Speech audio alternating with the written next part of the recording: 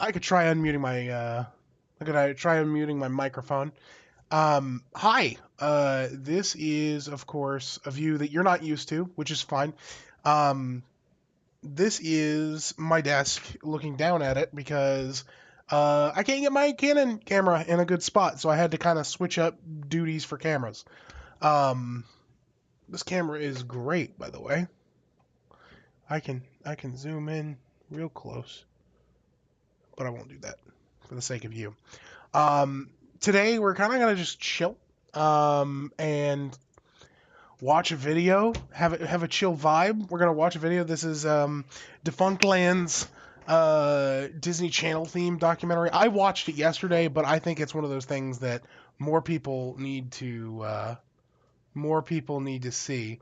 So I've got it a little bit more. I've got it queued up here for us to watch. Um, So I did a little bit of testing before the stream started, just because I wanted to make sure that I had everything I needed. If I come back up to face cam, you should get a little bit of a better look. Um, oh.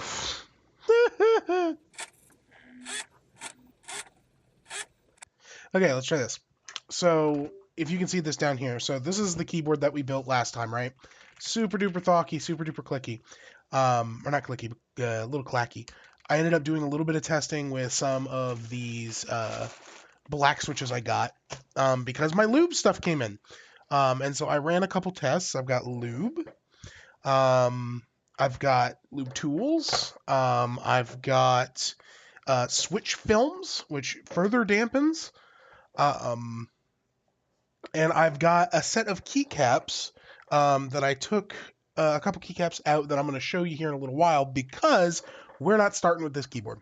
I know that I made mention of it, and I know I kind of teased it here just a second ago, but we're not starting with this keyboard. In fact, what we're going to end up doing is we're going to end with that keyboard for switches. What we need to do first and foremost, though, is the big deal is Christmas is coming up, and I can't think of a better way to get somebody a present other than to get them a keyboard. This is our lovely little redragon keyboard that we built that wasn't great, admittedly. The keycaps that I chose are just old ABS keycaps. They just aren't going to be very good. What I'm going to do, because this keyboard is going to end up with the nice black switches that have been handled, I'm going to get these guys out of here, these sponge switches out of here, or starfish, Echo starfishes, and those are going to live in this keyboard. At least a good portion of them, that many. And I'm going to also do a little bit more work on this because there is some work to be done as far as the stabilizers are concerned. There is a bunch of work that I can do to make the stabilizers more usable. The biggest of which is get a couple more band-aids and make it to where I've made it to where they don't tick when they hit the PCB. But the big thing that I can do to help it along is also part of the reason it sounds so terrible right now is there's a lot of play. I don't know if you can see it, but in these guys, there's a lot of play back and forth.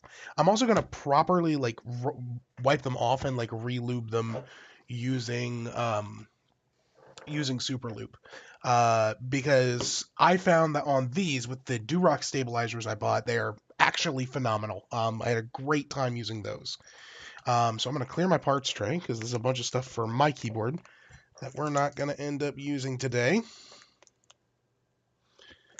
But we're coming up on Christmas, and my brother-in-law, Dalen, loves a good keyboard.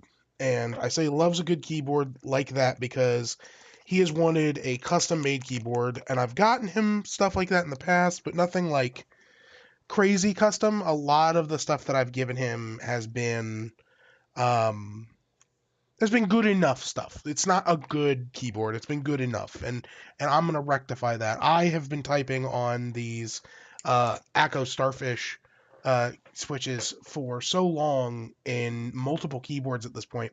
They are phenomenal, and I did a couple tests with key switches or keycaps here. and it sounded phenomenal. It sounded really, really good. So I'm going to fix the stabilizers, at least further fix them. Um, I also considered taking the plate off, scuffing it, and spray painting it. That might happen in the future, not anytime soon. Right now, this is solid. The bottom is solid. The shelf liner we put in there, really doing its job. Um, so here's what we're gonna do. I've got the video queued up. I've got a keyboard to build. We're just gonna kind of vibe. I'm gonna put it on to play. We're gonna watch. If I look over here, that's where it's playing for me in full screen. If you've got suggestions for content to watch, it is a YouTube tab, so we can go in there at any time.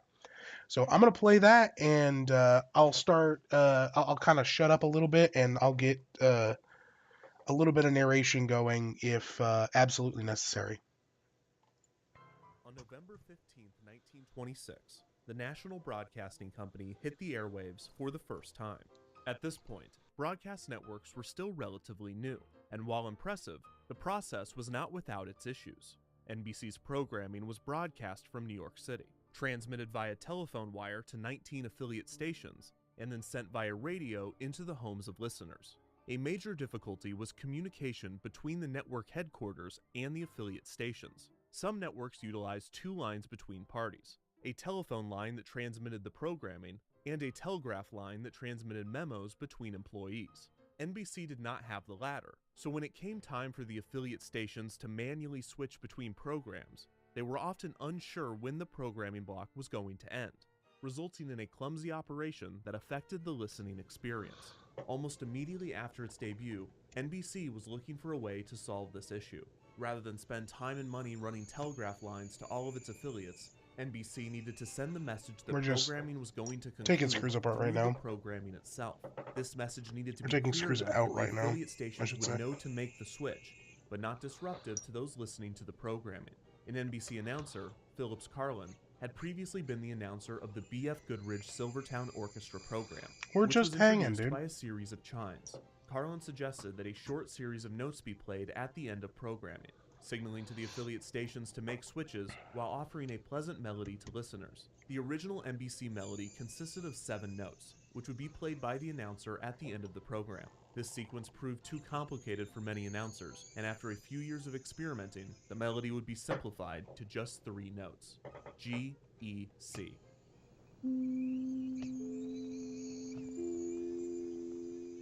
While not the first musical network identifier put in place, the NBC chimes was the first to be recognized nationwide and was the first iconic sound signature in the United States. As more radio and eventually television networks entered the media landscape throughout the 20th century, many would try to create sound signatures of their own. Most often, the branding would only last a few years before being refreshed, and the sound signatures with the most longevity would often not be themes representing the network as a whole, but rather a specific programming block, such as a theme for news or sports. Still, there were a few network themes that became permanent. The NBC chimes are still used today, 90 years after being introduced.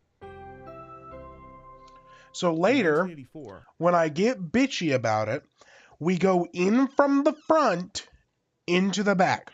Remember that, everybody. In from the front into the back. And so what I'm doing right now is these are clip-in stabilizers. I have cherry stabilizers, which is basically what these are. All we're doing is going in and pressing the little tabs on the back to drop them out. I kind of avoided doing this at first, only because it's kind of a pain, but they sorely need it. They're lubed, but very poorly.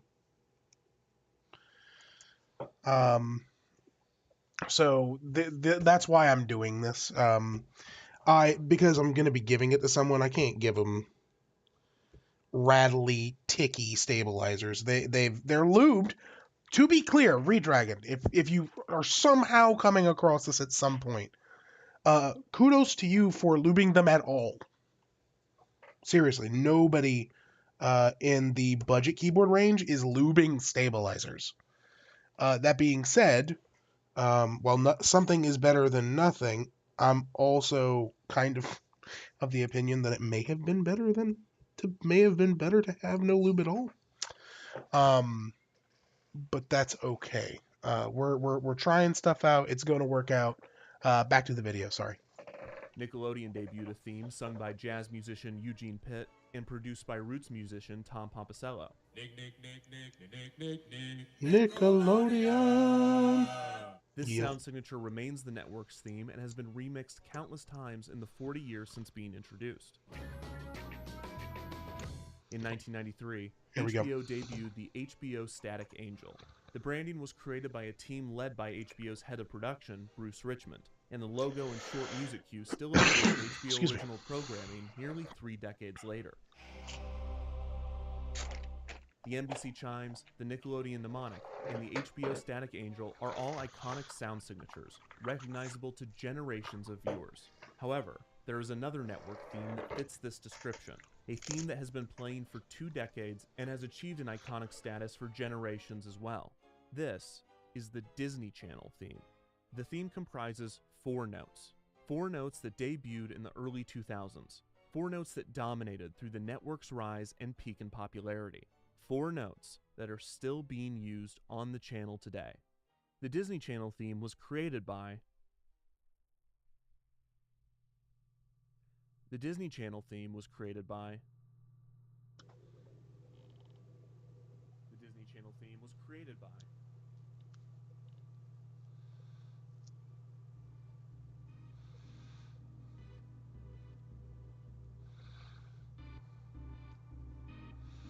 I don't know why I'm struggling with this. I just need to get skizzers.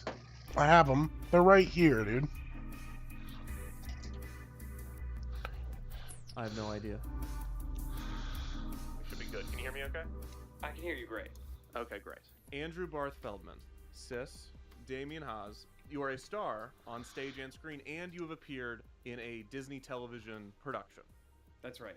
You are a star of stage Am. and screen. Am. You are a Disney Channel fan. Some would say. You have been on Disney Channel. I have been on Disney Channel, yes. I invited you here to ask you one question. So here we go.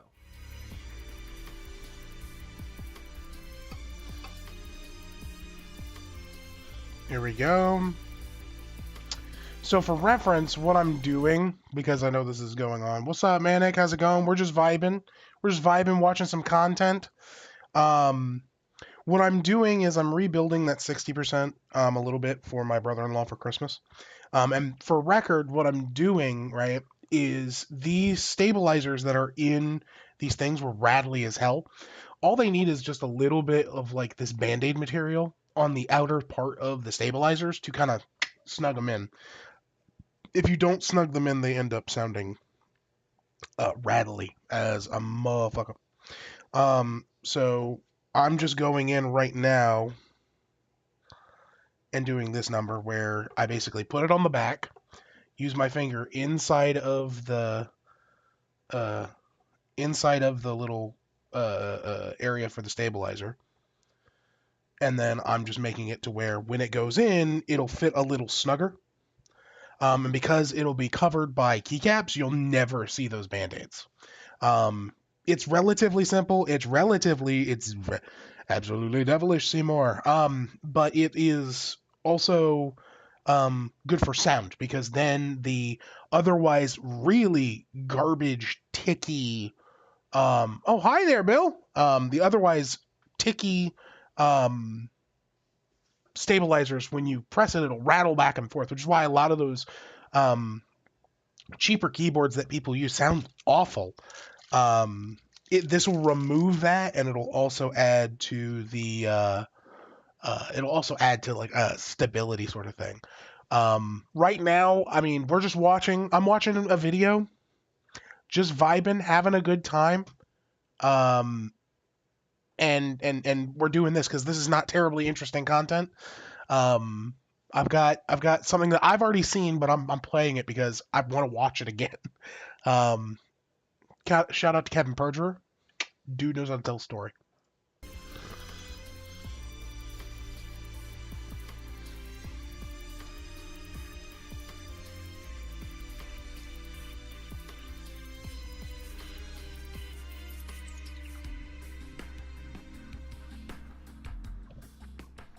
this is my question. Do you know the Disney Channel theme?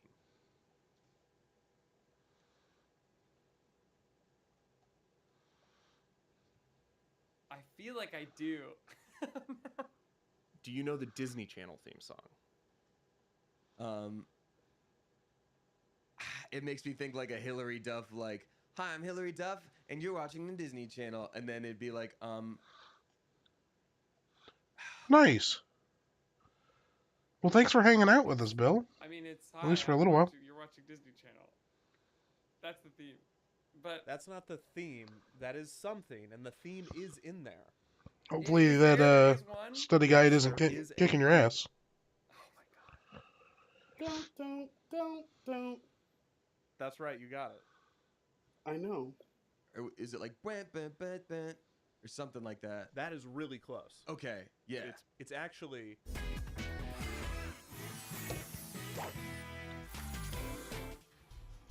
Yeah, of course. Isn't it weird that we don't know who wrote that theme? Oh, it's kicking your ass, No. Bill? I'm sorry. Okay. We don't know who wrote the Nickelodeon theme. Yes, we do. I don't. But you could know if you wanted. Sure, and I'm sure we could know if we wanted to know who wrote But the we Disney Channel can't. theme. Nobody Okay, knows. go. So what I'm going to try to do is a legitimate investigation Okay, where I try to figure out who wrote this theme. great. I'm catching you at such a crazy time in this journey that you're on. I can't wait to see where it goes.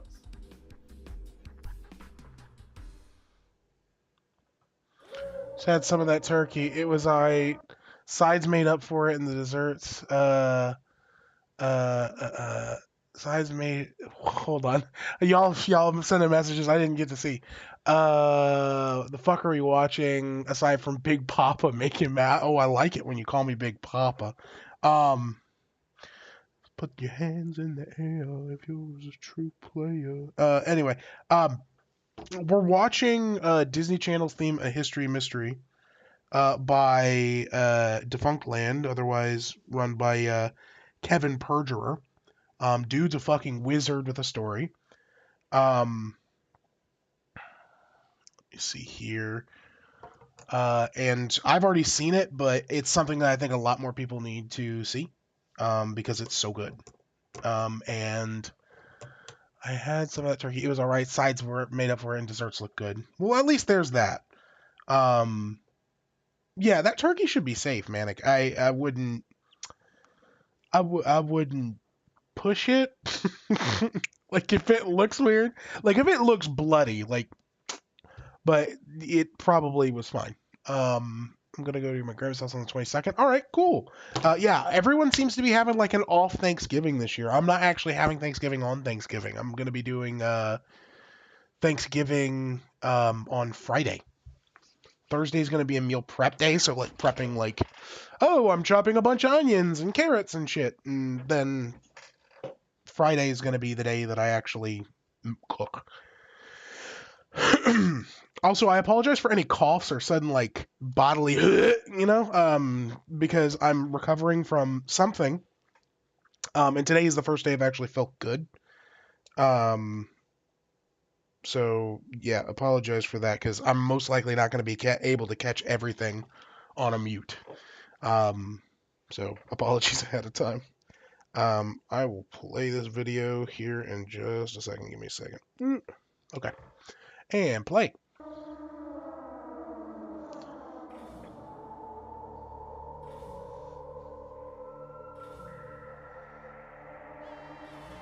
I've always been fascinated with television programming, specifically programming breaks. The content before, after, and in between shows. Not the commercials, but the bumpers, network identifications, and interstitial programming. It is a fascinating liminal space, full of subtle reassurances. Here's where you are, here is what you've been watching, and here's what's next. Don't leave. Don't go anywhere. Don't worry. We'll be right back. At the peak of television's popularity, these breaks even acted as extensions of the main content, to the point that, absent of this material, context is lost. You can watch an episode of Full House or Family Matters on DVD, but without the TGIF branding and interstitials, there's a key component to the viewing experience that is missing. You can watch All That or Clarissa Explains It All on streaming, but it is a fundamentally different experience removed from the SNCC branding. There is no channel where this symbiosis is more apparent than Disney Channel. Unlike its rivals Cartoon Network and Nickelodeon, Disney Channel does not have traditional commercial breaks with content produced by third-party advertisers. Instead, the channel uses this time in a variety of creative ways. This programming, which has been watched by millions of people for over 2 decades, is surrounded and accented by 4 simple notes. But how do you trace back their origins? Where do you even begin?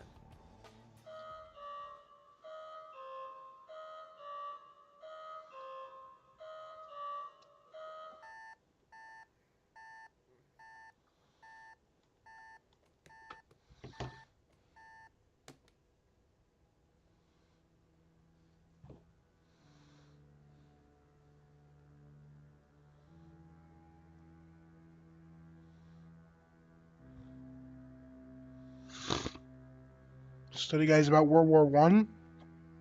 Well, hey, World War One sucked, and that's all you got to tell your teachers, and you'll win. Like you'll get an A. They're just like, hey, what did you think about World War One? And you'll be like, man, World War One blows, and they'll give you an A. Excuse me. Don't actually do that. I'm just being a shit poster. Please don't do that. I don't want you to fail.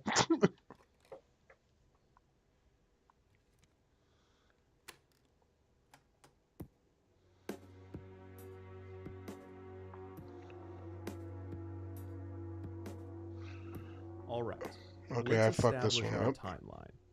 On April 18th, 1983, the Disney Channel debuted in the United States. As we've discussed a lot on Defunct TV, the Disney Channel was originally a premium cable service, following the successful model created by HBO a decade earlier. Subscribers of the Disney Channel were treated to reruns of classic Disney films, shows, and shorts, along with a selection of original programming and some cool bumpers.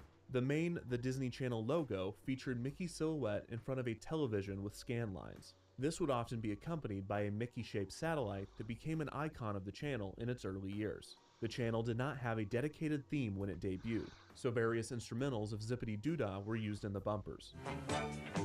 The Disney Channel. In 1986, just 3 years after debuting, the Disney Channel was given its first big refresh.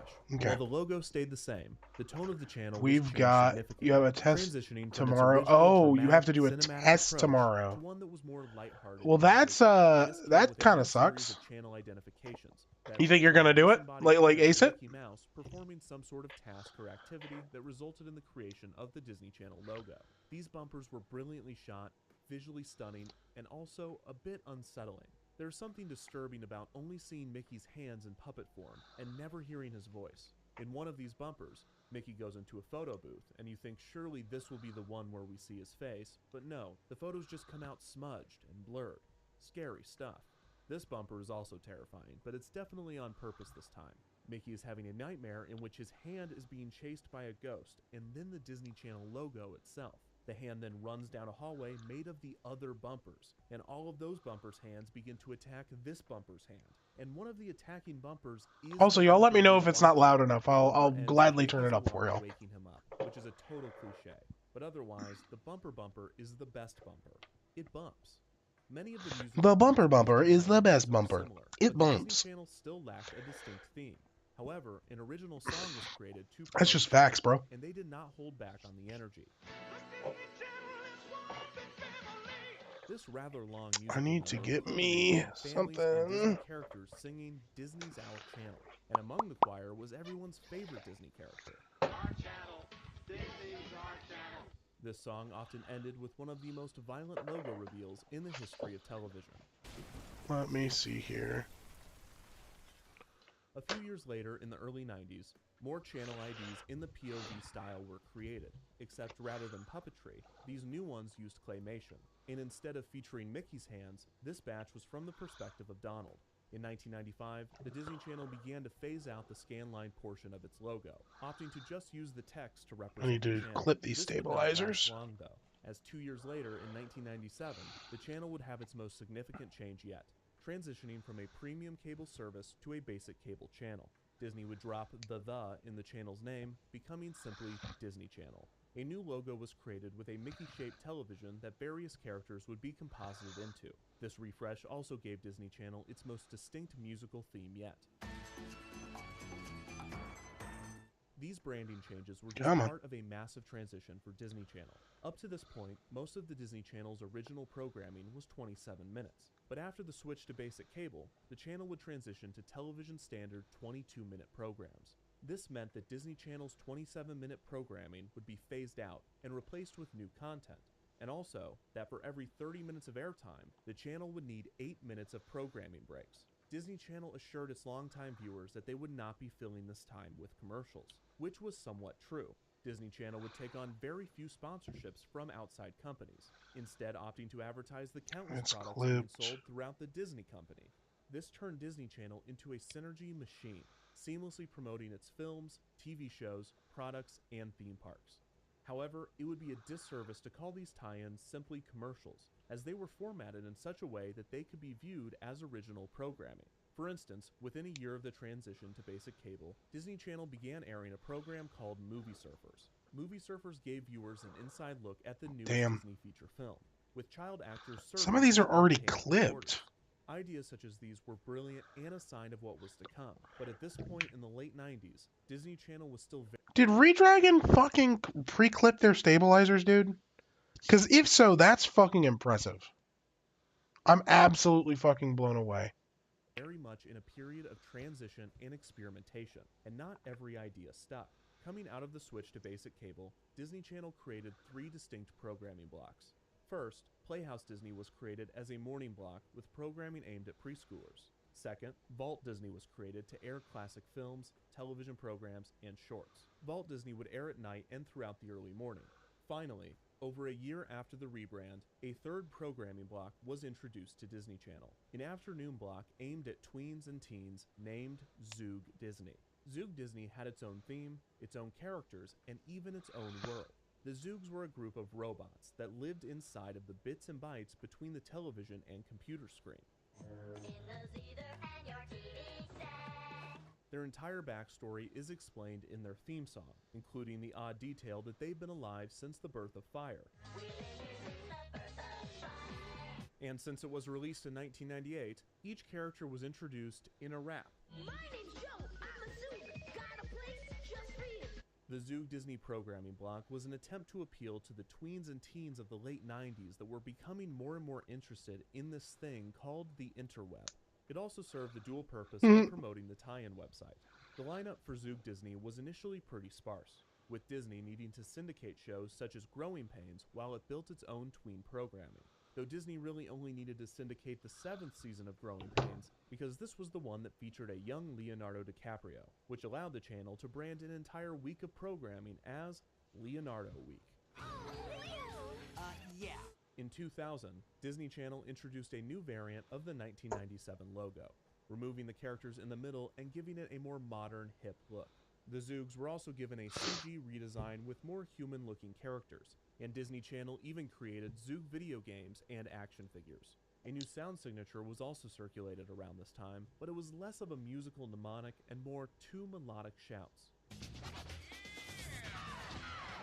With the premieres of Even Stevens in 2000 and Lizzie McGuire in 2001, Disney Channel was on its way to establishing itself as a major competitor in the preteen demographic, which at the time was dominated by Nickelodeon. By 2002, Disney Channel was ready for another refresh. The 3 programming block model might have helped with the transition from premium cable, but it was no longer needed. The block with the most successful branding, Playhouse Disney, would remain. The Vault Disney block would be retired entirely, as Disney Channel was going all in on tween programming. The Zoog Disney branding would also be dropped, while most of its content would remain. Movie Surfers would continue to produce more episodes, and more interstitial programs in a similar vein were created. The previous movie block branding, Zoog Movie, would become Disney Channel Movie, with a brand new song that would become iconic for viewers of the channel. Disney Channel perhaps most significantly, the rebranding would bring a new logo and a new channel theme. These additions first appeared at some point in late 2002. So I figure the first step in finding out who wrote the Disney Channel theme is finding when the theme first appeared. The Disney Channel Wikia said this came about sometime in September of 2002, so let's watch some ads from September of 2002. Kids like you express themselves every day on Disney Channel. It does help to talk about September 11th because you get it out.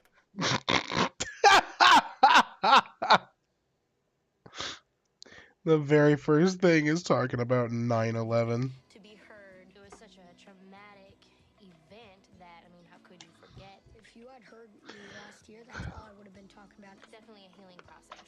Disney Channel. Express yourself. Oh, thank God. I really thought that was going to be the first appearance of the theme. This segment, this Express Yourself segment, I feel like I've seen something like this before. Yeah, and there's like no wiggle in these stabilizers anymore. Sit downs, but usually it's about friends or the homework they pretend to do, but it's not about 9/11 usually. So after a bit more research, I found a lot more of these 9/11 PSAs. Good news. Most of which That were sounds from way right better. after the September 11th attacks in 2001. Recirculated recently, Let's see. about a year You ago, need to there make a was wall mount for a DJI story Phantom on 3. the I'd recommend just grabbing a but 3D none of printed those model, look dude. back on the ones that were A lot of them which are visually cheap are a lot less on patriotic, which makes the transition into or a lot of them are 9/11 you can. I'm sure far there's more one that exists on Thingiverse. When you give, you get back a lot more. Check out Disney Adventures magazine for all the details. You can make a difference. Kids can make a big difference. So this is still the old logo, and I haven't heard the new theme yet, but I also haven't seen any Zoog Disney branding. So in the timeline here, it seems this is after Zoog Disney was retired, but before the new assets went into circulation. I'll watch a few more from this batch just to make sure. Kids like you express themselves every day on Disney Channel. One of the positive sides of September 11th. Oh my God! That's enough of that. I don't think the theme is in this batch, so let's move on. One comment Just does fucking say it's 9/11. possible not a September 2002 Disney Channel airing from before. I just the need a release of screw the for your Flash Phantom logo 4. change. Yeah? So that makes me optimistic that the wiki is right and that September 2002 is when. I want a we Phantom get the new 4. Those are logo. neat Not sure if that's drones, when the but theme's gonna show up though. Also, huge thank them you boys to is archivists expensive. for programming breaks. These are specifically from Southpaw Frizzle. I view it as legitimately important historical work. These are time capsules that could have easily been lost. That's the old theme. So this is still before the retool. Gosh darn it. Let's see if there's any of those Express Yourself ads in here. I think that kids should just be friends with their friends for who they are and not worry about where they came from or who their parents are. I agree. Someone differently just because of what someone else has done. A lot of my friends, they're treated differently because of the whole September 11 situation. Oh my God. I thought this was going to be a normal one. This is before Disney Channel's logo changed a few days later on October 7th, 2002 by CA Square. And then Evans Media Archive says, nope, they changed it on September 30th, 2002. There's no way somebody uploaded something from September 30th, 2002, is there? Oh my gosh. This is September 30th, Let's say, Kevin, 2002, and that's the you- new Playhouse Disney logo down there. We're so close. Boy Meets World. Wait. After that, it's a twin thing. Wait. Sister. On Disney Channel. That was it. That was the 4-note mnemonic. We found it. So the new logo and 4-note theme debuted the week of September 30th, 2002. But we're still missing a key feature of the rebrand. I don't see any of the wand IDs. I don't see them drawing anything. The Disney Channel channel identification, or wand IDs as they are most often referred to, are a series of bumpers that feature a star of the channel stating their name and the program in which they appear. I want to get DJI Phantom 1 and a Phantom 2, so you just want the whole collection there, Bill. It's almost unnecessary to describe these bumpers, because they are by far the most iconic and recognizable aspect of Disney Channel that exists outside of the programming, and they are one of the most famous channel identifications in the history of television. For broadcast networks, channel IDs such as these are actually mandatory. Stations must air an identification during sign-on and sign-off, as well as every hour on the hour. This is station KMBC, Channel 9, Kansas City. This is because broadcast television uses public airwaves and is subject to the identification standards set by the Federal Communications Commission. Cable channels, on the other hand, are private, and instead of using airwaves, cable uses cables Cable. and satellites. So while cable channels such as Disney Channel don't legally have to air channel identification, there are Excuse still me. many reasons Holy why moly. programmers might create these types of bumpers. For children's television, the FCC mandates that there is a clear separation between the programming and the commercials. This is due to the fact that children have child brains that can't always tell when Max and Ruby has ended and a commercial for Floam has begun. Oh This is yeah, why dude. usually there are some of the Flum. most famous bumpers in children's television, including Okay. the famous After These Messages bumpers from ABC. A channel identification after the commercials and before the programming can also qualify as a reasonable separation of the two. Alrighty, we Another got common use for channel IDs and bumpers that in taken general care is of. if So you now use a we've buffer before update a on keyboards. We have now added each of our band-aids to keep it from rattling. And if I shake it a bit, there's no sound being made. Before it was, you know. So if I do just a quick test of, God, properly lubed stabilizers sound phenomenal. And they sound fine. Good shit. Okay. So now we can come back to our thing. I'll continue playing, but we're just going to reassemble how it was before. and after the commercial block. This way, if the beginning or end of the commercial block is cut off due to a glitch or an error, it will only cut into the bumper and not the commercial. This prevents the channel from losing any revenue from its advertisers. Another, more obvious reason for a channel ID is the benefit to the viewer. While today it is almost entirely irrelevant, before the advent of modern television interfaces, viewers often had no way of knowing what network they were watching as they surfed through channels, so having someone say it out loud was actually pretty helpful. Perhaps the most important aspect of a channel ID, though, is branding, and this is the true genius of the Disney Channel Wand IDs. In the course of just a few seconds, the channel was able to present one of their stars, one of their programs, the channel's name, and the channel's logo as one unified product.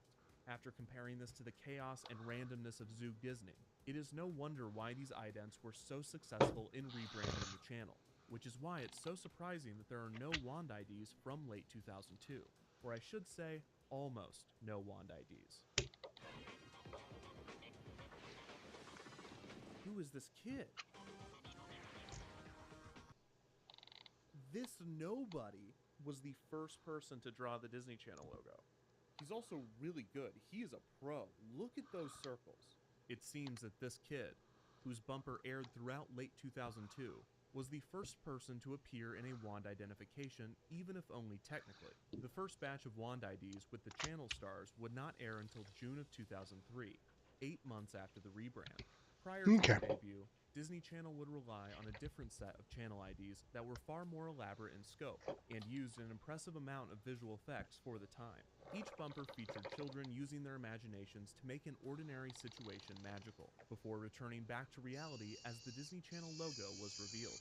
Like the other bumpers from this refresh, these idents also ended with the 4-note theme. Watching these back to back, it's interesting to note how different the music cues are. They all have different tones, instrumentation, and progressions. Often, the only common element is the final 4 notes, which also vary slightly in See you in a bit, Bill. rhythm.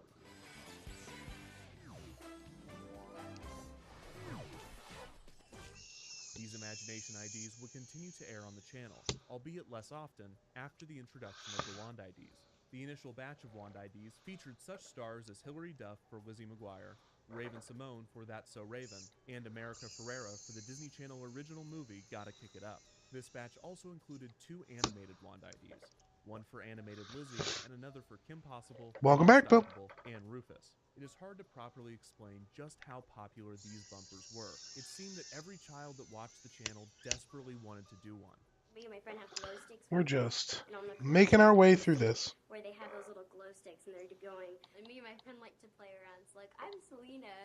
We're watching Disney Channel. We like to draw it all the time. They never had you do a Wand ID, despite you being on the channel. No, and I could talk about my disappointment with that all day. That's all I wanted to do. That was all I wanted to do, because if I ever flipped the channel, odds are I would see, like, what's up? I'm Juggy Brodelteen, and you're watching the Disney Channel, and do the little doots. The closest I ever got was they had my zombie character host like it's Disney Halloween special week, and you know. Oh, so you had a bumper. I had a bumper, but it was with my character that was a zombie and was co-hosted by someone who did all the talking. So we never did the Mickey. It was just always like, you know, coming up next is whatever, and I'd be like, ah, no! And they'd be like, that's right, it is a new episode. These bumpers have remained relevant with Disney Channel fans old and new. In 2019, Gorgeous. the Disney Now app debuted a feature that allowed users to make their own wand IDs. And at the 2022 D23 Disney Fan Convention, there was even a photo. So we are at the point of no shaking, no wobbling, properly lube stabilizers, no longer jobbling around. Next step is going to be going through and getting these keycaps out and putting them back in order into this box.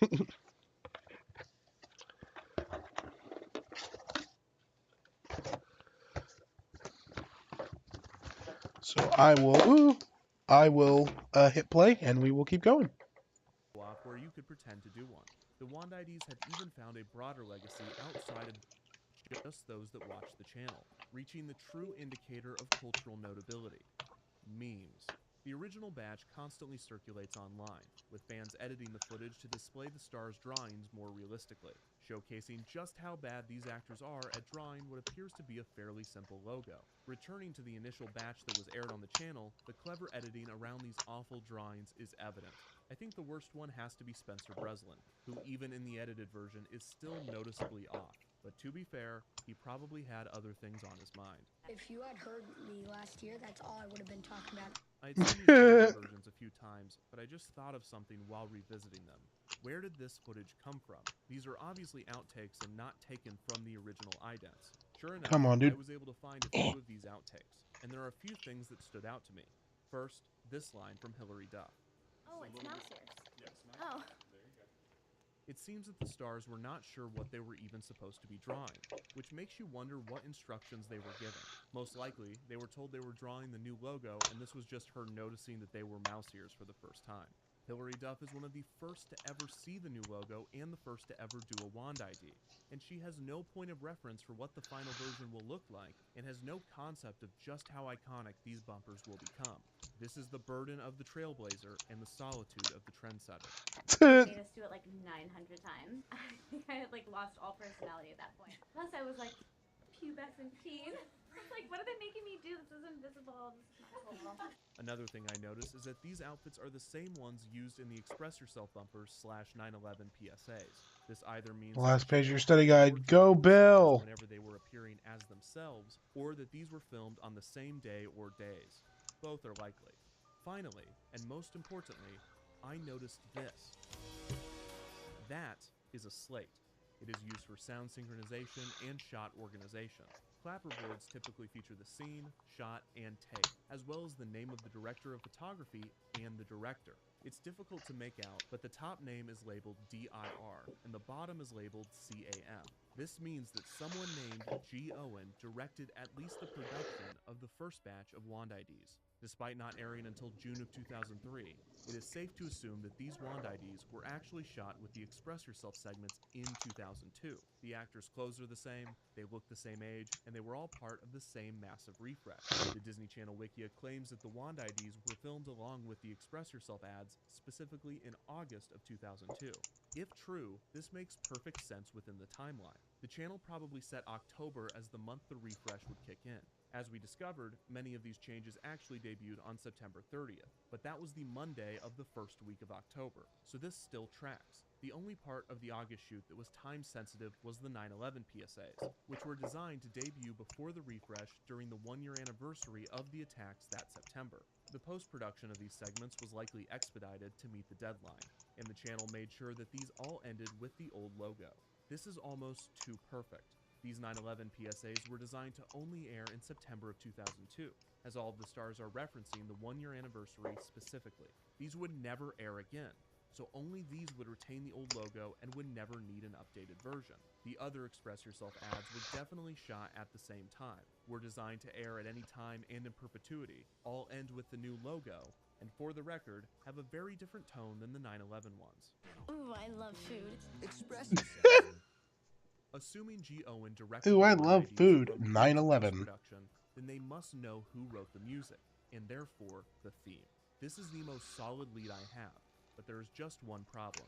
I don't know their first name, and searching for G. Owen or any variation of did not return solid results. I assume that the voice in the outtakes is the director, and it sounds masculine, so I looked for Gregory, Gary, George, Gerald, Gabriel, Gavin, Grant, Jerry, before eventually trying Glenda, Gabby, Grace, Gretel, Gwen, and Gertrude before giving up.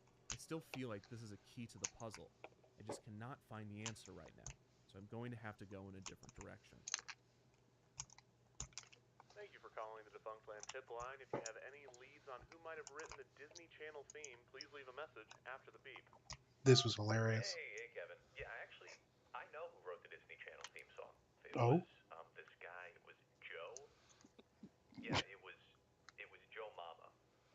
Joe Mama wrote the Disney Channel theme song. So yeah, hope that helps.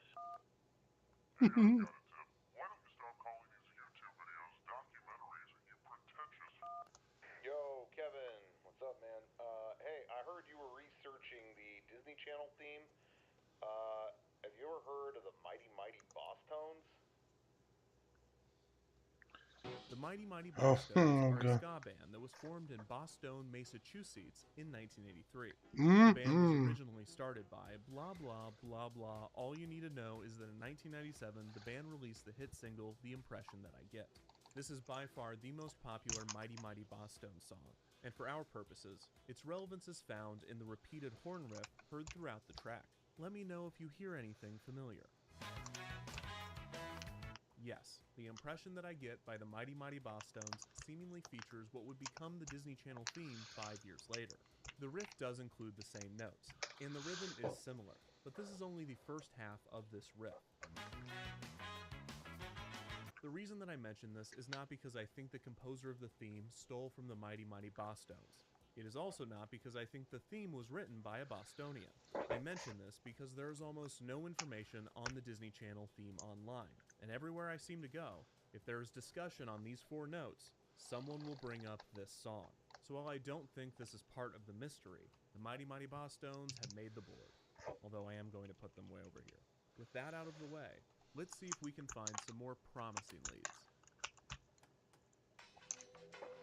There are 2 major music licensing organizations that composers and artists join, and that's ASCAP and BMI, and they have a shared database. So if you want to license something, all you have to do is go to this search engine and search for the song, and it'll tell you who owns it, who wrote it, who has the ability to license it. Now, I'm not sure that the composer that wrote the theme would have submitted to ASCAP and BMI, as Disney Channel owns it 100%, but it's the best lead I have right now, so let's search. You can search by title, you can search by composer, you can search by publisher, but I'm just going to type in Disney Channel and see what happens. Whoa. There are 4 pages. There are so many compositions. There are 77 results. I thought we'd have no results. Now I'm thinking we have too many. Okay, let's see what they give us. Arnheider Theodore Linkfield. That's a great name. It just says Disney Channel. It doesn't tell you anything. It doesn't say the year. The composition is just titled Disney Channel. Okay, here's another one called Disney Channel. We have at least publishers this time. Disney Luft Raus. Is that German? Air Out. Air Out. Like Disney Channel. Is that what like a bumper's called? Like an air out? Okay, that's German Disney Channel. Okay, this is Japanese Disney Channel. Japan Central Music Limited. Not Disney Channel 10th anniversary, because that would have been 93 or something like that. David Norland is credited for writing at least half of these results. I mean, look at how many he made. But how do we verify that he wrote the theme? Because these don't give much away. Okay, so these alternate titles are actually what the announcer is saying. So, and now back to, yeah, so it says, and now back to right here. Sweet Niblets, Hannah Montana. I bet you I can find the one that says Sweet Niblets. And if it ends with the theme, David Norland wrote the theme. Okay, we got this. Let's do it. Rock stardom? No biggie. New boy crushes? Whoa, stop the presses! Catch the drama of Hannah Montana on Disney Channel. We're waiting for Sweet Niblets. Sweet Niblets. Oh, I know. Hang out with Hannah and Miley on Hannah Montana right here on Disney Channel. Stick around. Hannah Montana will be right back on Disney Channel. Let's get back to Hannah Montana on Say Sweet Niblets. Hannah Montana's next, part of Disney Channel's Summer of Stars. Don't go away. Hannah Montana will be right back. Part of Disney Channel's Summer of Stars. Hannah Montana. Hannah Montana. Hannah Montana. Hannah Montana. All part of That's So Sweet Life of Hannah Montana. Hannah Montana. Hannah Montana. Sweet Niblets. Hannah Montana. Yes, we got it. What is the theme there? Hannah Montana will be right back on Disney Channel. It is. It's there. Sweet Niblets. Hannah Montana Disney promo. David. Sweet Richard, Niblets. Christopher Norland. Now I just gotta figure out how to get in touch with this guy. His website does not mention working for Disney Channel. I'm 95% sure this is the David Norland that wrote for Disney Channel. And I found a way to contact him. I really hope he responds.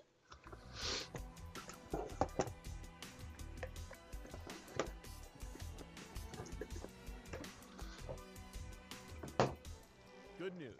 David Norland responded.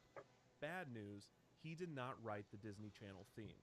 He started writing for the channel in 2007, so the mnemonic predated his involvement.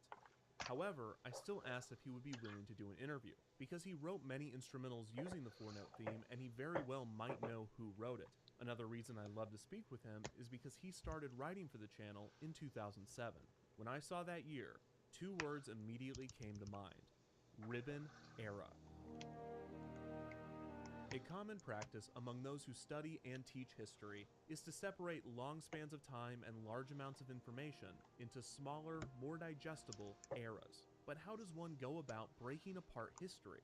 Sometimes it's more obvious than others. For instance, the history of China is most often told through its dynasties, and it is very clear when each dynasty begins and ends. Disney's film history has also famously been separated into eras, such as the Golden Age, Silver Age, and the most well-known, the Disney Renaissance. While most breakdowns of the Disney animation eras explain the historical reason for the change, I find that these eras are separated less by history and more by the quality of the films. Sometimes there is a historical reason for a dip in quality, such as the wartime era. But by the time you get to the post-Renaissance, the general reasoning for the distinction is, these are the less good ones. Except for the one that you love. That's my favorite too. Disney Channel. How is its history separated by the fans that study Except it for like your the great favorite one. epic that That's it my is? favorite Is too. it separated by TV shows, or what about the DCOMs? Surprisingly, the general consensus among fans is that Disney Channel history should be separated by the bumpers. This is not ahistorical, as each change in bumper design typically coincided Ooh. with other significant changes to the channel in Ooh. terms of branding. I'm just kind of fucking around right now. But have a listen. Have a fucking listen.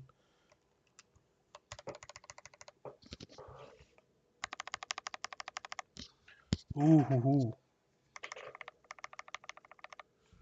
Ooh, ooh. Oh, that's gonna be good once it's done. That's gonna be so good. And strategy. Still, the nomenclature is most often related to the style of the bumpers. The era from 1983 to 1997 is typically labeled early beginnings, because most Disney Channel fans consider the channel's 1997 rebranding as the true start to the channel as they know it. 1997 to 2002 is an obvious era, and is sometimes labeled the 3-block era, the Zoog Disney era, or the Mickey TV era. 2002 to 2007 is often referred to as the bounce era, for the way the logo bounces around the screen during the bumpers. In 2007, the channel was given another refresh, retaining many elements from the bounce era, with the main difference being updated music cues and bumpers that featured a ribbon twirling around the screen before forming the Disney Channel logo. This era is thus referred to as the ribbon era. In 2010, the bumpers were refreshed once again, now placing the classic logo inside of a rounded square. This was just after Disney Channel began to switch to high definition, allowing viewers to watch in a 16:9 aspect ratio. The original digital on-screen channel graphic, that little watermark in the corner of the screen, referred to as a network bug, was designed with the 4:3 aspect ratio in mind, and probably looked a bit awkward moved out to the far corner while still being attached to the bottom. The same could be said for pretty much all of the bumpers since 2002, as the classic logo hits the left We're side of getting the there. screen in a way that would leave far too much empty space in a widescreen format.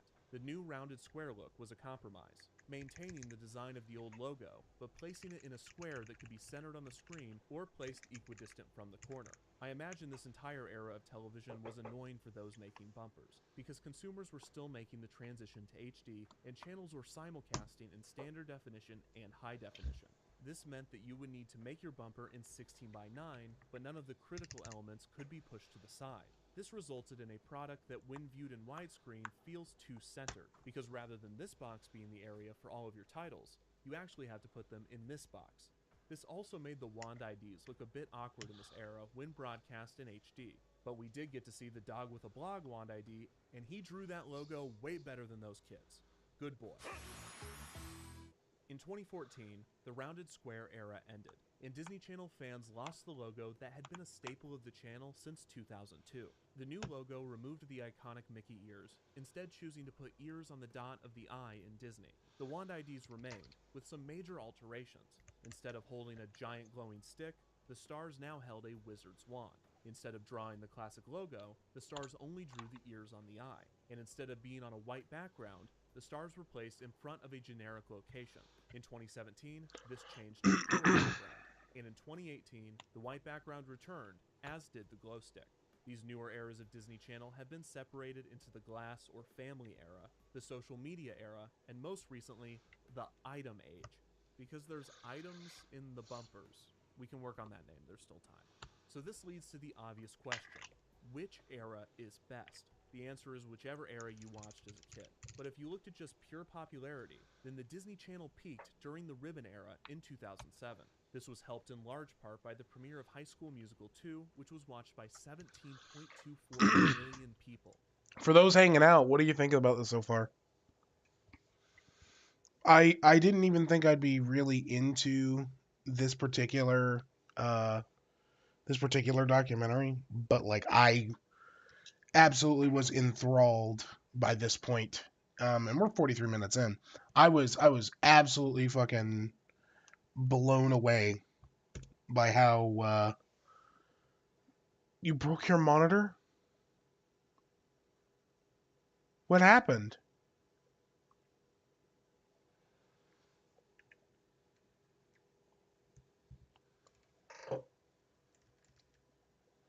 Did I make you break your monitor? I hope I didn't. I hope I didn't startle you or anything like that.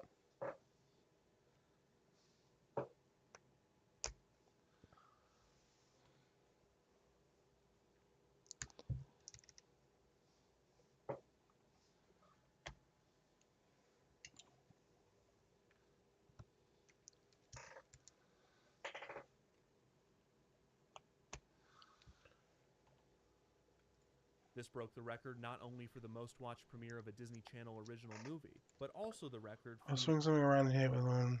At least I'm getting a new one. Yeah. At least that. Yeah. Here's the hope. I mean, at least that's the upside. And then I'm like, hey, we're getting a new monitor. But God, that sucks, man. I hate the idea of breaking a monitor. the most watched program premiere on cable ever. That's all of cable ever. It broke the record set the previous year by a Monday Night Football game, which itself broke a record set by the Al Gore-Ross Perot debate over NAFTA in 1993. It is obvious why High School Musical 2 was able to achieve this feat. The debate over NAFTA was an intense and important argument between two powerful political rivals, and Monday Night Football is consistently popular as it broadcasts the intensity and suspense of athletics. High School Musical 2 was able to combine these two ratings winners by Oh my showcasing God. both the drama of sports as well as a tantalizing debate. Rather than the pros and cons to controversial trade legislation, with Perot on the side of anti-NAFTA and Gore on the side of pro-NAFTA, High School Musical 2 showcases a debate as to whether high schooler Chad Danforth can or cannot dance, with Chad squarely on the side of anti-dance, or as he says, I don't dance, and with theater kid Ryan Evans firmly on the side of pro-dance, or in his words, I know you can. This back and forth captured America in a way that neither the NAFTA debate or Monday Night Football could do on their own. When Chad replies to Ryan's assertion that he I have knows 2, the well, Ether 1 now. exists, I'm Chad, sorry, Bill. like a bullwhip, retorts, "Not a chance. 17 million people watched this premiere. If you clicked on this video, you were probably one of them. It impacted some more than others." In 2007, Disney Channel had an average of 2.694 million viewers, which at the time was the largest audience in the history of cable. This was the peak in the channel's popularity. As more television viewers, especially children, moved away from cable and to the internet, Disney Channel's viewership fell dramatically, and in 2021, the channel saw an average of only 233,000 viewers, a 90% loss from its peak in 2007. 2007, the year that the Disney Channel peaked in viewership, the year that Disney Channel entered the ribbon era, the year that Disney Channel hired a new composer to write music for their bumpers, a composer that just agreed to an interview. Hi, my name's David Norland. I'm a composer. I worked on the Disney Channel bumpers and IDs from around 2007 to around 2014. I've never been anything but a musician. I was educated classically up till the age of 11 or 12 when I discovered the electric guitar and took a hard left turn. I started doing work for various animation companies and production companies, I guess through word of mouth. I got a call from this guy one day who was, at the time, the creative director for a channel that doesn't exist anymore. It's a channel called SoapNet. SoapNet. SoapNet. SoapNet. The new way to watch soaps. He got me in to do the music, and we developed this relationship, and he moved on from there to become the creative director for Disney Channel. And when he went there in 2007, the very first Goodwill thing does he have some good deals was on this big monitors, Bill. rebrand, and he hired me to do that, which was great. I've got several monitors from Disney Goodwill. artists before, and it was at a time when pop music, like in its purest, sugariest form, was really having another heyday. And suddenly Disney was sort of dominating. I guess what I was trying to do was to channel what I'd done for them in pop records and what was happening to Come pop on. at the time into the bumpers, so that it was really consistent with everything that Disney was doing at that point. What goes into a composition like that? What are you trying to do psychologically when writing, and what do you want the effect of it to have? First of all, you have to ask the question, what is a bumper for? We've got the commercial. You had that monitor for almost a year. I'm sorry, Bill. In the programming, and we do not want people. Was it a nice monitor, or was it like a kind of like a shitty stand-in monitor? It's just a sense of ongoing excitement that this is not the end, that there's more to come, and it's going to be even more exciting. The actual four-note mnemonic that predated me. I inherited that when I was brought on board. In a musical sense, I've got to have made something that rhythmically and melodically leads to the mnemonic as the logical culmination of it. So with those four notes, did you compose all in the same key? Is it the same four notes, or is it the same steps? It's the same steps. It's the same intervals.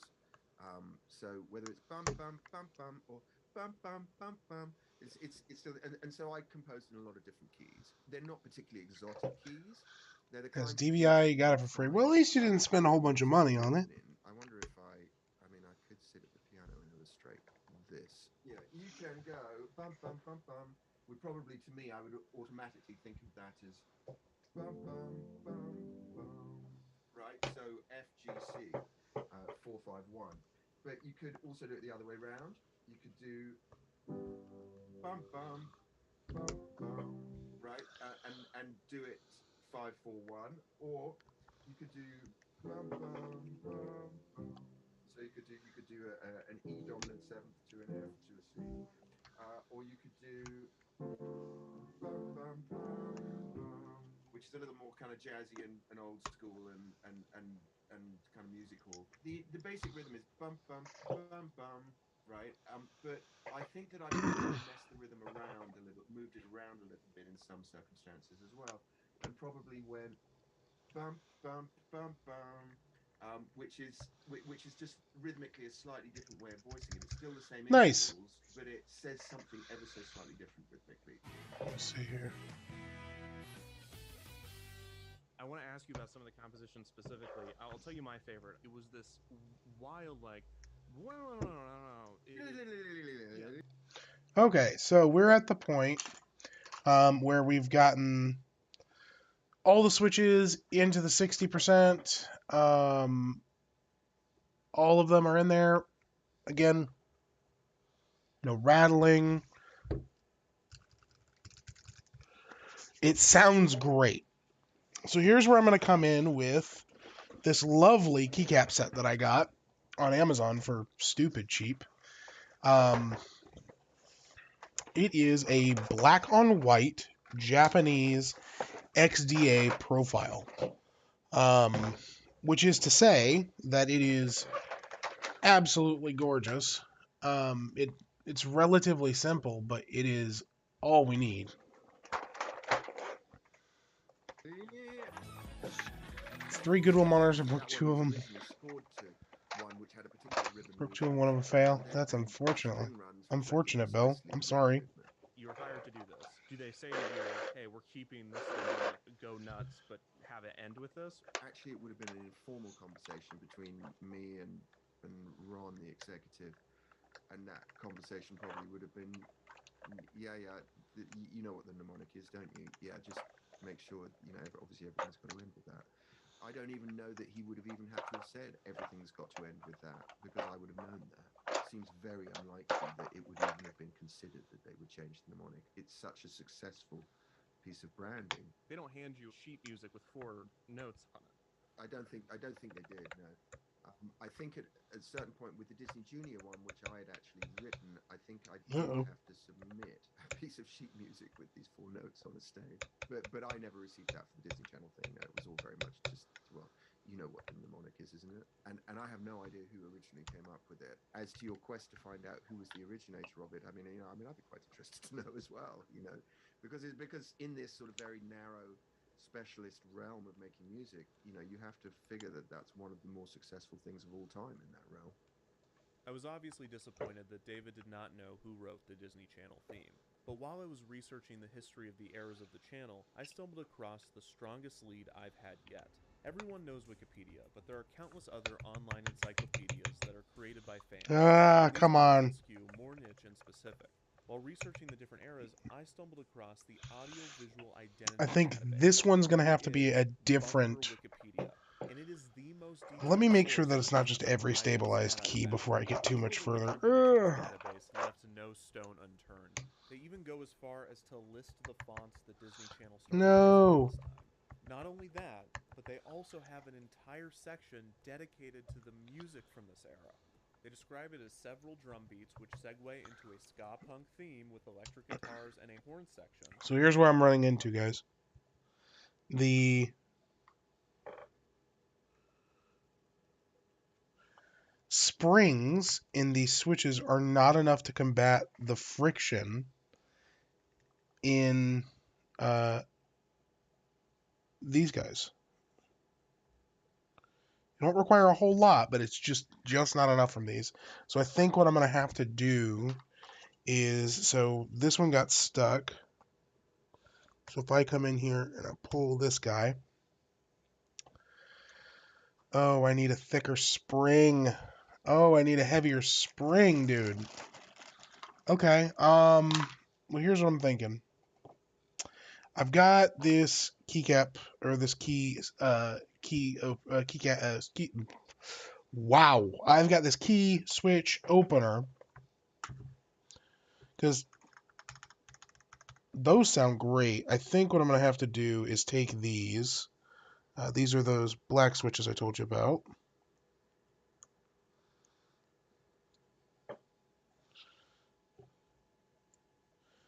I think I'm going to steal the spring out of here. If I pop this guy open,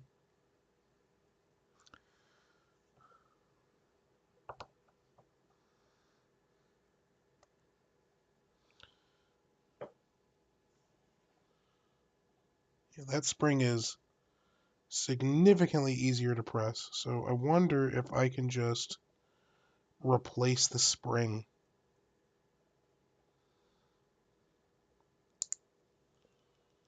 That feels significantly more tense. So let's try that.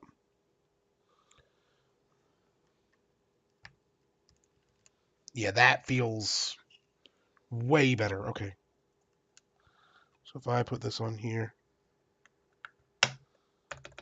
Oh yeah.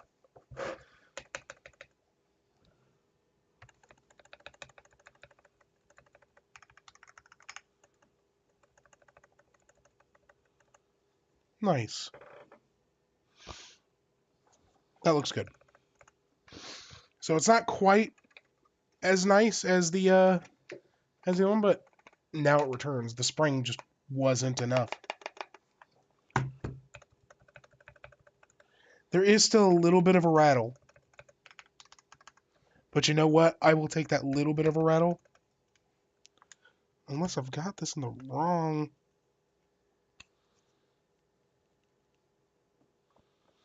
Do I have it in the wrong direction? I can't tell.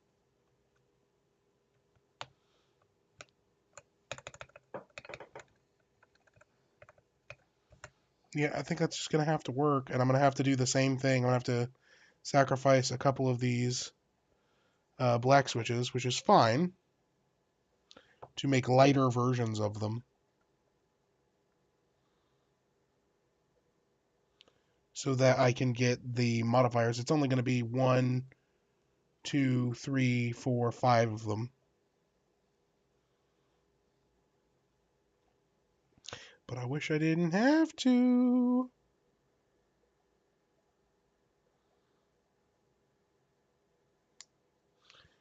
Yeah, because now these are pitifully light. Oh, boy. The last 4 notes Is what it is. Disney Channel signature jingle. And then you see this. Composed by Tonal Sound and Elias Associates. I don't know how they know this. I don't know if it's right, but this is the most solid lead I've had yet.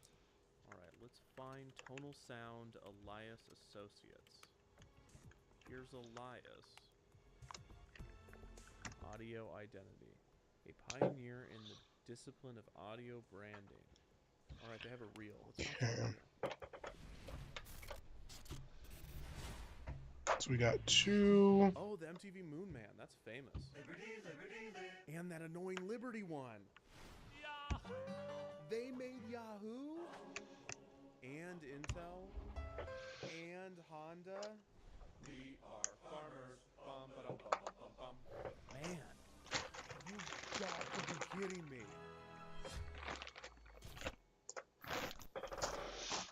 I didn't see Disney Channel, but I just saw pretty much everything else. That is every sound I have ever heard. Okay, here's an article. That's every sound I've ever fucking heard, dude. In sonic branding and for its ability to bring stories to life through the power of music. Mercedes-Benz, Nike, American Express, Liberty Mutual, Honda, Google, Farmers Insurance, Apple. There is probably a better than not chance that whoever wrote the Disney Channel theme worked for Elias. Elias just happens to be the most popular music company for jingles and sonic branding in the world. This company has to have at least 10, maybe 20 composers at a time, maybe 100 composers. Well, it's not a good sign when I Google Elias Music Disney Channel jingle and the first thing to come up with any sort of relevance is the audiovisual identity database. What is Elias Tonal? Again, first relevant result, the audiovisual identity database, where we found the information in the first place.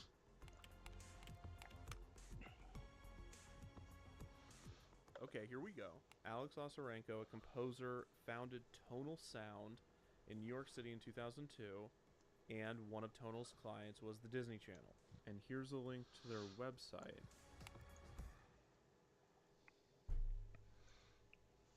Okay, Tonal Sound does not exist anymore. Let's search for Tonal Sound Alex Osarenko. Oh no, I think that's... Oh, goodness gracious. Yeah, he passed away 2 years ago. Alex Osarenko was my creative director for over 10 years during our shared time at Elias Arts. So it seems that Alex Osarenko moved from Elias to Tonal in 2002 when the Disney Channel stuff was being written, which might be why both companies are credited here. And I just keep seeing the tonalsound.com. Gosh darn it. Oh wait, the Wayback Machine.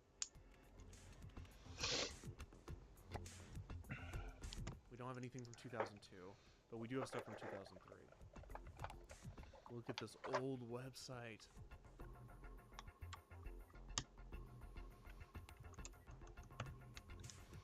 Andy Solomon, Eric Perlmutter, Michelle King. Andy Solomon is the VP of Operations at Definition 6, and he worked for Elias Arts and Tonal Sound. Andy's a producer. Let's look for Eric Perlmutter. Type in Eric Perlmutter Whew. Disney Channel. Oh my god.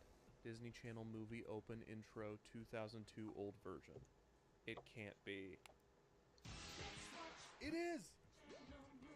Oh my gosh. And this is Eric's company. He's crediting himself for writing it. This doesn't mean he wrote the theme, but the fact that we know that he at least wrote Let's Watch a Disney Channel movie, that's a win. I needed that.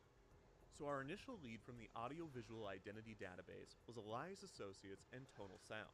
Through our research, we found that Alex Lazarenko was a creative director at both, started at Elias, and then founded Tonal. We also found that he has unfortunately passed away. We know this because another composer, Fritz Dottie, wrote a tribute to Alex, in which he claims that both Alex and him worked at Elias at the same time. This means that Fritz is also on the suspect list. Through the Archive Tonal website, we found mention of Andy Solomon and Eric Perlmutter. Andy was a producer, but Eric was definitely a composer, because through Eric's own website, we learned that he wrote the classic Let's Watch a Disney Channel movie opening song. After digesting all of this evidence, I am now confident that Eric Perlmutter, while working at Tonal Sound, wrote the Disney Channel theme in 2002. Did you write the Disney Channel theme? Didn't, no. Do you know who wrote the Disney Channel theme? No, I don't. I still don't. Okay, what did you do for Disney Channel? So for the Disney Channel, I wrote a whole bunch of little bumpers, and then I actually did the music for Disney Channel movie, which was sort of separate from all that identity stuff. And yeah, it turns out that people loved that. Were you given the lyrics, or did you write those lyrics? Let's start a Disney Channel movie. Is there any other lyrics? Well, let's watch it. Let's watch a Disney Channel movie. We are gonna watch. And that's it. That's it. I don't know where I found the lyrics. They just came to you. To put that into the world, yeah, it happened. Wait, so you didn't write the theme, but you wrote with the theme? Yes, so we would have the theme, mostly for those. We just had so much fun with them that I think it was easy in that respect because they're so short. There's not really much time to make a statement.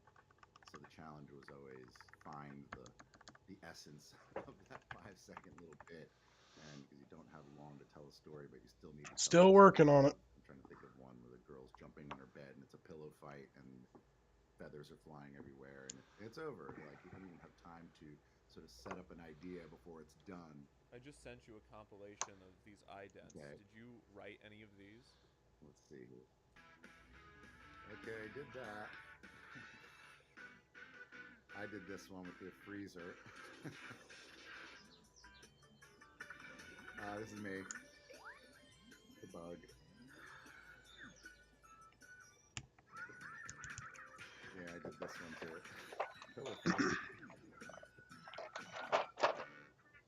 I did this one with the dog. How'd you get the dog to bark like that? That was me. Orf, orf, orf, orf. Wait, no, really? Yeah, oh yeah. Those are the so most that wasn't I thought you just pitch corrected a dog. Nope, that was you. Me barking. I think it's a misconception oftentimes with people who hear composer and they think about a feathered pencil writing, sheet music out of his mind, but most of the time it's just somebody on a keyboard coming up and recording in real time as they're creating and putting it all together at the same time. But when it came to these notes, it was pretty straight ahead. And what was the name of the music house you did these with? Elias Associates or Elias Arts. So from my research, it seems like Elias is a really big company, probably the biggest music house for jingles and sound signatures. Is that right? Absolutely. That was my understanding, that they were the country's biggest, probably the world's biggest music house, bi-coastal at the time. So that's probably why I'm having a difficult time trying to find who wrote that theme. Yes. It could have been probably dozens of people at the time. Yes, and I think the company tried to harness this idea of there are no individuals here, a little bit of a nameless face. You weren't sort of allowed to be known. Okay, thanks so much for doing this. My last question, did you work with a G. Owen? Didn't, no. Okay.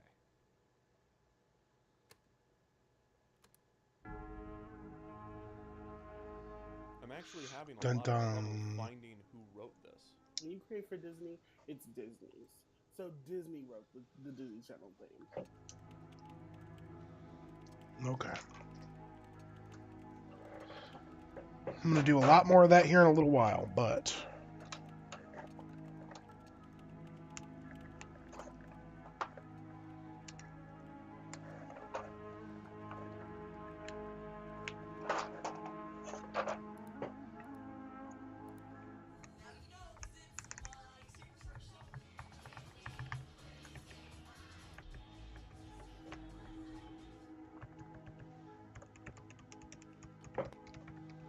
Just gotta kind of work the lube in there, because if I over lube the stabs.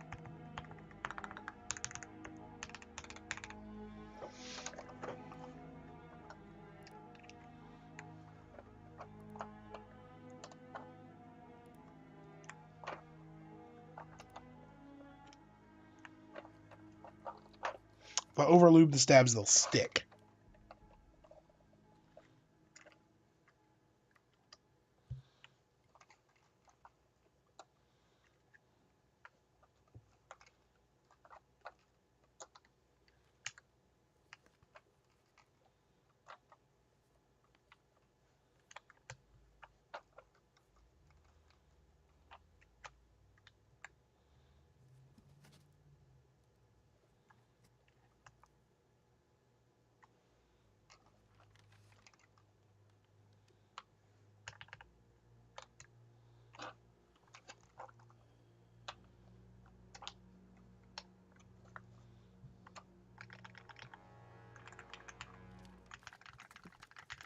Ooh.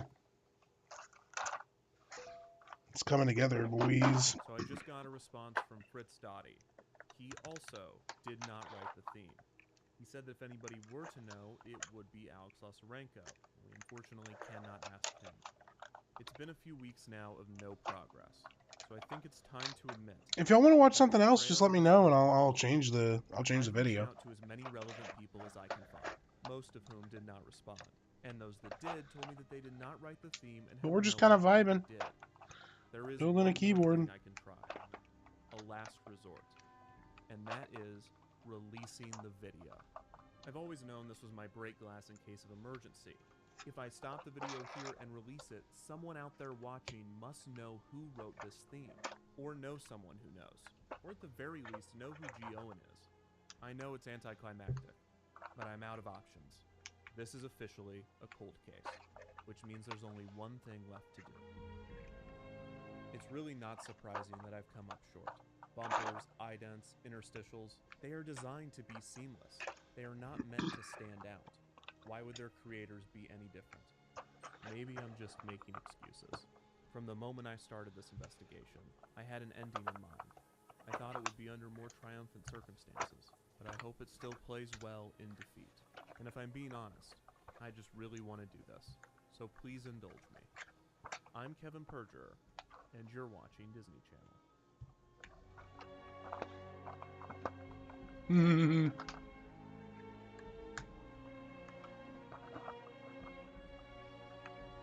Huh. That doesn't look right. Okay, let's try this again. Dang it. No, that's Zoo Pals. I feel bad for making fun of those kids earlier. I also cannot draw the logo. Yes, it's funny to see how off they were, but they looked tired and confused in those outtakes. I can't believe Disney would even release those. Oh my god. I know how to find the composer.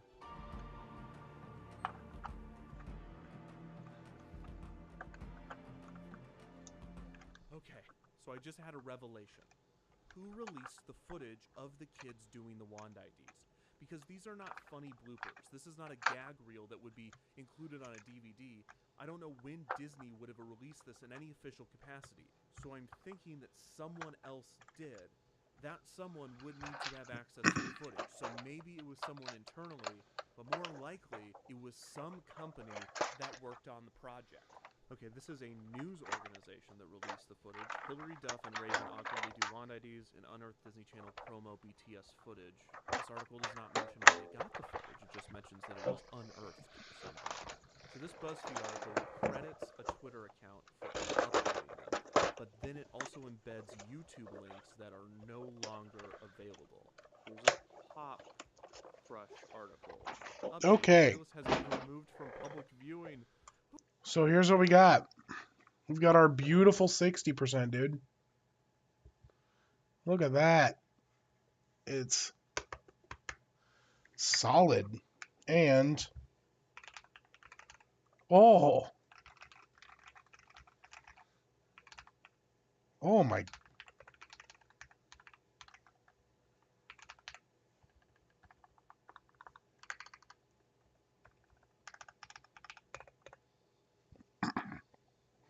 Let's give it a shakedown, dude.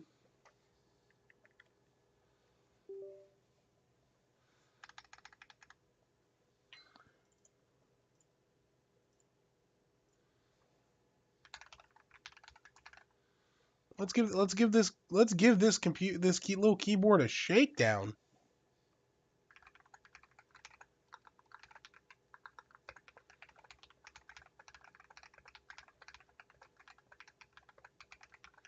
Fact there which between open increase real CP.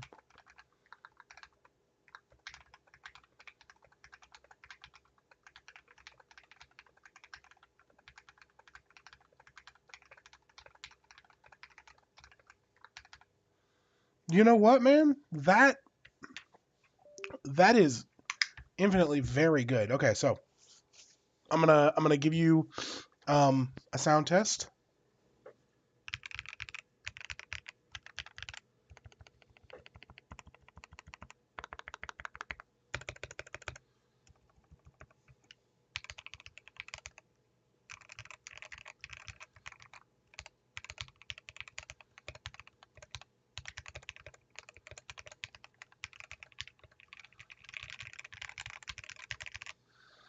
I think that is a done product. I think that's very nice. Alrighty, we're going to take a break here. I will be back in just a little bit, and we shall resume our documentary. I need to get up and get away from my desk for a minute. My head is killing me because I'm doing this number straight into the thing. So I will be right back. Time to take a pee break.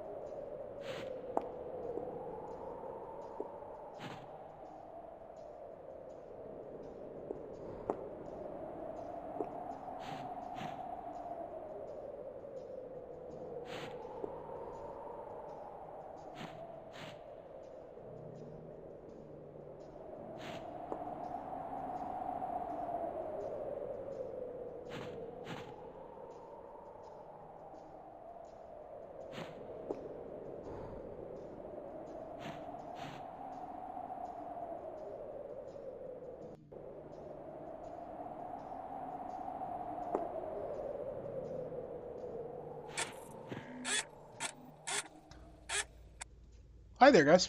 I'm back. This was a quick pee break. We are now moving into phase 2 of this stream.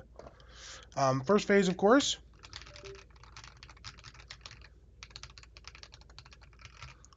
keyboard build. This one is now done. We're going to use it as my keyboard for a little while because now we have to turn our attention to this guy. Everything about this keyboard is perfectly fine, minus the switches, which is why we're going to move into building these black switches out. So what we're going to do is we're going to get back to our documentary. I'm going to remove the rest of these switches from this board, set it to the side, and then we're going to get our lube supplies out and start lubing away. Who uploaded the playlist? What if I YouTube the playlist? Nothing. If I Google the playlist? Nothing. What if I just do this? We're getting somewhere. Oh my gosh. Last month, Atlanta Edit Boutique Guillotine Post released some exclusive throwback videos on YouTube from some post-production work they did on the iconic Disney Channel Wand IDs in 2002. Here's Guillotine Post. They don't credit themselves for doing any Disney Channel stuff. This is Guillotine is a digital boutique in Midtown Atlanta. Oh my god. Glenn Owen. No, go back. Glenn Owen. That's G. Owen. That has to be G. Owen. State Line Films. Glenn Owen worked for Disney Channel. What is this? It's one of the 9/11 PSAs. The editor worked for director Glenn Owen. That is G. Owen. For Andrea Taylor at Disney Channel. Here's Andrea Taylor, Senior Vice President on Air, Disney Channel, Toon Disney, and SoapNet. Hey, that's the new way to watch soaps. January 2000 to January 2003, overhauled the network's image as a channel for sweet 6-year-old girls into a powerhouse that was cool for all kids. Responsible for all aspects of on-air promotion, packaging, stunting, marketing, advertising, sales tapes, synergy projects, online activity, and short-form programming. Everything except the shows. That's what this video's about. She has to know who wrote the theme. I really hope she responds to her inbox. So my first question is, what did you do at Disney Channel? My job was to create personalities for networks, change them around or make them different, and then go on to the next one. When I went to Lifetime, it was not a network for women. There was a lot of variety of program, including medical programming. And when the head of programming and my group said, we're going to call this television for women, the head of ad sales said, oh my God, we're going to lose so much money. This is terrible. My job was to say, okay, here's what you got to do. Early in my career, I've been the associate creative director for sports promotion at TNT, and Andrea was the creative director there. And so when she started working at Disney, she continued to use me and to direct and produce their promotional work. She used Patrick McDonough a lot. He was amazing.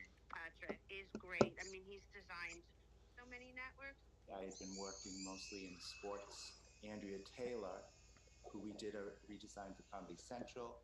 She then went to TNT. We did a redesign for TNT. Andrea went to Disney. That's how we started to get involved with the Disney brand and the Disney Channel movies, the Wand IDs. I was recruited from TNT to go to Disney to turn it from a network that was two things. They had a younger section that was like Bear in the Big Blue House, and then there was 6-year-old girly stuff. The goal was to turn it into a tween sensation. We knew that that's where Disney Channel could fit in and win and be amazing. It meant changing the programming, but that would take a little longer. But as you know, Disney didn't have commercials. So you had 40 minutes an hour of programming, and then I had 20 minutes an hour to film. And a lot of that was really clever synergy programming. Were you told by someone higher up what you needed to promote? There was a meeting every week where there was a big, humongous conference room table where everyone would announce what they were doing that week, like to cross-promote. Like, I wish I had video from these meetings. When the Lizzie McGuire movie was coming out, there was a meeting where someone would go, we're making napkins. The next group would go, we've got the lunch boxes. And this started at least a year before the movie came out. I started selling you stuff about Finding Nemo a year and a half before Nemo came out. I think we called them fishy facts.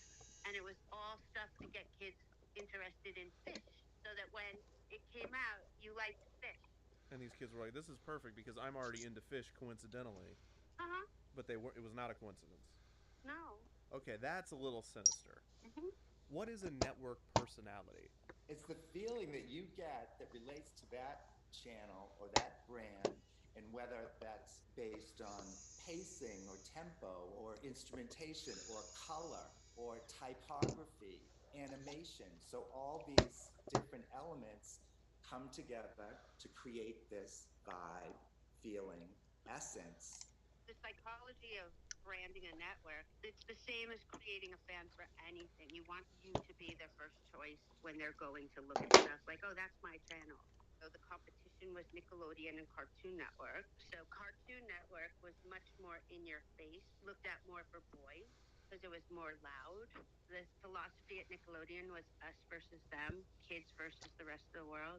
Whereas Disney was never an us versus them. Parents always felt better about Disney. What do you remember about Zoog Disney? Zoog was a weird thing. That was like a foray into the online world and the gaming world and creating sort There of we this go. existential world for kids. Technology wasn't necessarily where we needed it to be. Okay. It turned into a different thing. So that is now taken apart. So now what we're going to do is we're going to start moving into lube phasing. So the way that this is going to work is there are a couple things I have to do to these switches to make them typable. And what I mean by that is there are phases at which I would like to work.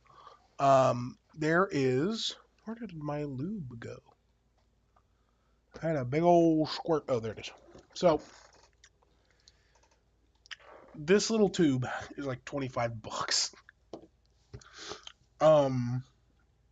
But it's bar none like the best lube for keyboards. And what we're gonna do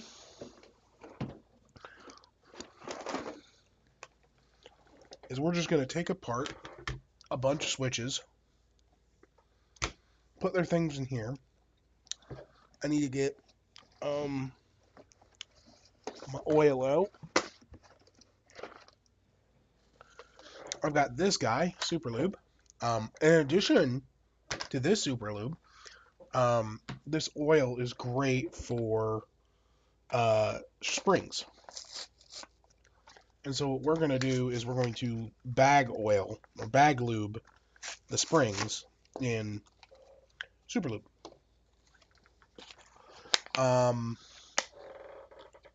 What that involves is, and the cool part about it is the lube kit actually came with a bunch of them.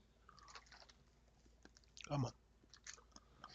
The lube kit that I bought came with bags.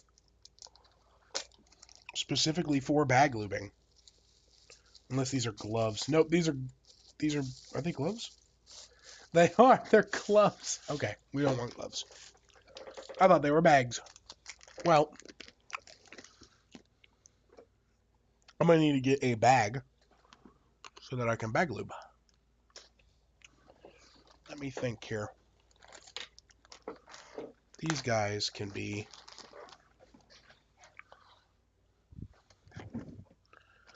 put in here. There we go. I've got a bag to bag lube with. But we're going to wait until we're at that point before we start that.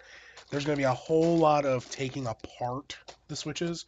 We're going to work, hopefully, was this 4 by 1, 2, 3, 4, 5, 6, 7, 8.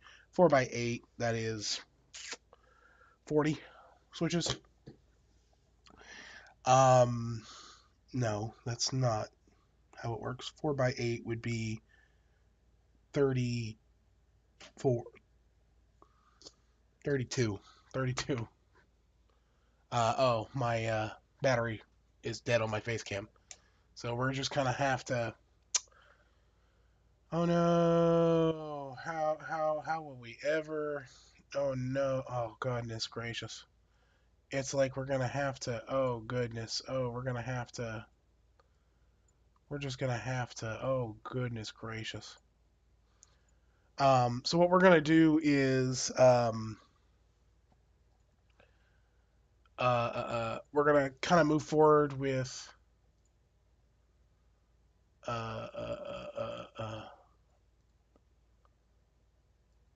we're gonna move forward with lubing the switches, taking them apart, doing the thing, and then we will slowly but surely fill up this motherboard over here.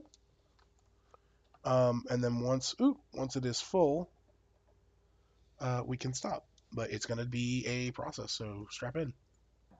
Oh, we did. I think we did the zoo. There was a Zoog programming block, and I think. Do you remember Zoog movie? Like, yeah, I think we did. We do Zoog movie. We did Zoog movie. Yes, you did, because it's the same kids jumping on that trampoline. Exactly. I don't even know. I think Disney Channel movie came first, and then all of a sudden, I don't know. Even I don't know. Andrea probably called and said, "All right, they want me to do this Zoog movie, but it should be just like this." Yeah, I forgot all about. We always would say, like the jumping movie open. Those kids are probably all like parents and decrepit old people now at this point. We worked on what we called the promises. I'm trying to remember what they were. Like one was express yourself. But when I was growing up, we had magazines that told you what these stars loved, which, I'm sure somebody else wrote. And I thought that was great. Let's do that for now. I had them talk about their own personal lives so that kids would feel comfortable and feel like they could relate to the people on the channel. It looked like these kids all lived in the same house and they all knew each other, or they all like did things together. Yes. Believe me, none of these kids lived together. None of these kids did anything. Like a few of them did stuff together, but not that many. The only times they ever really got together was when I said, okay, there's going to be a shoot. You're all going to be here. You're all going to do this. And here's what you're going to say. They would watch Lizzie McGuire, and they didn't watch Tom Cruise and think he was amazing. They did think that she was more of a big thing to them. So the fact that they could get an insight into what all these stars felt about their mother or their brother was a bigger deal. That was their only path to that info. And the weirdest thing that happened was then they became the most famous people in the world. Was that weird to see? I know, it's pretty funny. What was the vibe? I mean, it was poppy. Like, what was it? What could you describe it for Fun. Disney Channel? Fun. Fun, and kind of magic. I mean, it makes me think about what the scenario of the kids in the cafeteria line, grays and neutrals and drab, to like in comes the Disney logo, and it's glitter and candy and pink and delicious and syrupy. They were just these fun, funny little stories that were incredibly complicated and time consuming to produce. Elio Hensley and I had come up with the wand idea because we love Tinkerbell. The wand thing came during lunch or something, like, because we had the Disney Channel logo, so that's where the wand came from. It was very hard for the stars to understand what the hell we were doing. Because remember, they were literally holding a stick. Some were way, way off. You'd have to do it again. And then I would always say, okay, one more, which was a lie. We'd do 10 more. Very good. One more. Ooh, none of that. They got tired of me fast, I'm sure. It's another annoying thing we're having them do on their day off. Were the wand IDs shot around the same production of some of the Express Yourself? It would be like a Lazy Susan. We would do the interviews, then we'd have different B-roll sets. We'd have like that B-roll set where we have the strands of different colored plastic. So we would bounce them around and get B-roll on these different sets. And that would be one of the stops through their little, promo journey. Okay, so all these iconic, classic, recognizable things for generations of children were in the same room. Correct. Not only were they shot at the same time or the same production, they were probably shot within 30 minutes of each other. 100%.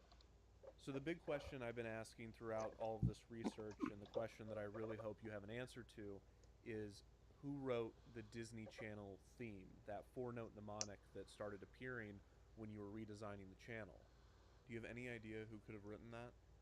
I worked with a guy, Alex Lazarenko, who is not alive anymore. He worked at a company called Tonal.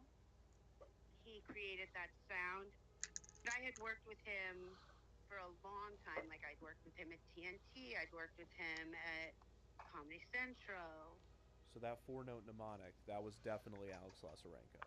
Yeah, it was Alex. Do you remember anything from the production when he was writing the theme? You know, he probably did it in like a day or two. You know, it's like things came to him. He's amazing. I mean, he probably wouldn't have said he wrote it in a day. He probably would have said, "Oh, I struggled over it for months." Do you know anyone else that would have known Alex or that would have been around for the production of these tracks specifically? You know what? I could probably get you to the producer. I'm trying to think of the name. Now I can't remember his name. Who was the producer on it? Andy Solomon? Andy Solomon, that's who produced it. Hi, I'm Andy Solomon, VP of Operations for Definition 6, formerly for Elias Arts and Tonal.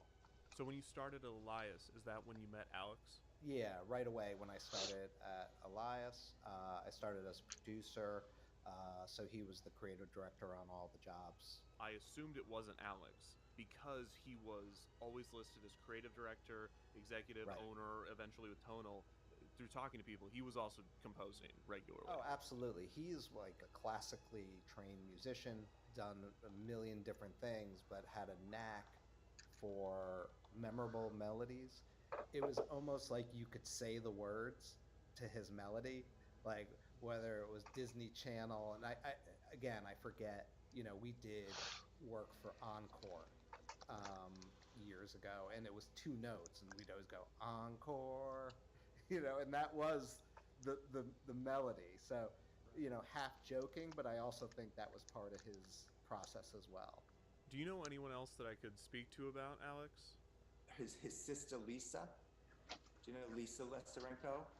If you ever spent time around Alex, you would notice even when he was just casually sitting still, his right hand was almost like he had an invisible pen in his hand writing music. His right hand was always writing. I think in his mind, he was always thinking of things in a musical perspective. I noticed towards the end of his life he was credited alongside a David Little. Do you have his information? My name's David Little. I worked at Tonal for, I would estimate, 12 years. I continued to work with Alex after that. I've never seen anybody that can do something as complex. Almost seems like effortless. He would just turn around and just like knock out like an amazing piece. Like, all right, what's next?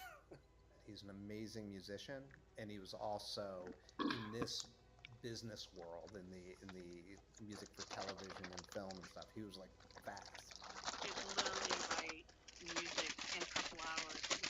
I mean, it really came to him super fast.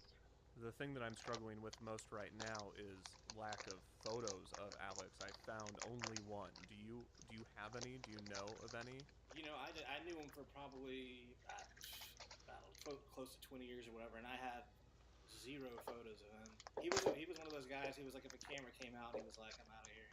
But Andrea Taylor told me that the theme was written by Alex Lazarenko. How not surprised am I about that? A genius composer and a good friend. He's no longer with us, but he was really the sort of ringleader of all of our composers at Elias. It's tough when you have a boss who's a genius and who's just an absolute music prodigy, and you're just a dumb rock bass player trying to, live in the same, breathe the same air as him as a young person. It was incredibly intimidating, but hugely inspiring, and he was a great leader and boss as well.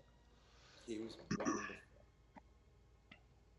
loving, funny, so talented, so incredibly talented that it just was like nothing to him. He could, and being in his presence, especially while he was working, and I can remember. I'm gonna get a little. I feel like I'm getting a little emotional right now, but those sessions where you would just show up at his studio and Alex would sit at the piano and just kind of go up.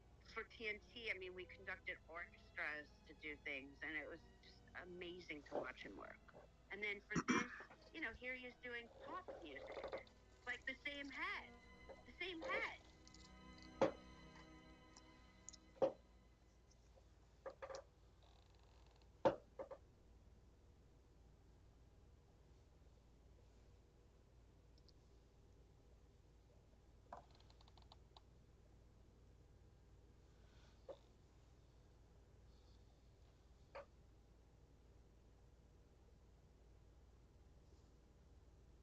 I love what I do. I get to make videos for a living on subjects that I'm passionate about, that people watch. I am so lucky, and I am eternally grateful for every second that I am able to do this. But I'd be lying if there wasn't a small part of me that hates that this is called a video and not a documentary or a film, and that I am referred to as a YouTuber or a content creator and not a filmmaker or a documentarian or an artist. Because the truth is that I could do this, make videos on this platform every day until I die, and I would be happy every day. But that small part of me, that selfish, arrogant, pretentious, miserable part of me, would not be happy if that were my legacy when I'm gone. Because living my dream looks a lot different than I imagined as a kid, or even 10 years ago. I didn't know Alex Lasarenko, and unfortunately, I never will. I made this video 2 years too late, and I missed my chance to interview him. I can't ask him what it was like composing for commercials and networks. I can't ask him how he came up with the Disney Channel theme. But I think the first question that I would ask would be, are you okay with this? Do you even want to be credited with writing this theme? Because this was his most popular work. He composed for other networks and shows and commercials and films, some of which some people may recognize. But nothing comes close to these 4 notes. How could you compete with something that has been playing non-stop for millions of people for 20 years? And according to everyone I've spoken with, he probably wrote it in a day. And he might not have thought about it again after that. It was just another job. Alex is well remembered by his friends and family and coworkers, but on a broader public and cultural scale, he does not have a well-defined legacy. There's the tribute that Fritz Dottie wrote, the IMDb page, the archived website, and one single photo. But when I release this video and credit him for composing this theme, it will likely become the thing that he is known for. And I'm hesitant to do that. I'm hesitant to condemn someone else to the fate that I fear for myself. And worse, in this case, it's just 4 notes. There is an obvious solution to this, and that is to expose you to some of Alex's other work while I have your attention, to give you a broader sense of his talents and artistry outside of this 4-note mnemonic. I could play a few clips from his other compositions. I could link to some of his work and encourage you to go listen to it on your own. But I don't have to, because you've already listened to his music. In fact, you're listening to it right now, and you have been the whole time, since the beginning. You've been listening to the music of the late Alex Lasarenko.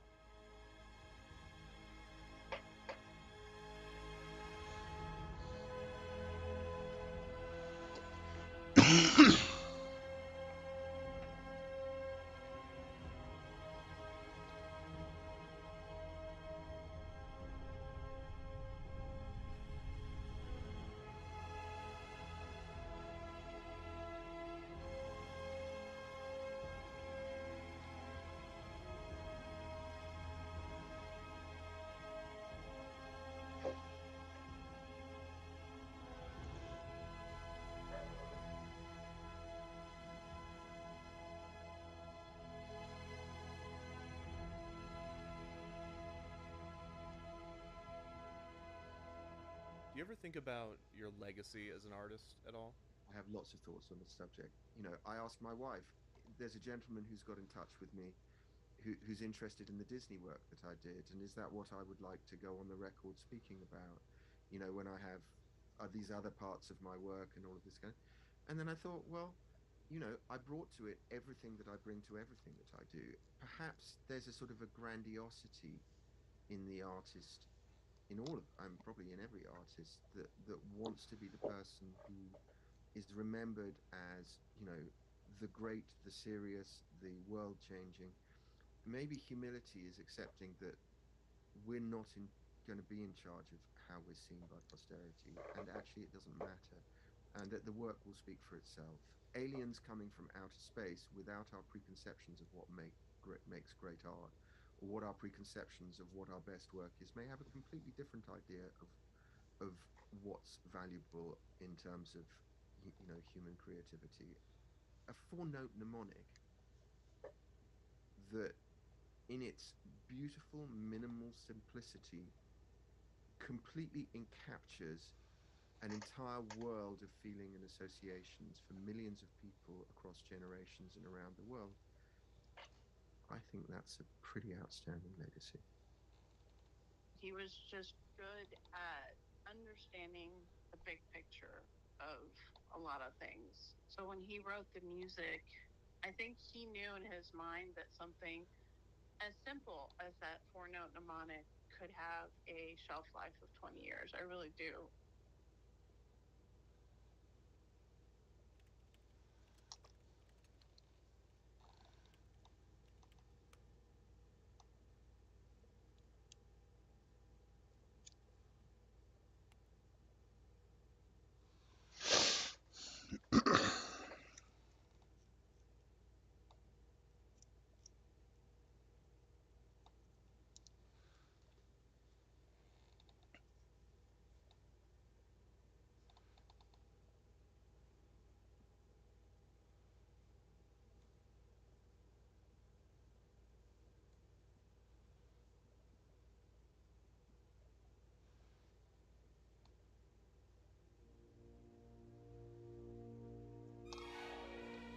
I have always been fascinated with programming breaks, bumpers, network identifications, and interstitial programming.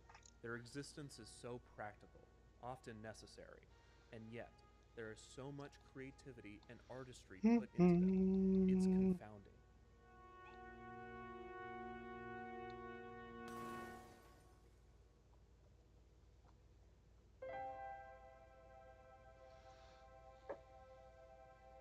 There is a part of me that wants to believe that the truest art, the most worthy, the most important, is the art which is created purely out of love for the form, the art that takes the longest to create, and the art that has the most to say. That the music played in concert halls must be better than the music written for commercials. That the films that play in theaters must be more important than those uploaded to the internet. That the programming must have more merit than the programming breaks. But I've never fully believed this. In truth, I am more drawn to the unsung artists, those whose work often goes overlooked. Whenever I have the opportunity to speak to these people, there is no shortage of passion, intent, or pride in what they do. It doesn't matter if it was just a job, or if they completed it in a day. It doesn't matter what platform it ended up on, or what they are referred to as. These are artists. They brought everything they had to whatever they were doing, and it showed.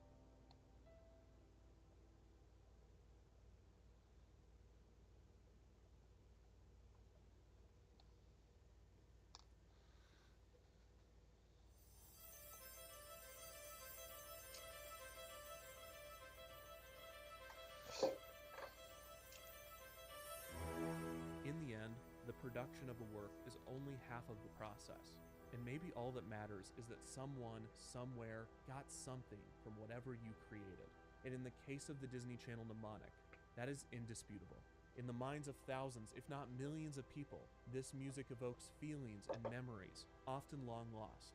This sound has the ability to bring back anything from the feel of carpet to the color of walls. It could return one's mind to a happy childhood, or represent a safe reprieve from a difficult one. It could be a symbol of a relationship with a sibling, or a parent, or a friend. It could even inspire future artists. All from a sound. Any one of us, artist or otherwise, would be fortunate blessed even, to be remembered for a single note. So what a monumental achievement it is to be remembered for 4.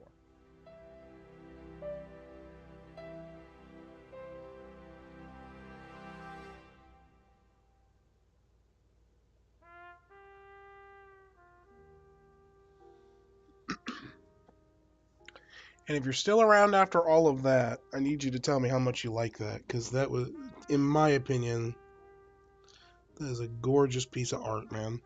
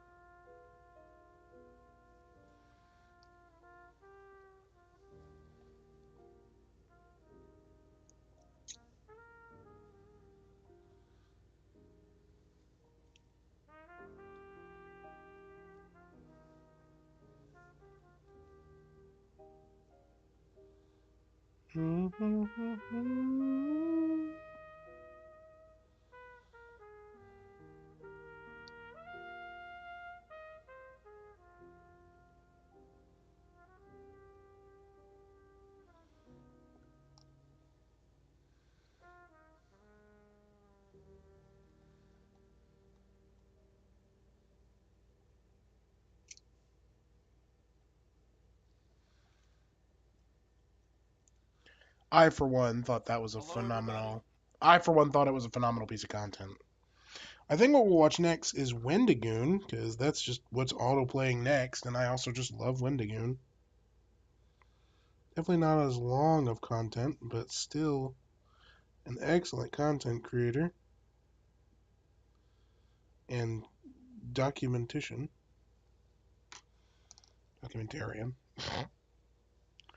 Okay. I've also now lubed 10 of these switches. And unfortunately, it takes a while to do these, but they're so worth it, dude. And I did do one of them before, right? So I'm just adding to.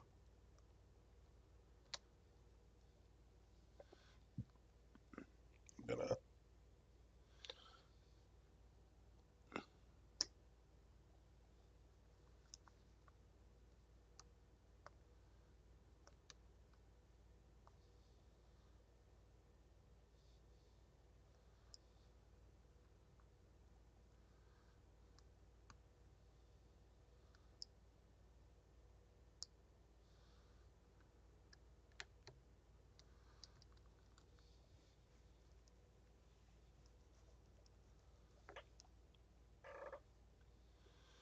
Let me just go ahead and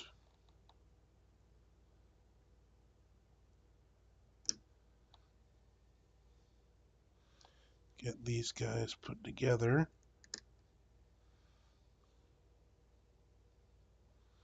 Oh, I'm not. I'm a dumbass. I'm not done taking them apart. I've got a thing I've got to do. You know what? These guys don't really matter. I will, because they're going to be the top row, the function row. So I'm not going to shit on myself too much. Just because it doesn't make sense to really focus these guys anyway.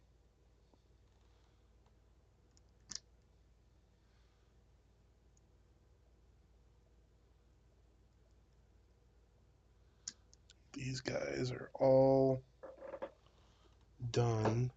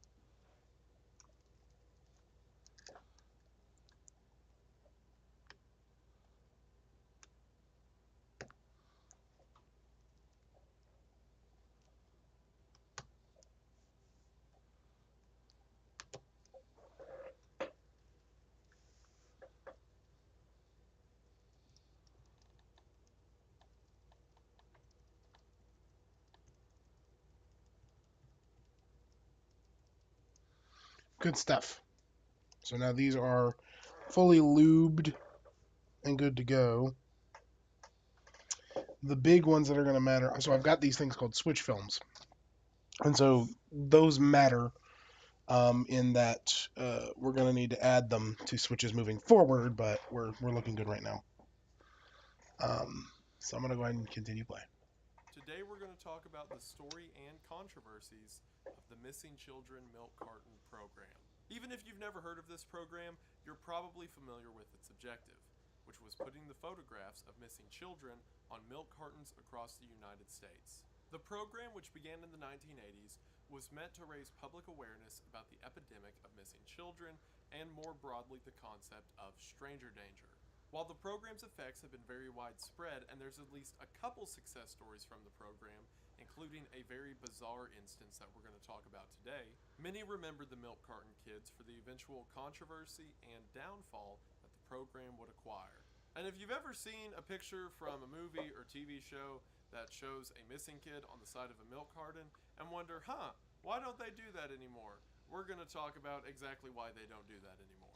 So if that sounds interesting to you, stick around as we talk about the problems, cases, and history of the Missing Children Milk Carton program, which will almost undoubtedly be useless information to everyone watching, but it will also be depressing for whatever that's worth.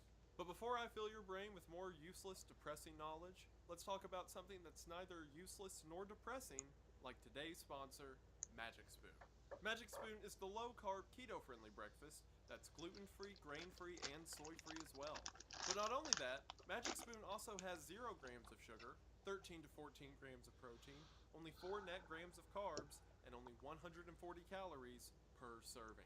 And if you hear all that and think, what's the big deal? Then you clearly haven't tried Magic Spoon, or seen my previous ads, because you'll know that the most magical thing about this cereal is that it tastes amazing too. As a matter of fact, last time we talked, I was on a hunt to find the source of Magic Spoon's hidden power. And since then, I have gone on a hunt for Magic Spoon itself, and around me you can see my participants in today's ad. And while it's true that those you see around you have been mercilessly hunted by yours truly, if you think about it, that's really Magic Spoon, the company's, fault. See, they send me about a dozen cereal boxes a month to do these ads. But if they think that a dozen was enough to satisfy me, then they clearly haven't tried their own breakfast. Because once I start, I can't stop. So Magic Spoon forced my hand, and I had to begin sourcing my supply from the local wildlife. But I can assure you that everything you see before you now has been ethically sourced, and is really the cereal's fault for being so delicious. So if you're like me and want to get in on this fantastic breakfast option without committing the sins that I will one day tell God about, then you can do that by going to the link in the description at magicspoon.com/Wendigoon to get your Magic Spoon order for $5 off. That is right, you can get $5 off your order at the link in the description. If you're looking for some recommendations, some of my favorite are the chocolate chip cookie, the s'mores, the cinnamon roll, and the fruity, although you really can't go wrong with any pick. Again, that's magicspoon.com/Wendigoon to get in on this deal today. Thank you all so much for watching the ad. Thank you so much to those who witnessed these crimes and didn't alert the authorities. And thank you so much to Magic Spoon for sponsoring the video. It really does mean the most. Hope you all check them out. Link is in the description. And I made the tower of cereal, and if I don't knock it over, people will be mad, so.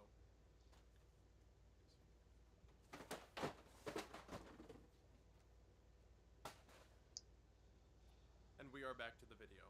We are going to go ahead and get into it, but as always, thank you for watching. Also, before we get started, check this out. My buddy Bryant made the Wendigoon logo into a real thing, like with the night vision mount and the deer skull. It's like Wendigoon, but real. He's so cool. I'm going to make sure he stays somewhere on this wall for the foreseeable future. So thank you, Bryant. Now, to understand how the Missing Children Milk Carton program came to be, we need to take a look back at the first instance of someone putting a kid's face on a milk carton. And to do that, we need to understand how the whole milk carton thing worked. In the 1960s, paper milk cartons became the main form of milk distribution in order to replace the more expensive glass bottles. Since these paper milk cartons were cheap and pretty quickly produced with a wide audience, it became common for companies near local dairies to advertise on the side of milk cartons. So by the 1980s, it was very common to expect some kind of messaging or advertisement on the side of the milk carton you buy at the grocery store.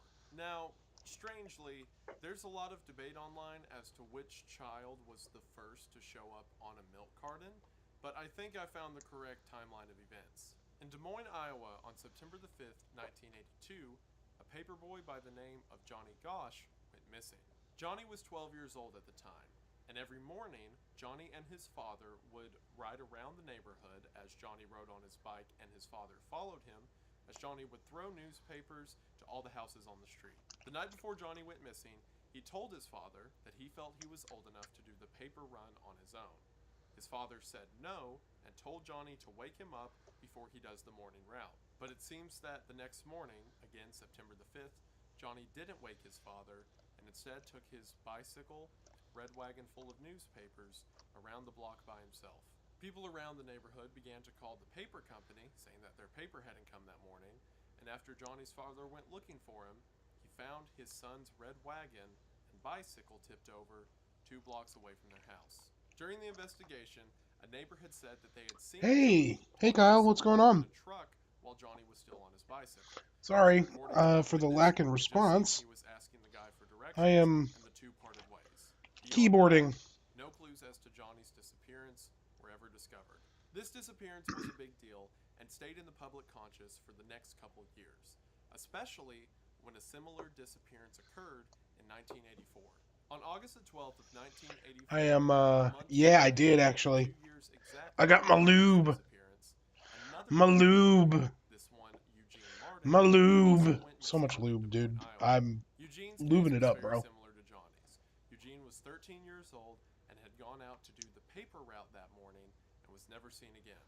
A witness came forward and said that, very similar to Johnny's case, Eugene was spotted talking to an unknown man at around 5:45 in the morning. This was the only information the public had to go on, and given the similarities between Eugene and Johnny's case, many of the locals Just basically splitting the switches right now. However, what happened immediately following Eugene's disappearance that didn't happen following Johnny's disappearance would change the concept of missing children in the United States forever. Eugene Martin had a relative who worked at the local Anderson and Erickson dairy. Again, the disappearance And it requires was a huge deal in Des Moines, and a lot of if people knew what the kids looked manual so labor. Relative approached his boss at the Anderson and Erickson dairy and said, what if, instead of running the normal ads that we run every week, we instead put pictures of Johnny and Eugene on the side of our milk cartons? The owner of the dairy thought this was a great idea, and in September of 1984, for the first time, photos of missing children with the word missing rolled out in grocery. It is killing my fingers, but that's okay.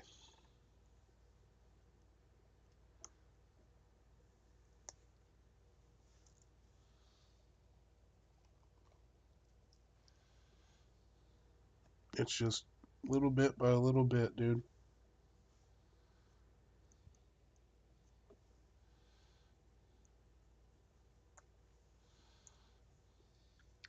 Eventually, I'm going to have a whole keyboard of these. I did get some of them done already. I did take my keyboard apart, but I've already got some of them done. And they sound great. It's just going to require a bit of this is just going to require a bit of manual taking apart.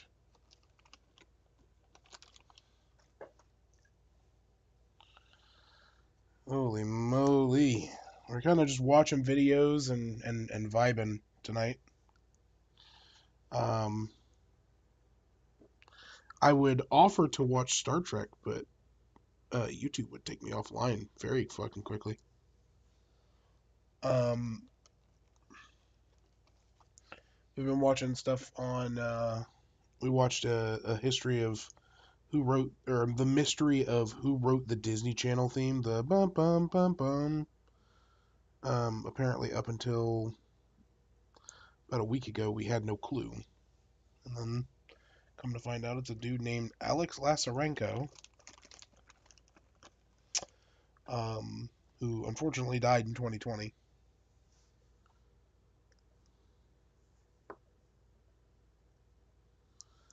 The Disney Channel.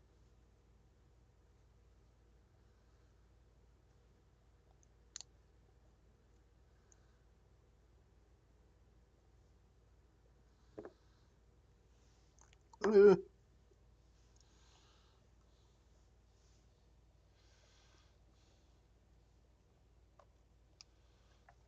there's so many.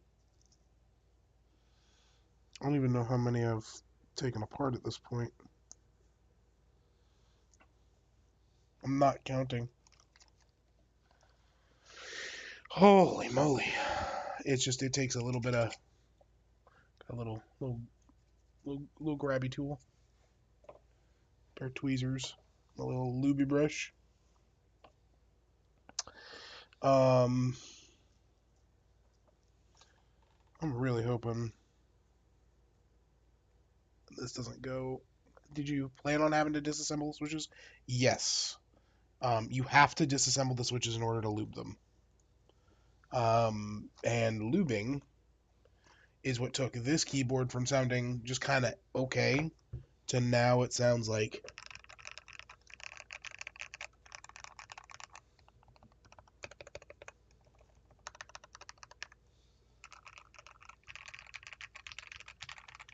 yeah, it is what it is. It's just annoying. It's the one part of keyboard building I don't necessarily care for.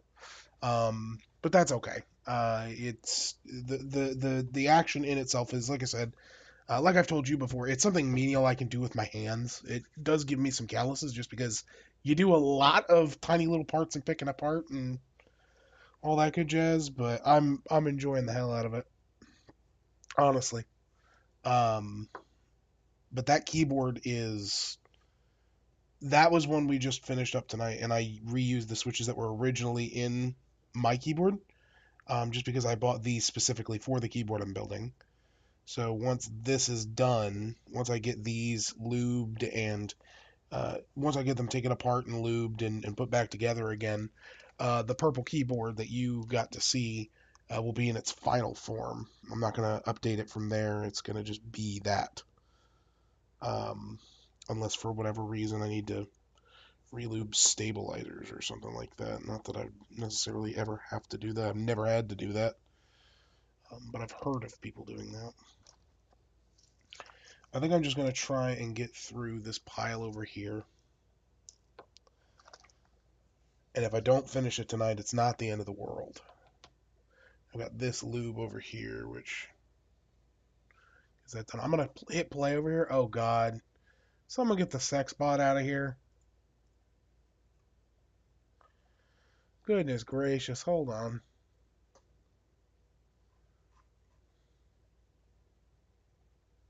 Oh, did it already leave? Oh, yeah, it already got blocked. It got caught by the spam filter. Let's go back here. All right. Grocery stores across the city. And from there, the concept spread really fast. A couple months later, in November of 1984, Walter Woodbury of the much larger Hawthorne Melody Dairy in Whitewater, Wisconsin, was visiting Des Moines, Iowa on a business trip. While in Des Moines, he saw one of the Anderson and Erickson milk cartons that had the faces of two missing kids printed on the side of it and thought it was an incredible idea. The Hawthorne Melody Dairy was so big that part of its distribution range was Chicago, Illinois. So, Woodbury goes to the police chief of the Chicago Police Department, tells him about his idea to put missing kids on milk cartons, and the Chicago police also thought that it was a great idea. So it begins to spread to newspapers around the country that Chicago is going to begin showcasing missing children on milk cartons to raise public awareness. A month later, in December of 1984, Stephen Glazier, the future senator of California, sees this in the paper and thinks it would be a great idea for the entire state of California. So a statewide campaign is launched in California, and nearly every large dairy in the state begins putting missing children on the side of milk cartons. So seeing this as a way to raise awareness for missing kids, the newly formed National Child Safety Council creates a new program that will be nationwide and use a database of missing children to be printed on milk cartons across the country. And this program was called the Missing Children Milk Carton Program, founded in December of 1984. The first child featured on a milk carton at a national level was Eden Patz. Now, Eden's disappearance predates that of Johnny and Eugene's. However, Eden's case became much more high profile. On May the 25th of 1979, a 6-year-old Eden Okay, Patz yeah, no, not a missing problem. from his neighborhood in Lower Manhattan. Normally, Eden's dad would walk him down the short stretch of sidewalk in front of their house to get to the corner of the street where Eden's school bus would stop every morning. This morning of May the 25th, Eden was excited because it was the first time he got to walk to the school bus alone. However, after leaving his front door to take the short walk of a few dozen feet to the bus stop at the corner of his street, Eden was never seen again. Whenever Eden didn't show up for school that day, the teacher just assumed he was sick and didn't think to call it into the principal or his parents. It wasn't until that evening when Eden didn't come home from school that the parents decided to call the school, only to figure out that he had never been there, and then call the police. Despite over 100 police officers, a team of bloodhounds, and nearly the entire neighborhood searching for him, Eden was never found. The case was so high profile that Ronald Reagan made May the 25th National Missing Children's Day. And despite the Missing Children Milk Carton Program beginning 5 years after Eden's disappearance, Eden Patz was seen as such a widely known case and a case that people wanted to see resolved in some sense that they decided his would be the first to show around the country. There's a lot of confusion and conflicting reports online as to which face was the first to appear on a milk carton. Some say it was Johnny's, some say it was Eugene's, and some say it was Eden's. But as I just explained, all three are technically correct. Johnny and Eugene appeared simultaneously as the first kids on a milk carton, and Eden was the first one to appear nationally on a milk carton. By March of 1985, the program was widely adopted, with 700 out of 1,800 dairies in the country being a part of the initiative. And according to the National Child Safety Council, in April of 1985, sightings of missing children had increased by 30%. However, sightings of missing children are very different from children no longer missing. And if you're hearing all of this and asking yourself, so how effective was the Missing Children Milk Carton Program? Then, well, now it should also be mentioned that the faces of missing kids weren't exclusive to milk cartons. There were also cases of the faces appearing on envelopes, trucks, billboards, grocery bags, pizza boxes, and even utility bills. So the question, whenever you have all of these different avenues for people to see children's faces, is, are they actually working? And it seems that the end result is we don't know. Of course, there was the odd circumstance where a child was found and a witness would say that they saw the kid's face on a pizza box or milk carton, but those were few and far between. Even by the most generous estimates, like the National Child Safety Council saying that sightings of children increased by 30%, which is again from the people who are hosting the program. A 30% increase in sightings doesn't mean a lot unless there's a relatable number of children recovered. Some of the only numbers we have for how the program performed, at least relating to milk cartons, are from the days whenever the program was just starting to take off. Like, for example, a report by the LA Times in 1985. We're just, oh yeah, we're shitting, farting, lube, and switches, dude. Few months of the program in LA, Just taking me a long fucking time. Children who were shown on a milk carton, We just vibing though. We're watching Wendigoon. Well, you may hear that and think, just well, vibing. 50%, that's pretty good. Hold on. That's assuming that all 7 of these children were returned home because of the effect of the milk carton. When it turns out only one of them was, and even then it's just kind of. All 7 of these children were not abducted, rather they were runaways. And in each case, it seems that it was an older child, 14 to 17 years old, who decided to run out and party with friends for a week or two, and then came back home. And during that time they were gone, the parents called the police. The police filed them as a missing child, so their face wound up on a milk carton when they were really just out on a bender. The one out of the 7 kids who were equated to the milk carton program said that they were gone for a few days and saw their face on the news and their face on a milk carton and decided to come back home.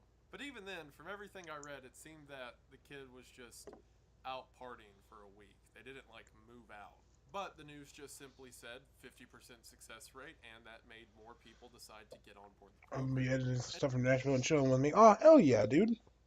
Hell yeah, And dude. it seems that across We're just the country, vibing, bro. numbers were fudged in a very We're just small way. vibing, One dude. of the statistics I kept hearing Just having a good time, bro. politicians and law enforcement around this time was the 2 million number, saying every year 2 million children go missing, which is an insane estimate by anyone's standards. But the narrative, even if it was never officially stated around this entire culture of the 80s, and especially the stranger danger epidemic, which is something that's a bit out of the scope of this video, was that all 2 million of these missing kids were abducted and swept off the streets by these no good, low down strangers who roll into town, steal a few kids, then roll out. And it began to contribute to this air of fear in the public that you couldn't let your child out in public, even if you were with them, because there was always a shady van around the corner ready to sweep up kids. And I'm sure that several of you watching either lived through or had parents who lived through the era of anti-stranger PSAs or these videos that would teach children to never get in a car unless they had a password that your parent would have told them at some point, and to never talk to weird people at the grocery store and all kinds of stuff like that. And while that's not bad in itself, God, my because hands are everyone of their killing children me, dude. should be prepared for bad people, it was an insane mischaracterization of the statistic. For one, the 2 million number seems completely bloated. Go. By most go. estimates I've seen, the 1.8 to 2 million figure is people throughout the year who told the police, maybe, that their child was kidnapped, and less than half of those turn out to be legitimate. It's just parents who lost their kid in the grocery store for like 2 minutes. And according to a Department of Justice survey from around this time, out of all of the reported kidnappings, they could confirm 800,000 as abductions that police looked into. You may hear them think, 800,000, that's still a wild number. Well, out of that 800,000, the Department of Justice said that 115 of those were stereotypical abductions. And by stereotypical abduction, I mean a scenario in which a stranger transported a child and kept them overnight.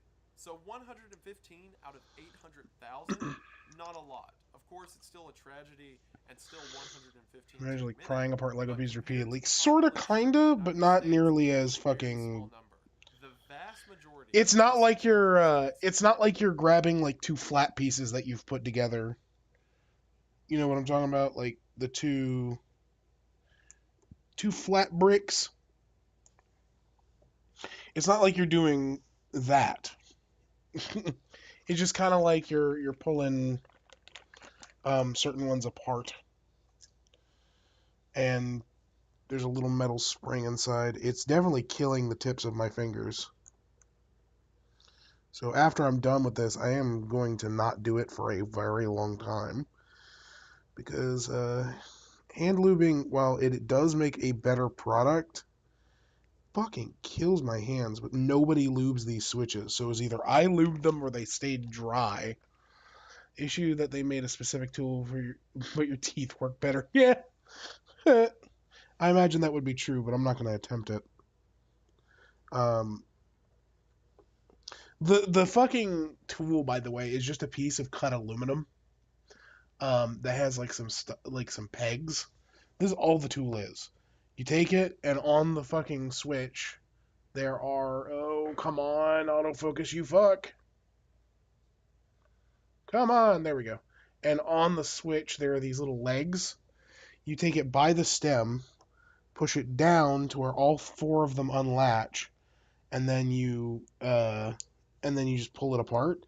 Except that sometimes it doesn't always unlatch, and so you have to do it again.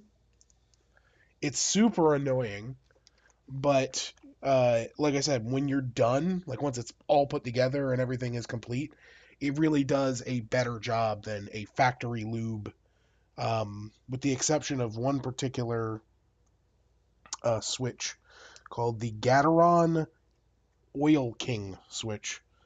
It is kind of regarded as kind of like the goat of factory lube. And they're basically like, yeah, no, dude, you can use that shit stock, and it is just as good as hand lubed. At least a lot of people do say that. These are not those. This particular switch is being a bitch. It's being a bitch switch, bro. Goodness gracious.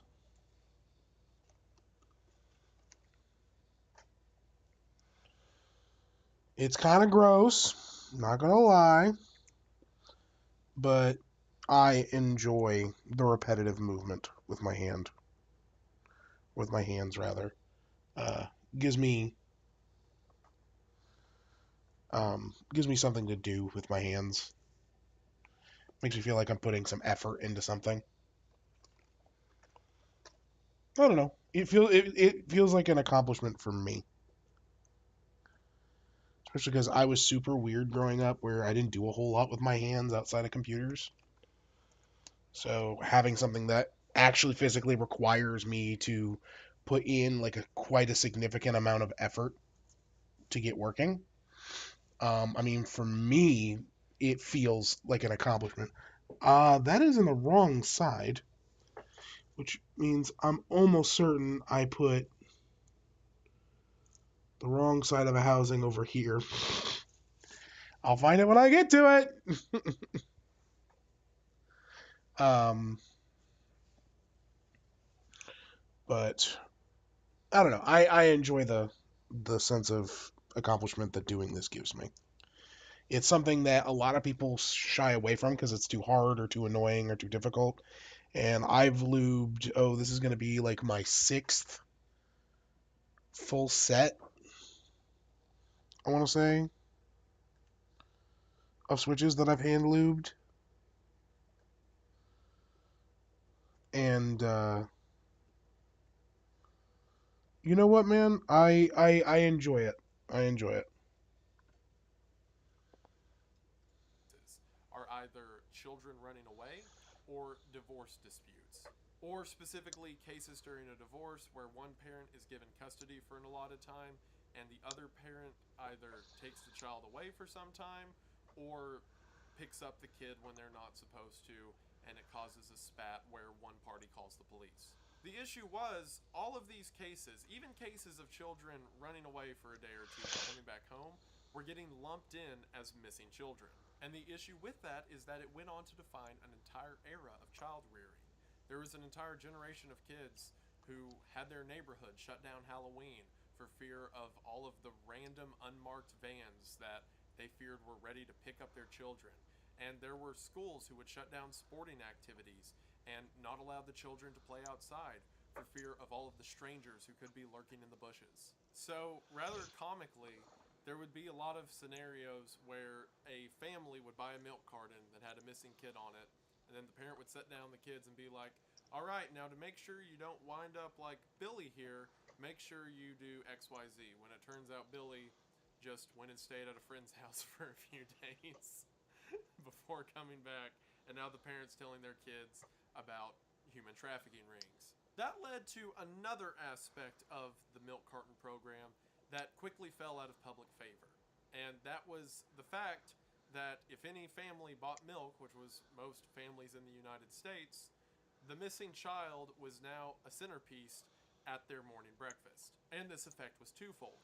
For the adults who saw a different child's face every time they went to the supermarket, they became desensitized to the kids they were seeing and stopped thinking about the intent of the program, which was to look for this specific child.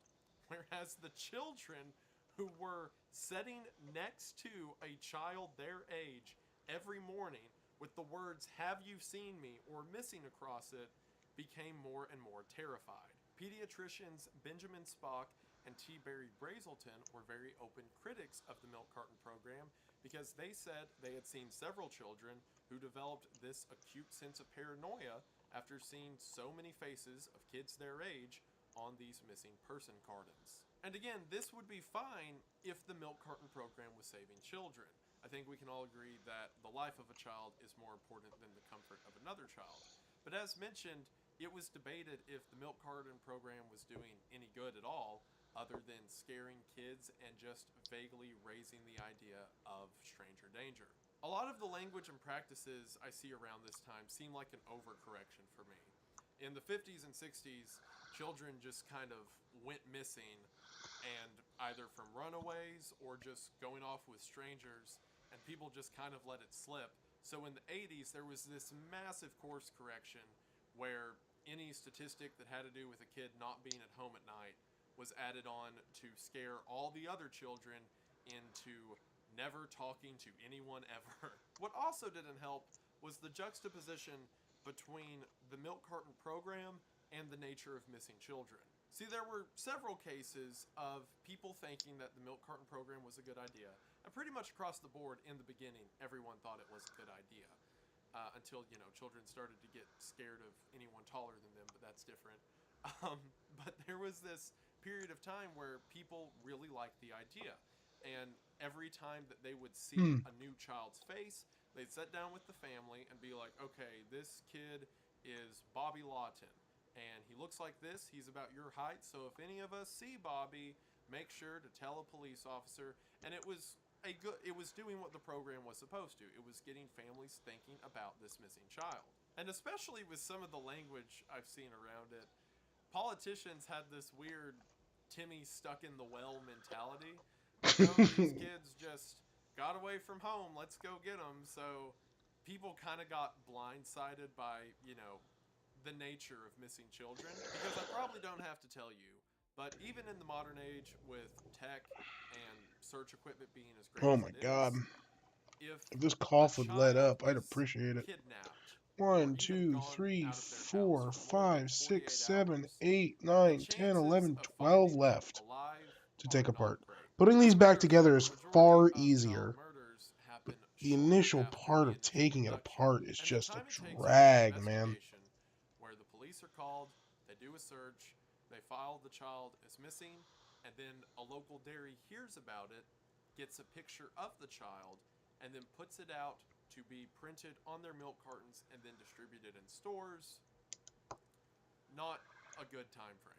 So while near the end of the program, like I mentioned, a lot of the cases on milk Morgana, what's up? weren't really missing What's children. good, They were just Morgana? children who were filed as missing for one reason or the other. What's up, Even in the sweetheart? beginning, when it was like these She do be high-profile vibing, missing though. children cases, by the time that face got to the dinner table, the chances of that kid being found weren't good. So it created this atmosphere where families would all invest themselves into this child, and then either through the news or talking to the police, it would be like, oh, well, what happened to old Timmy? And the police would be like, oh, his remains were found in the forest outside of town. He'd been there for weeks, it seems.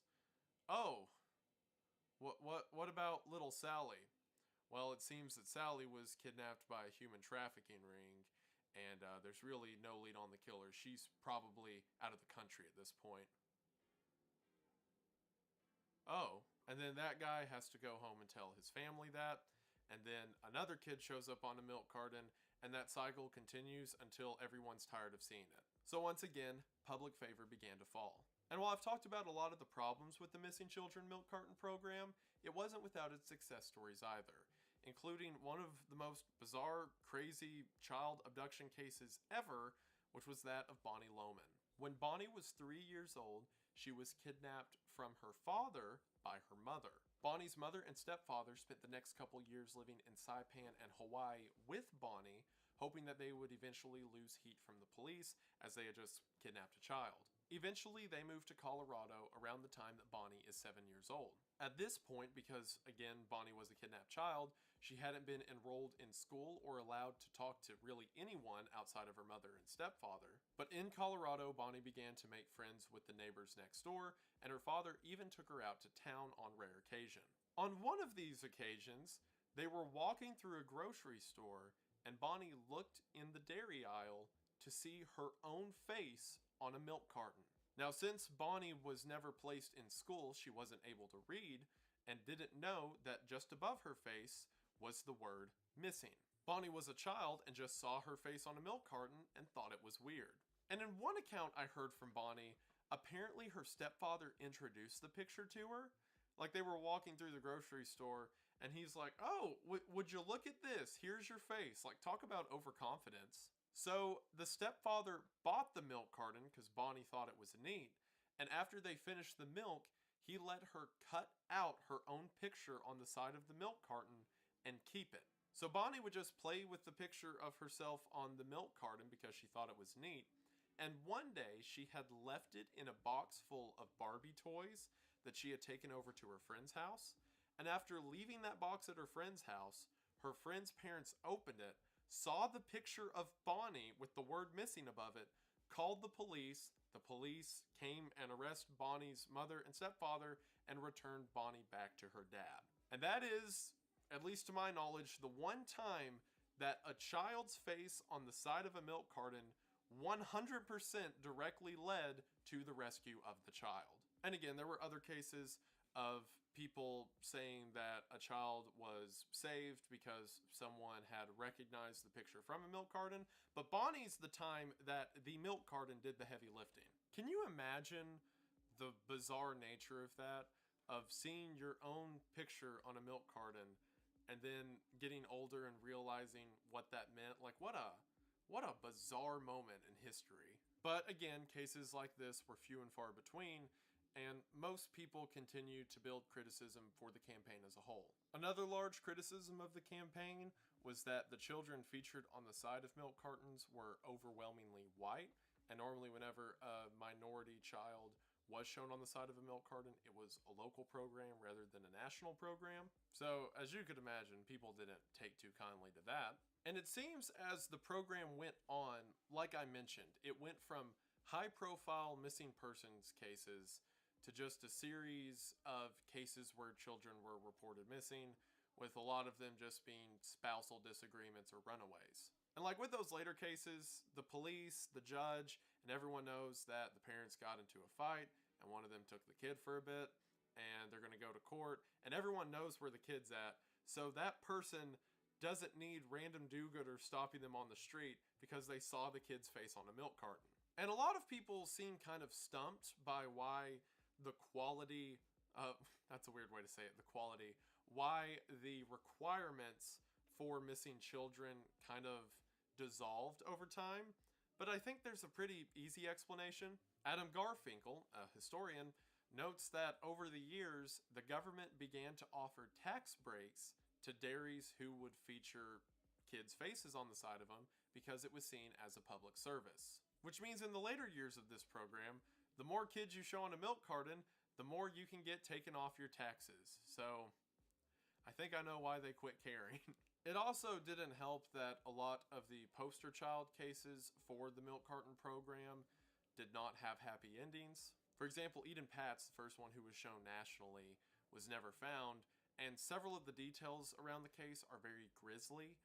Initially, there was a suspect who was arrested and questioned, who was a serial child abuser, but then they can never get anything on him. And then in 2017, someone else confessed to killing Eaton and went to jail, but then the validity of the confession has been called into question. Eugene Martin was never found, and there was never a lead in the case other than the person he talked to that morning in 1984. And Johnny Gorsh's case is particularly bizarre. In 1999, again, there had been no lead in Johnny Gorsh's case. He was the one who his dad found the wagon with the papers in it that morning in 1982. And from 1982 to 1999, there were no substantial leads in the case. Until in 1999, Johnny's mother said just in a conference one day that in 1997, two grown men showed up at her house, and one of them claimed to be Johnny. She said that Johnny had a very specific birthmark on his chest, so she checked his chest, and sure enough, it was Johnny. So Johnny comes into her house, and they talk for an hour, where Johnny explains that he was kidnapped by a ring of human traffickers, and here, about 20 years later, had just now gotten out and likely would never see his mom again, as he is still in hiding from the traffickers. The police investigated her claims, could never find any leads. Someone came out saying that they knew Johnny because they were also kidnapped by that same ring of traffickers, but then that guy turned out to be lying. And a lot of people think that Johnny's mom just had a bit of a mental break and made the story up. And then in 2006, Johnny's mom came forward again, this time with a photograph that was left on her doorstep that depicted 3 men tied up and gagged, and one of them, according to her, was Johnny, now grown up. However, a police officer in Florida said that he knew the picture because a similar thing happened in the 1970s when the picture came across his desk as being a group of kidnapped people. So the police officer looked into the case and was able to track down all the men in the photograph and found out that it was just a willing photograph that the 3 men took. And it seems that in 2006, someone played a very sick prank on Johnny's mom by reusing the photograph, making her think that it was her own son. So that goes to say, a lot of these cases, even the high-profile ones that the media would use as a benchmark, left people feeling more disturbed than encouraged. So between the debatable overall impact, the false attribution of missing children, the terror it caused both adults and children, the non-reporting of minority missing persons cases, and allegations that stem from tax breaks given to dairies, you can probably see why the program quit. The final nail in the coffin for the Missing Children Milk Carton program came in 1996 with the invention of Amber Alert. The Amber Alert program, which is something I've talked about and you're probably familiar with, allows the authorities to give real-time updates on the children, descriptions of the children, and descriptions of their captors and the vehicle they're using. Amber Alert allows people to have real-time updates, especially in that first crucial period of time after the child goes missing, in a way that the milk carton program never could. And similar modern advancements in technology have allowed much better chances for children that go missing. For example, in 1990, about 62% of missing children were found alive and well, whereas in 2011, 97% of children were successfully recovered. And Amber Alert seems to have a significant part in that factor, as in a 2022 survey, 1,114 successful recoveries have occurred because of Amber Alert. And while I've talked about a lot of the controversies surrounding the milk carton program today, I truly believe that in the beginning and throughout all of it, there was at least a remnant of good faith people looking to help kids. In the beginning, it was entirely done out of the kindness of people's hearts. And the fact that 700 dairy plants around the United States took a cut of their profit, because remember, the kid occupies a space that an ad normally would, the fact that they did that, and by some estimates printed a total of over 5 billion milk cartons with missing children's faces, says a lot. And yes, numbers were bloated to incite public panic, and once tax breaks became involved, it became a whole business decision, but at least in the beginning, it was just people looking to help kids. While the milk carton program would slowly fade out in the years following the invention of Amber Alert in 1996, many believe Molly Bish in 2000 to be the last child ever featured on a milk carton. And sadly, as with many children featured on milk cartons, her body would be found 3 years later. I think the milk carton program is fascinating because, again, it comes from a time whenever people began to overcorrect for the, frankly, negligence that children received. Up until things like the Missing Children Milk Carton program and the National Child Safety Council, there was no way to distinguish a missing adult from a missing child. And nowadays it seems ridiculous because the rules are completely changed, rules for searching and information are completely changed, but at the time it was just treated the same across the board. And things like the Missing Children Milk Carton program began to bring the concept of missing children into the public conscious to a degree that it eventually led to changes across the board. And had it not been for that program, things like Amber Alert and modern rules dictating how searches can be done and how quickly searches can be done for missing children never would have happened. So even if the program devolved to a point where it kind of lost track of what it originally was, and there was a lot of controversy that it scared kids and led the public wrong, I still think it was an overall good. Because when I look at figures like 1,114 children saved because of Amber Alert, That number never would have happened if it wasn't for the faces of Eugene Martin and Johnny Gorsh showing up on a Des Moines milk carton in 1984 that set all of it in motion. And I also think it's interesting to learn about, because there was an entire generation of people who their childhood before school was growing up and looking at the face of a child they probably never knew, but now would be ingrained in their mind forever as the missing kid who ate breakfast with them every day. It's such a bizarre and weird moment in history to think about. And again, one that I think was necessary, but almost has this macabre nature whenever we look back on it. And I think it's fascinating. And if you stuck around this long in the video, hopefully you think it's fascinating too. And see, I told you it would be depressing. And even if it was depressing, I'm still glad you're here and stuck around this long, and it means the most to me. And I just want to say thank you for watching. Thank you all so much for sticking around. This is a weird topic, I know, but I guess that's kind of like the, tagline for the channel at this point, just weird stuff. I was watching a YouTube video where someone was talking about old cartoons and how they used to make jokes out of people on milk cartons. And I was like, I bet there's some weird history to that. And sure enough, I start researching and find all these, like the tax break stuff and people complaining that it was scaring kids and all of that. And I was like, aha, I was right, there is weird stuff. So I had to immediately tell you all. So hopefully you enjoyed the video. It's something I don't think gets talked about a lot. There's a few other YouTube videos I watched on the topic that were pretty good. But I wanted to bring it to you guys, and hopefully you enjoyed it. But yeah, I think this kind of stuff's fascinating. Alrighty. Just these weird little footnotes in history. Yes, thank you, Wendigoon. We're still going. This is just taking forever, dude. I'm going one at a time. That is far too much lube. Jesus Christ.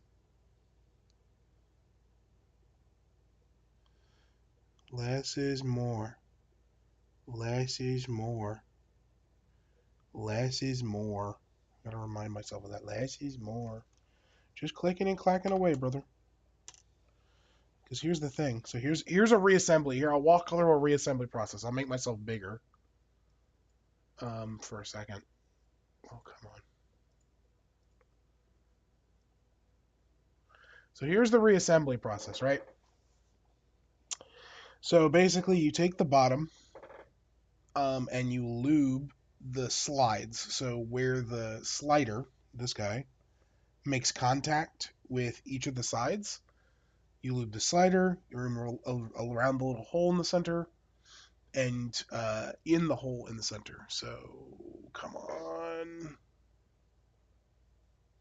There we go. Come on. Come on, you son of a bitch. Come on. There we go. So each of the sides there. And then what I'm doing is I'm filming them, not just putting them back together. So you go to your little switch film sheet. You put the sheet on in the right direction. They go around the sliders. They don't actually interfere with any of the parts, which is why people typically use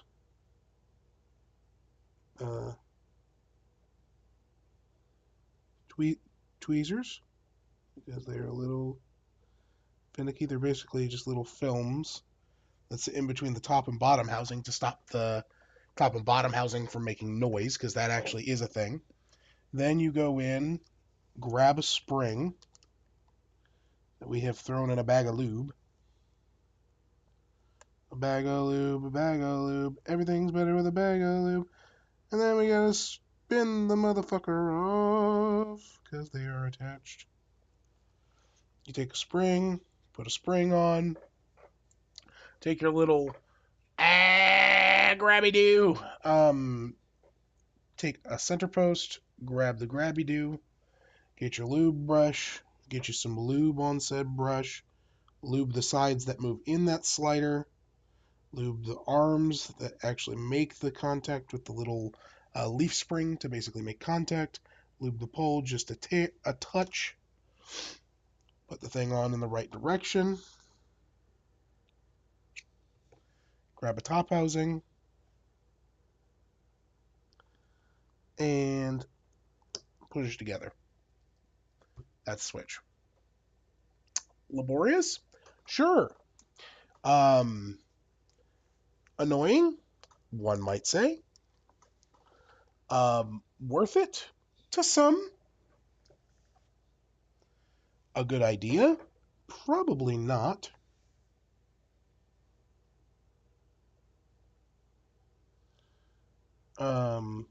But it is something that is uniquely mine at the end of the day.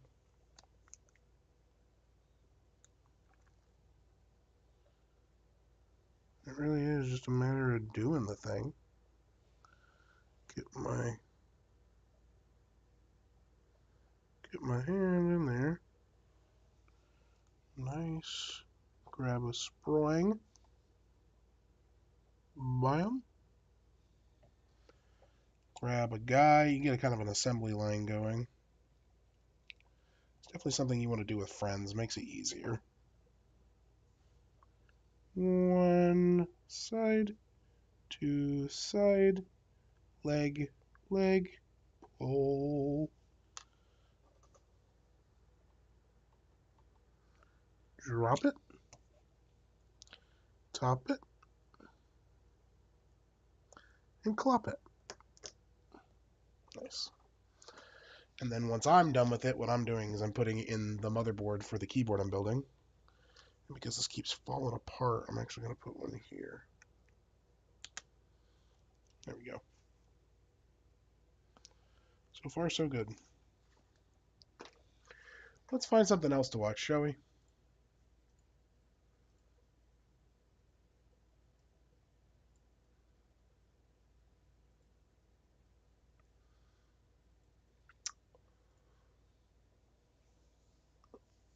I'm looking for some good long form content, dude.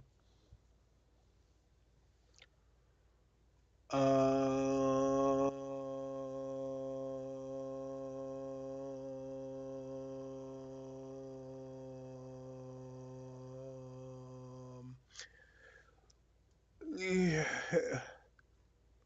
Oh. Action button. Action button.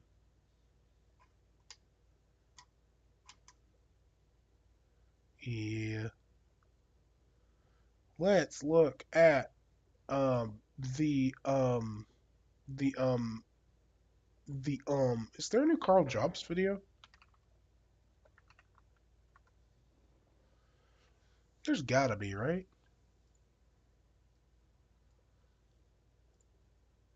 Nope, I've watched them all.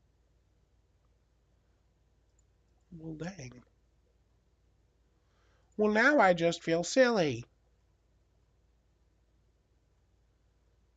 You know what? I saw this video. Where is it? There it is. Let's watch this. This is a spacebar, but not just any spacebar, but an ABS spacebar set. Oh, I did see the new H-Bomber guy. I've already watched it all the way through. It was fucking fire. Now this is a keyboard, specifically an e-USO TKL mechanical keyboard with hot swap sockets. Hey Ryan, this one look at all familiar? This also cost me roughly, you guessed it, $15. How can this be, you say? How can an entire keyboard, let alone a mechanical hot swap keyboard, cost as little as a GMK spacebar set? If you don't believe me, take a look. This is a screenshot from my Amazon order. Yes, the regular price of the keyboard is supposed to be $25, but e-USO has sales almost every other day, ranging from $5 to $10. I got lucky and I bought mine with red switches with a $10 off coupon, so $15. I think at this point, I could probably say that this is the cheapest hot swap TKL mechanical keyboard you could probably buy, probably in the world. That is not the GMMK. But that keyboard that I built over at your old place, which happens to be over here, which has been taken apart, actually. The 620 mechanical keyboard is a 10 keyless form factor keyboard. I was able to opt for the red switch version and receive. This is the e-USO. That's the same one he's looking at right now. This is the one that I built with you. Bad for being in a $15 keyboard, As mentioned before, the EU It's still a basically perfectly does feature cromulent hot swap keyboard, dude. sockets, although they're not the standard It is for hot fine. swap. They're rather a And cheaper, people get more upset about it because it's like, oh, this is blah, blah, blah. It's this fucking cheap ass piece of shit. There's a small caveat about this hot swap socket. Not all cherry style switches actually fit this thing without No. modification. I mean, come You on. gotta use it's Echo $15. switches. It fits Utemo switches because they have a skinnier pin design versus some of the other popular cherry style switches. Otemu But there are and some good Echo. switches that does fit, and we'll get to that later. It also even comes with keycaps. They're no GMK keycaps, but they're sufficient double-shot ABS OEM caps with shine-through legends. This thing even has per-key LED. Not RGB, but this specific one comes with a bluish-white color. However, check this out. It's got that sweet, sweet RGB side strip that you can actually even control the speed and even the color. And finally, the stabilizers. At this price point, you'd expect some weird contraption or even cool stuff, but no. Cherry style plate mounted stabs. That's pretty wild. Yeah, and they The are USB technically cable is a hardwired stabilizer. on this guy, but They are come on, technically a it's 15 stabilizer. bucks. By now, you're probably wondering, what does this thing sound like? It's terrible. It sounds awful. Ugh. All that metallic ping, bro. Disgusting.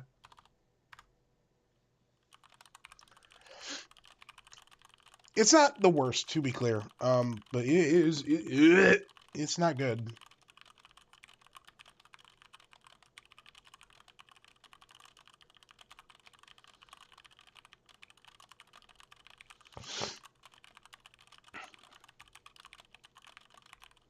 Yeah, it sounds like it's $15.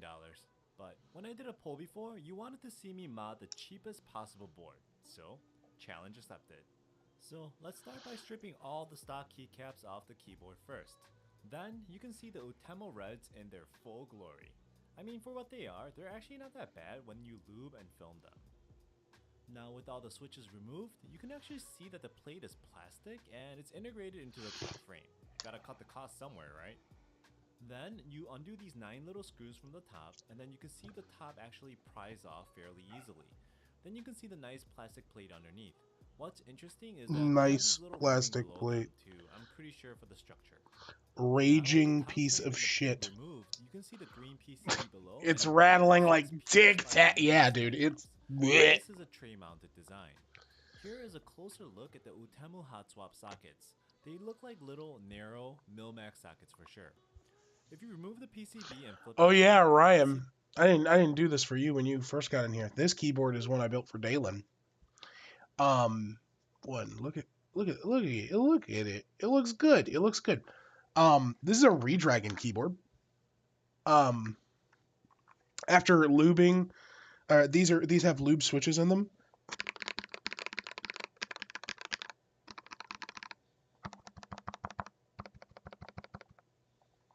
It is oh, she's so tasty. She tasty sounding. I like her. She's very nice. See the USB cable connected via a socket below. Overall, a very generic PCB board with nothing too special. Now with everything out, you can see the cavernous lower case. Combination of thin plastic and big open space causes all of that hollow sound you're hearing in the sound test. That's the first thing we're gonna have to fix. I'm sure you've seen this before, but it's the Noiko 80mm automotive sound deadener. We're going to be using this to help create a denser sound as well as to provide the plastic case more heft. Since there's so much space, I'm also going to add in a layer of zip and fit liner to fill the void as well.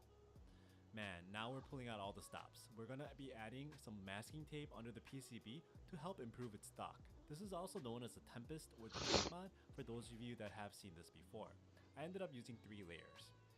Moving on to the plate. Remember when I said the plate was made of plastic and there are little ribs underneath? Plastic hitting PCB is not the most pleasant sound, so I want to dampen this a bit. But because of the ribs, normal foam will not cut it. So I use some thin adhesive foam and apply it to the sections underneath to help close the gap and create a dampening buffer. Before we assemble everything back together, this wouldn't be a keyboard video without, you guessed it, O-rings. Since this is a tray-mounted design, I'm going to apply O-rings over the 9 screw points. I will link the details in the description below. After carefully placing the top plate and the case back on, I used a smaller This vibe, dude. around the case screw to create a burger mount scenario. Finally, for the plate mount stabilizers, I would strongly recommend using a piece of Band-Aid on the edge of the stab cut out to help create a tighter fit. Hey, wait a minute. Go back. What the fuck did he just say? Using a piece of Band-Aid on the edge of the stab. Hold on, wait a fucking second. Hey, wait a goddamn minute. Wait a fucking goddamn second. Fuck you telling, son. I did that. I literally have been doing that for so long. I don't even remember where I got that fucking advice from, but I did. I think I came up with it on myself. I don't remember. I didn't get it from this, that's for damn sure. Cut out to help create a tighter fit. Then I clipped and looped the stabilizers for best performance as well. Now let's move on to the fun part, the switch selection. Remember when I said not all Cherry MX style switches fit into the Utamo socket? However, Akko CS switches do. There are a variety of great Akko CS switches at a killer price, so this just seems like the perfect combination. And to top everything off, I removed the stock keycaps and went with some Mistel double shot PBT keycaps to improve the overall feel and sound. There you have it. The cheapest mechanical keyboard in the world is now improved. So, did it work? Only one way to find out. Let's take it for a spin. Let's give him a here. That's pretty fucky, not gonna lie. That's pretty good.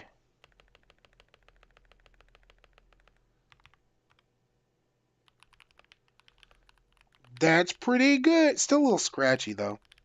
That's pretty good, though. That's pretty good. That's pretty good. Yes, Morgana. Yes, ma'am.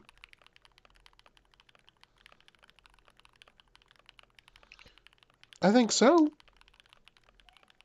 Why?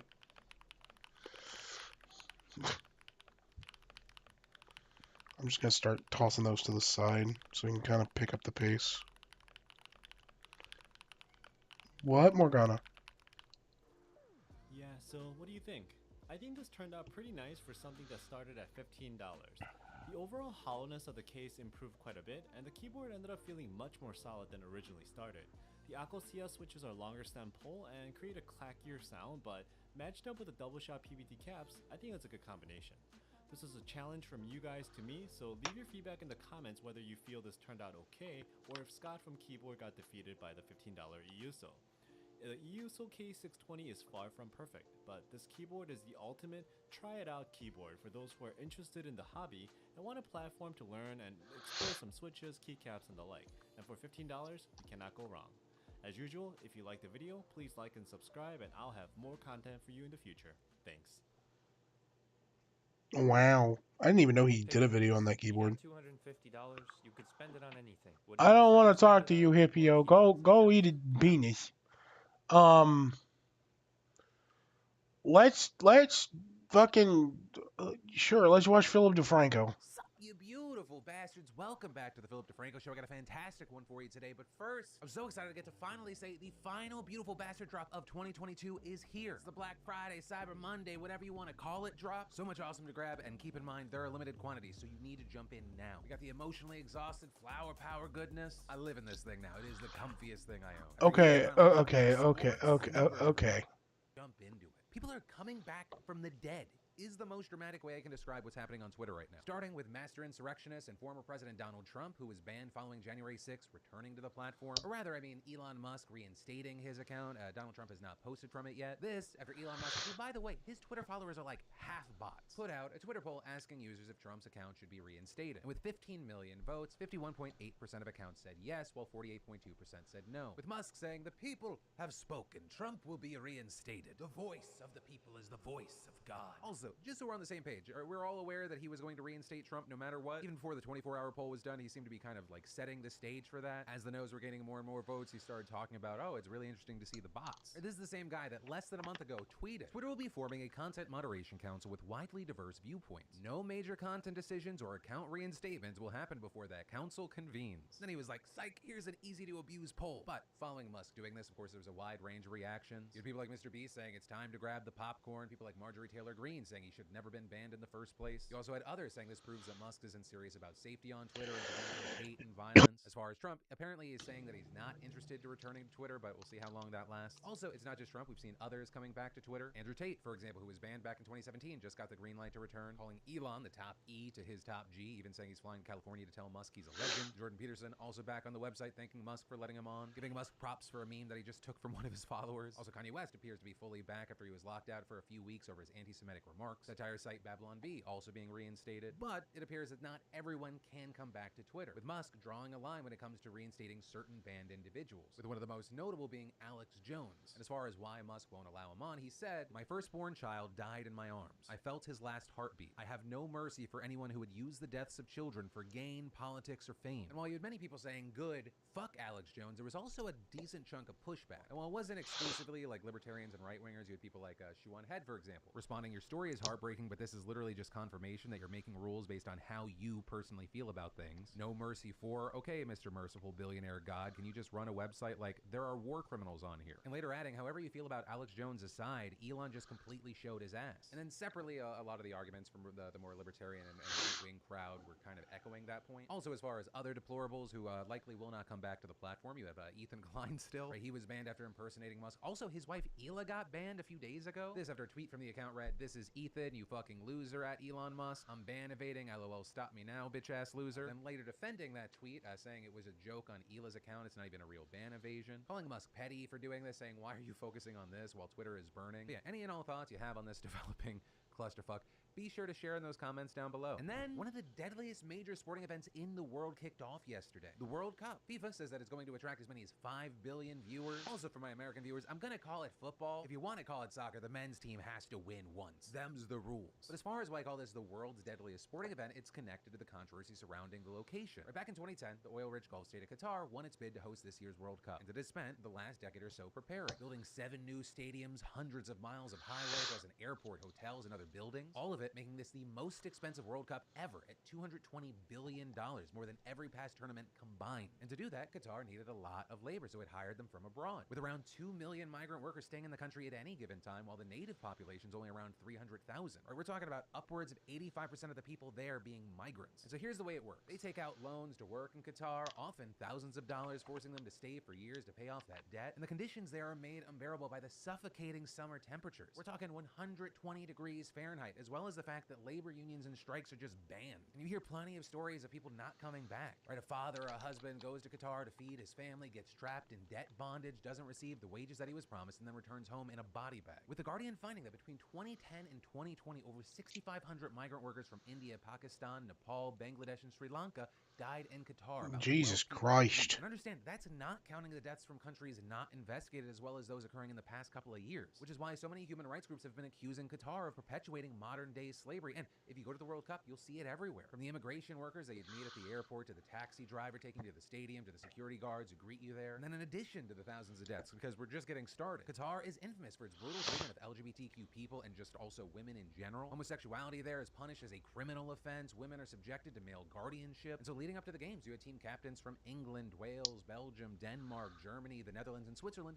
planning to wear rainbow armbands in support of LGBTQ rights. But now they won't be doing that because FIFA said they would be penalized, with it explaining, "We were prepared to pay fines that would normally apply to breaches of kit regulations and had a strong commitment to wearing the armband. However, we cannot put our players in the situation where they might be booked or even forced to leave the field of play." But truly, the cherry on the top of this shit Sunday came in the form of an hour-long speech on Saturday by FIFA's president, Gianni Infantino, in which he defended Qatar's labor practices, attacked Western nations' hypocrisy, and most stunningly of all, compared his struggle as an Italian kid with red hair growing up in Switzerland to that of all these people.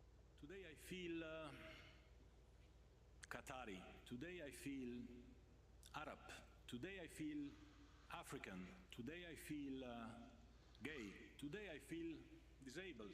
Today I feel a migrant worker. But all that said, we're seeing various protests at the event so far. One of the most prominent coming from the Iranian players who refused to sing their national anthem before their game with England, seeming to send a statement to the regime back home, as well as fans holding up signs reading woman, life, freedom. Back home for them, there's a budding revolution raging, with the death toll during the protest rising to now over 400, including around 50 children. With the New York Times also reporting that hundreds of people have literally been blinded after metal pellets fired from guns left them with severe eye injuries. We've also seen people burning down the childhood home of Iran's former supreme leader, which is why I'm going to leave you there for today. But Jesus. we're going to be having a lot more conversation around Qatar and Iran in the near future. And the question I'll pass off to you, whether you're a hardcore football fan or you're kind of more of a casual and you're just watching the World Cup for the World Cup's sake, and ideally in your comment you can let me know which of those groups you fit in, but what are your thoughts around everything that we're seeing so far? And then,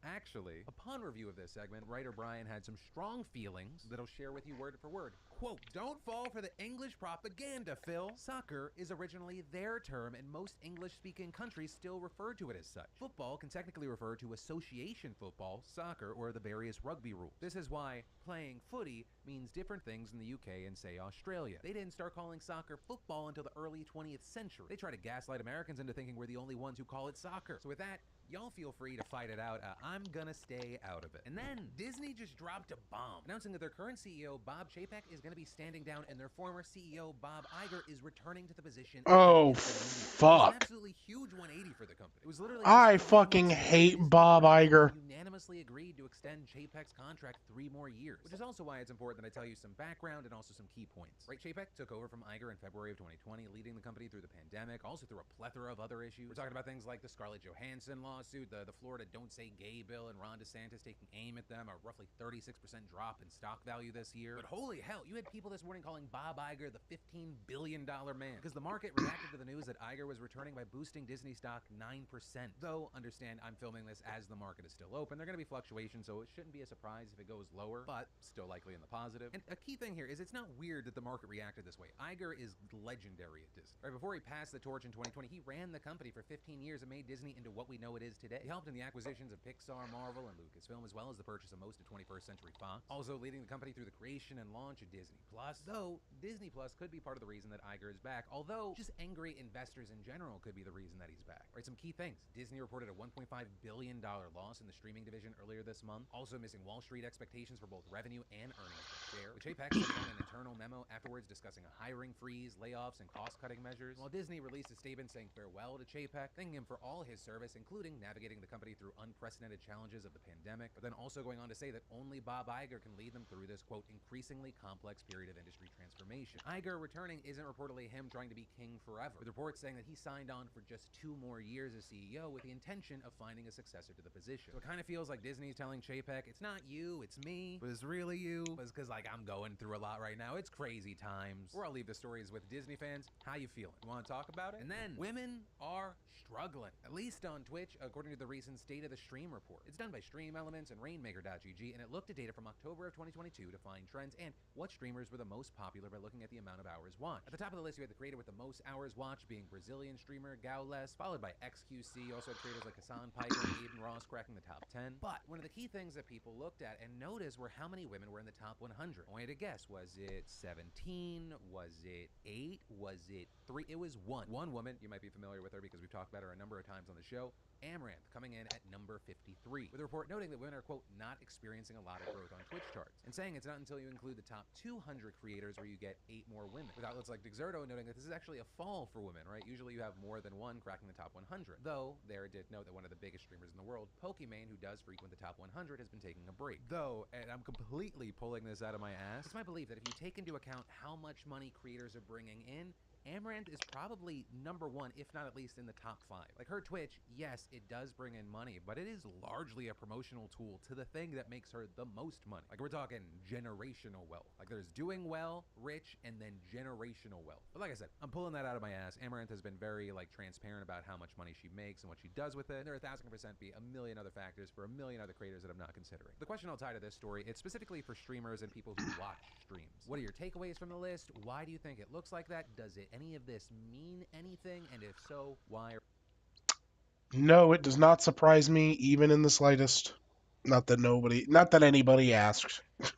Why not? And then I want to tell you how I've supported. Not saying I don't like it, or that I don't like it, because I don't like it, but I'm gonna shut up now. Seeds, unlike any other on the market. They've combined a probiotic and a prebiotic to form their DSO1 Daily Synbiotic. It's designed to support gastrointestinal function and whole body health. And their unique capsule design uses an outer I'm just gonna shut capsule up. that protects the inner probiotic through digestion past your stomach acid for 100% survivability into your colon. And when it comes to synbiotics, both quality and quantity of the strains matter. With Seeds setting a new standard for the probiotic industry in terms of clinical and scientific testing, which is why I love them. And really, there's no better time in the holidays to give your gut the support that it needs. Plus, Seeds DSO1 goes beyond to help promote systemic benefits like clear and glowing skin and heart health. The first month, you'll receive the refillable glass jar and travel vial with a 30-day supply. After that, they'll send refills packaged with sustainable, biodegradable materials. So hey, go to seed.com/DeFranco and use code DeFranco to get 15% off your first month's supply of Seeds DSO1 plus free shipping. And then we need to talk about COP27. Right, yesterday, the United Nations wrapped up its annual 2-week-long climate summit in Egypt, and there they came to a deal on a so-called loss and damage fund for poor countries. Basically, it's thought of as reparations to the most vulnerable to climate change who also happen to be the least responsible for the emissions, which is especially important as they're taking the brunt of worsening sea level rise, storms, droughts, heat waves, and other terrible, awful, no-good shit that nature's punishing us with for our greed. Right, a key takeaway is that this policy is something that poor nations and climate activists have been demanding for over 3 decades now, but the United States and other heavily polluting countries have opposed it. And understand, while we saw a movement today, another key thing, it's going to be several years until the fund is actually created. And key questions still need to be answered, like who's going to oversee it, how will the money be dispersed, and to whom. And the backdrop to all this is that the summit couldn't come to any single agreement on any commitment stronger than what they already reached in the 2015 Paris Climate Accords, namely limiting the global temperature rise to 1.5 degrees Celsius above pre-industrial levels. This, as the world is on track to reach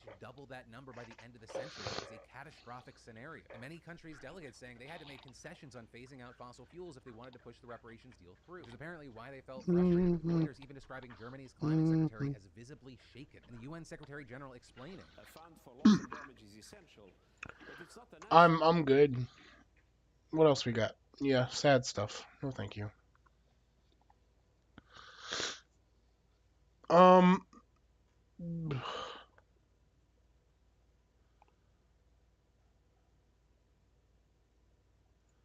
There we go. HelloFresh is cheaper than grocery shopping and 25% less expensive. Oh God! So you can Just save opening it money up with an and put it ad. towards holiday shopping. Get 65% off plus free shipping with code MLM65 at hellofresh.com/MLM65.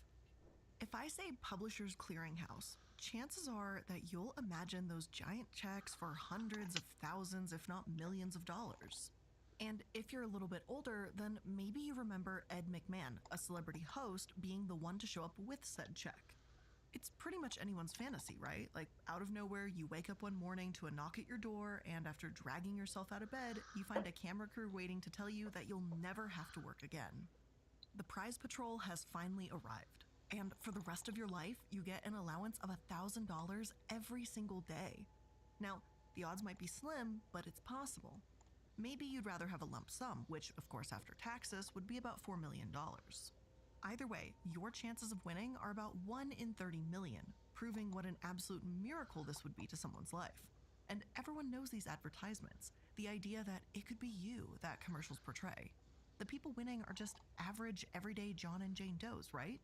If they can win, so could you. In fact, the ads have become such a classic that they're a cultural reference by this point. Former Obama Chief of Staff Rahm Emanuel compared the stimulus bills to them, stating that rejecting the checks is like, quote, denying ourselves an Ed McMahon moment, the grateful sequel of Publishers Clearinghouse pleasure that would greet an envelope arriving from Obama.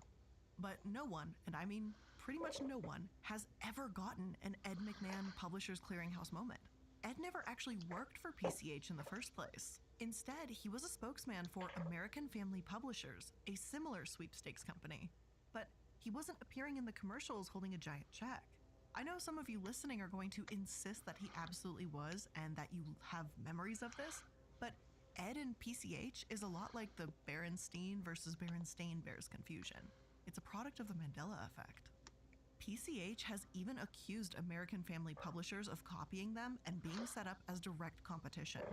They were always a Me Too company, Todd Sloan, the inventor of PCH's Prize Patrol claims. Anything PCH did, AFP copied, especially when it came to TV commercials that ran in the 1980s, so it's no wonder people mixed them up. Plus, it's not as if anyone from PCH was about to correct them. Who doesn't want their audience to believe that Ed McMahon is on their side? Well, so maybe Ed was never going to show up at your door with a giant check, but there are still giant checks out there, right? Well, yes, there are. PCH isn't a total and complete scam, but they're not really all that squeaky clean either.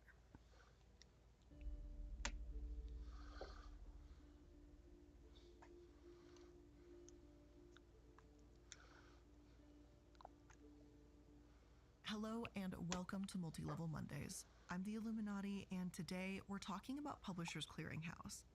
Now, right off the bat, they sound like a too good to be true type of business. This isn't necessarily the case, as they actually do have winners. But there's a lot more to PCH than meets the eye, like, how they earn money. After all, they claim that there's really no purchase necessary to win their prizes. So where We do got their 2 rows, millions and boys. billions of 2 dollars in rows. prizes come from? Well, PCH claims that they earn it from varied merchandise, magazine offers, and advertising on their online properties. AZ Central is a bit more specific and claims that they sell jewelry, timeshare vacations, and houseware in addition to their online sites. Although there is no purchase necessary to win PCH's prizes, you're going to have a lot of random junk shoved down your throat just to enter. After clicking Win It beneath a picture of Steve Harvey on their website, you'll be told to subscribe to them in order to receive chances at winning daily prizes. Then, after endlessly scrolling through random ads for butterfly steaks, microwave candy, tire pressure gauges, bamboo cutting boards, whisks, knives, dusting gloves, and a whole slew of other home shopping network-esque bullshit, that's when you're finally entered into the sweepstakes. Maybe. Kind of. It's not that clear, to be honest. Now, once you essentially sell all your data to the highest bidder, and I mean, once you enter to win, I'm getting a bit ahead of myself, a little bit of foreshadowing for you today, they're then encouraging you to play games, lottery, and surveys on the PCH's home site. But hey, technically, they were correct. You didn't have to make any purchases to win. You just had to wade through a slew of very questionable-looking buttons while hopefully remembering to uncheck every box in sight so as not to ruin your email inbox forever. This isn't all that different from PCH's early days. It actually seems like a natural progression. See, back in 1953, Harold Mertz popularized sweepstakes. At the time, magazine publishers tried to sell subscriptions door to door, which, as Mertz noted, was a pretty inefficient way to do things. Instead, he mailed potential customers a brochure and they'd send in a reply form, telling him which subscriptions they wanted to purchase. Thus, Publishers Clearinghouse was born. In 1967, they offered sweepstakes prizes, telling contestants to fill out a contact card and get a chance to win anywhere from $1 to $5,000 cash. And that seems easy and legitimate, right? Just fill out the contact card, the same way you do online. But even in those early days, PCH's promises and language raised some red flags. See, before they even mailed the cards, they knew what number would be the grand prize. It had already been selected. A winner was already chosen. Therefore, putting "you may already be a winner" on their taglines and marketing was legal. Because technically, it's true. You could have already been a winner according to their predetermined numbers. But were you likely to be? No, not so much. Plus, they didn't even have to pay out the grand prize if no one ever returned the winning numbers. So sure, the statement "you may already be a winner" sounds promising, but the statement "no one might win this prize" was also just as true and perhaps a little bit more accurate too. Let's be real here for a minute. People were more captivated by the idea of winning cash than they were by magazines. And no, I'm not saying that your grandpa, Doris, whoever the hell didn't love sipping on some tea while reading Better Homes and Gardens, but come on. When you look at their advertisements, maybe, they just imagined, themselves holding shares in an oil well or driving around in a Cadillac instead. The prizes just kept getting bigger and bigger with time, too.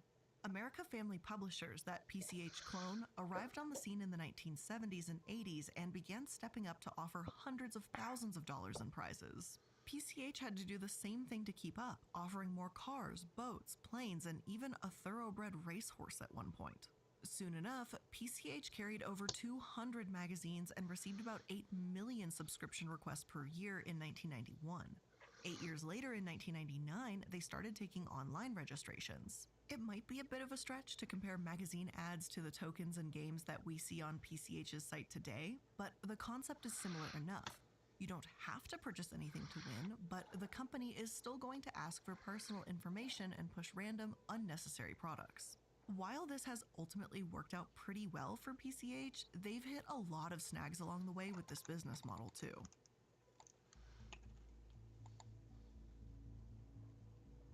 In addition to subscriptions rolling in, lawsuits started rolling in too. PCH promised that no subscription to their magazine was needed to win their sweepstakes, right? Well, their workers apparently didn't get that message and threw away entries from several thousand individuals that weren't subscribed to their magazines. The Victoria Advocate wrote in 1992 that the company denied it was intentional and blamed an independent mail processing contractor. Personally, I'm not too sure that I believe this. By the sounds of things, only people that weren't subscribed to their magazines had their forms tossed. One hell of a coincidence if the contractor only processed these forms, if everyone was supposed to be grouped in together. Maybe I'm just far too jaded or, a bit pessimistic and always assuming the worst. And of course, I could absolutely be wrong, but it does sound really convenient for them. Now, as part of a settlement to resolve this issue, everyone who entered had to be entered into a new drawing. And unfortunately for PCH, this wasn't the only controversy they found themselves in around this time, as more lawsuits began rolling in almost as quickly as their subscriptions. Mr. Vollmer filed a class action lawsuit claiming that even if PCH said you didn't need to buy anything to win, they heavily implied otherwise. Apparently, Vollmer also sued AFP at the same time for these claims, but a court later severed the claims as they are two separate companies that were often confused. And he wasn't alone by any means, as about 26 state courts had similar lawsuits pending against PCH. They ultimately settled for about $30 million without admitting to any wrongdoing. Their supposed copycat was also sued for deceptive language, as their slogan wasn't, "You may have already won," but a far more definitive quote, "You're our newest winner" statement. Obviously, this was not the case for people who didn't win, and AFP's statements were misleading at best and downright lies at worst. While it sounds like a stupid marketing ploy that no one would really believe, there were those that fell for it too. An 88-year-old man named Richard Lusk apparently flew all the way to Tampa twice trying to claim his $11 million prize from AFP. The company spokesperson said that they removed him from mailing lists and reimbursed him his travel costs. But the fact that they did this after the second trip he made to Tampa and that they didn't think about rewording their marketing material is mind-boggling to me. Now, AFP settled for $1.25 million and went bankrupt as a result. But I know, what does this have to do with PCH, right? Well, they made the exact same mistake. Remember how I said these two companies copy each other left and right? Well, apparently, PCH thought it was a great idea to use the slogan, "You are a winner," in their campaigns. Now, I could be wrong here as to who used it first, but apparently, when one of these sweepstakes giants takes things too far for the sake of profit, the other is more than willing to get in the mud right with them. And seriously, someone asked PCH the classic question. Just because AFP dove off a bridge, would you do it? Or whatever it is, jumped off a cliff, would you do it? And I bet their answer would be, I'd jump even faster. Now, I say that they would do that because they even started to use mock personalized checks. Now, maybe you've seen this as a scam before and wondered how the hell it's legal, like really it shouldn't be. But if any company is legitimate and honest, why would they feel the need to send these? It makes it extremely difficult for me to think of PCH as a real company with a few errors and starts launching them into a scammy company that toes the line enough to Still doing it. Like, yeah, lotteries We're are still going, typically boys. scams and PCH may not be either, but it really does feel like they're only getting off on that technicality. Although PCH agreed they'd raise their standards, people were pretty irritated with these sweepstakes by this point in time.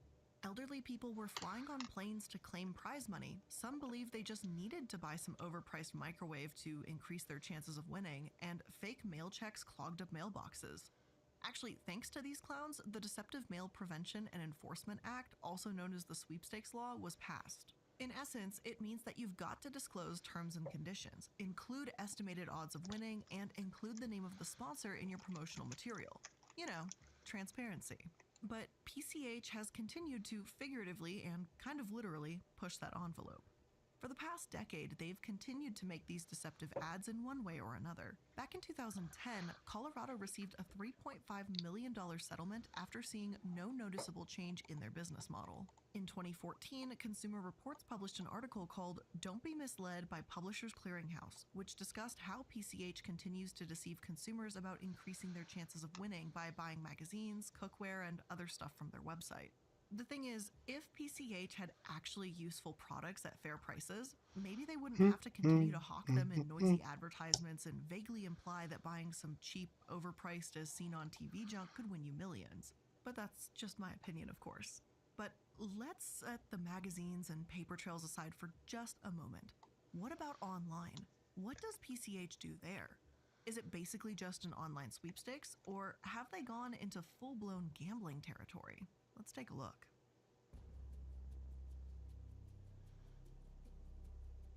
Now, PCH really needed to pivot and fast in the late 1990s. The New York Times released an article in '99 saying that subscriptions were taking a massive hit. Not just 5, 10, or even 15%, but subscriptions were down a whopping 29.2% for PCH. And things were even worse for AFP right before they went bankrupt, with their subscriptions dropping about 37%. A lot of this had to do with the negative press Publishers Clearinghouse was getting for their deceptive practices. There's no doubt about that. But there's no denying that sweepstakes fatigue and the advent of the internet probably played a role too. They decided to get involved in a different sort of game as the years wore in, purchasing Blingo, a search engine in 2006 where each search would... I think I'm going to take a pee break, and we will be back here in just a little bit.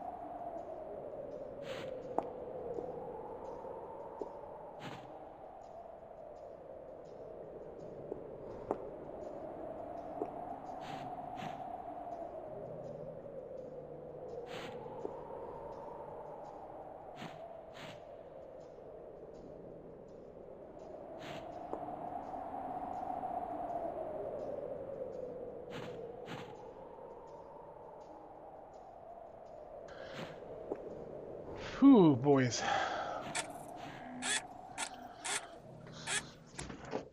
We have returned.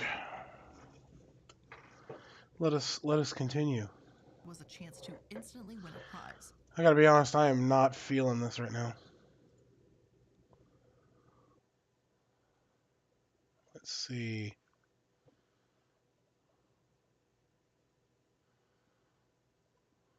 Is Goodwill's video game store a scam? Probably.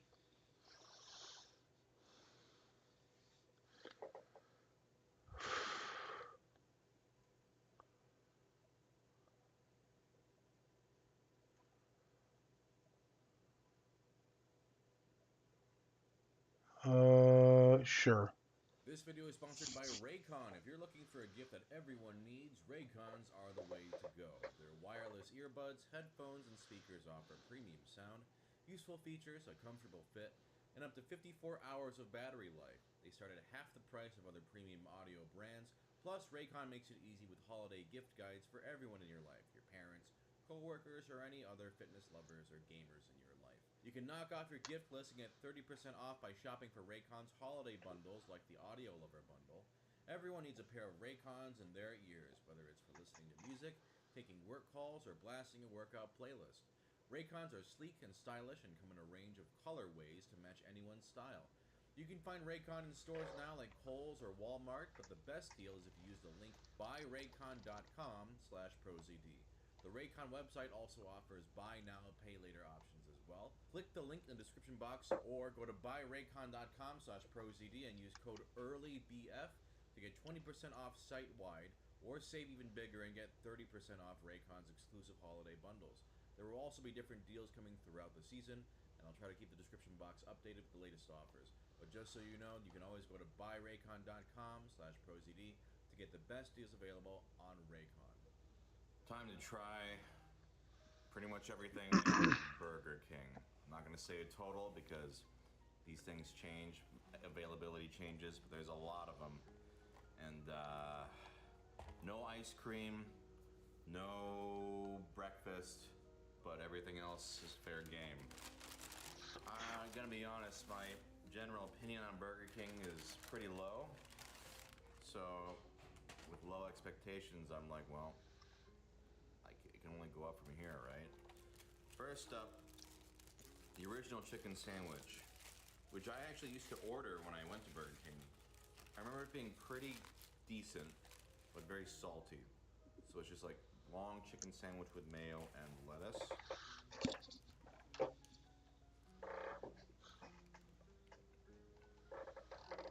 Wow. Oh God, that chicken is aggressively salty. Oh, that's gross. So salty. The mayo needs more mayo.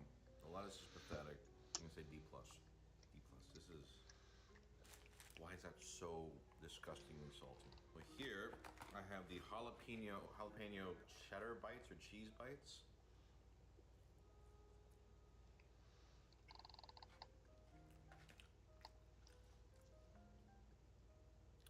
On the opposite end of the spectrum, these are pretty tasty. It's almost like a chicken nugget-esque breading, and inside it's creamy cheese and almost like a tater tot inside. Crispy. I really like those. Maybe because it's just a wild departure from the sandwich. S. Oh, very good. This sandwich is ass though. Yuck. This is the classic Whopper. If you haven't ever seen a Whopper, it's like tomato, onions, lettuce, ketchup, mayo patty. Excuse me. Someone kicked the fucking sex bot again. Burger King patties have that really like charbroiled or flame grilled or whatever the fuck flavor that is like not bad, it's just kind of like smoky. It boils down to just like it's okay. Like there's nothing special really about it. I mean, better quality than Jack in the Box, but I would much rather eat at like Wendy's. Like it's fine. It's kind of bland, a little bready. It's like a harmless B minus. Just like it's fine. These are your fries, but I'm gonna have a few because we got a medium.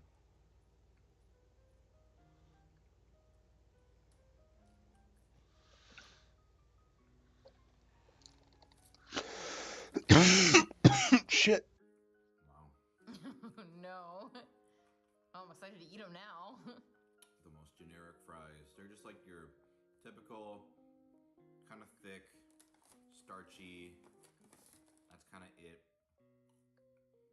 Not enough seasoning. They're soft. They're not bad. Wouldn't get them normally. Harmless B- as well. They're just fries. And then I got the nuggets. Wow. That bad, huh? Okay. They taste like the frozen nuggets you get at like a grocery store. B-. This whole meal is just B-. Nothing disgusting, but nothing that sparks any joy. Alright. This is the barbecue bacon and crispy royal something or another. Okay. Whole lot of bacon, cheese, chicken, barbecue sauce, veggies? No. No. Because vegetables are for babies.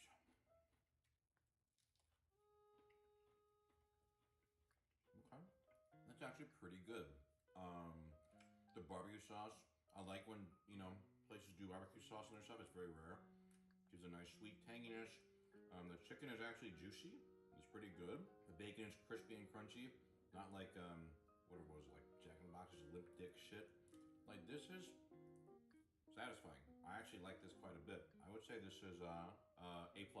This is actually very satisfying. It just knows what it wants to be. Barbecue-ass, crunchy, crispy sandwich. That's good. Now it's time for the chicken fries. I haven't had these in a long time.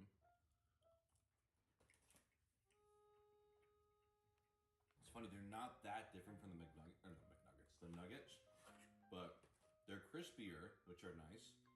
The breading has a little more seasoning and a little more of a crunch to it. So I actually like these quite a bit. I'll say A-. I like them. They're pretty good.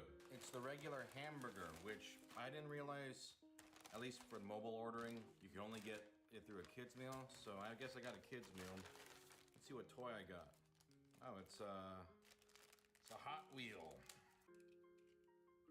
Cool. Yeah, looks like just, classic hamburger, pickle, ketchup, mustard.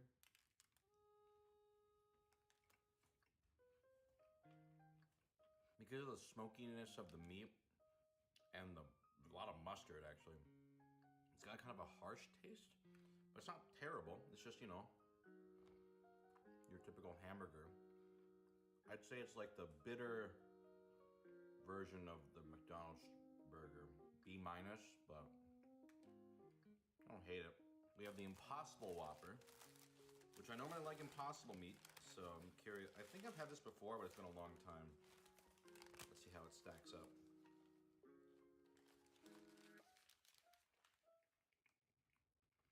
I forget which one Impossible is, if it's soy or bean based.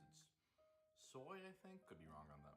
But this has, I actually like it. I like it better than the Whopper because the patty actually has a pretty distinctive flavor. It's mushier than the Whopper patty, but it has a nice savory, earthy kind of flavor that I think actually goes really well. B+, not bad. First off, we got their onion rings. It's been a long time since I've had these.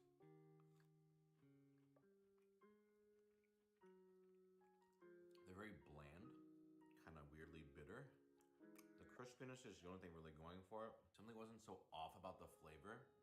These would be higher because I like the texture actually. I don't mind the onion mush because the crispiness is nice, but C-. Okay, I'm gonna make a rare change to my grade. These are disgusting, actually. I'm eating them more and just the nasty, fake onion bitter flavor is just repulsive. I don't want to eat more of these. F. These are dreadful. At first I was like, oh, the texture's okay. But as I'm eating them more and more, I'm like, this is disgusting. Royal Crispy Chicken. So this has, looks like lettuce, tomato, mayo. This isn't bad, and they're clearly trying actually pretty hard with these royal chicken sandwiches. Because one I had before was pretty good, or actually really good. And this is pretty good. Chicken is actually like, good for a fast food chain. This would really benefit from like a slice of cheese or something because it's a little bland in terms of flavor profile. On the Burger King scale, pretty good quality for what I'm used to. B+, pretty good. Just needs a little more flavor with toppings or something, but chicken quality is actually pretty good. All right, this is another kid's meal. Oh, I was wondering where that. I got the same Hot Wheel. I was wondering where that was from. Cheeseburger. I can't order it if it's on a kid's meal. That's what I was asking, if it's exclusive. Oh. Again, it's just like a McDonald's cheeseburger, but more grilly flavored, like a beef. It's fine. The single like quarter-pound king or something. It's just this, but bigger.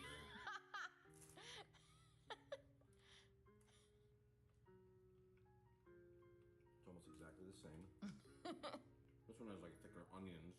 It's actually not bad. It's like a solid B+. Nothing like pretty good. Nothing special, but it's a solid, decent burger for Burger King standards. The Big Fish.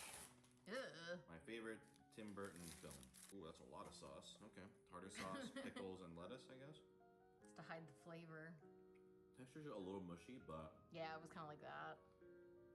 thing is, I love the filet of fish. But Yeah, it's true, which is also a mushy square. right. This is actually, I mean, technically much better quality than the filet of fish. I think I like the filet of fish more, but some things that work about this for me. One, the sandwiches, or the patty's pretty crispy. I like that. Two, finally, some people might think this is too much sauce, but for me, I'd rather have too much sauce than so many of these sandwiches and fucking fast food burgers and sandwiches have like no sauce. They're so dry. This is like, okay, it's not a dry sandwich. That's good. The pickles are actually kind of nice. And the tartar sauce.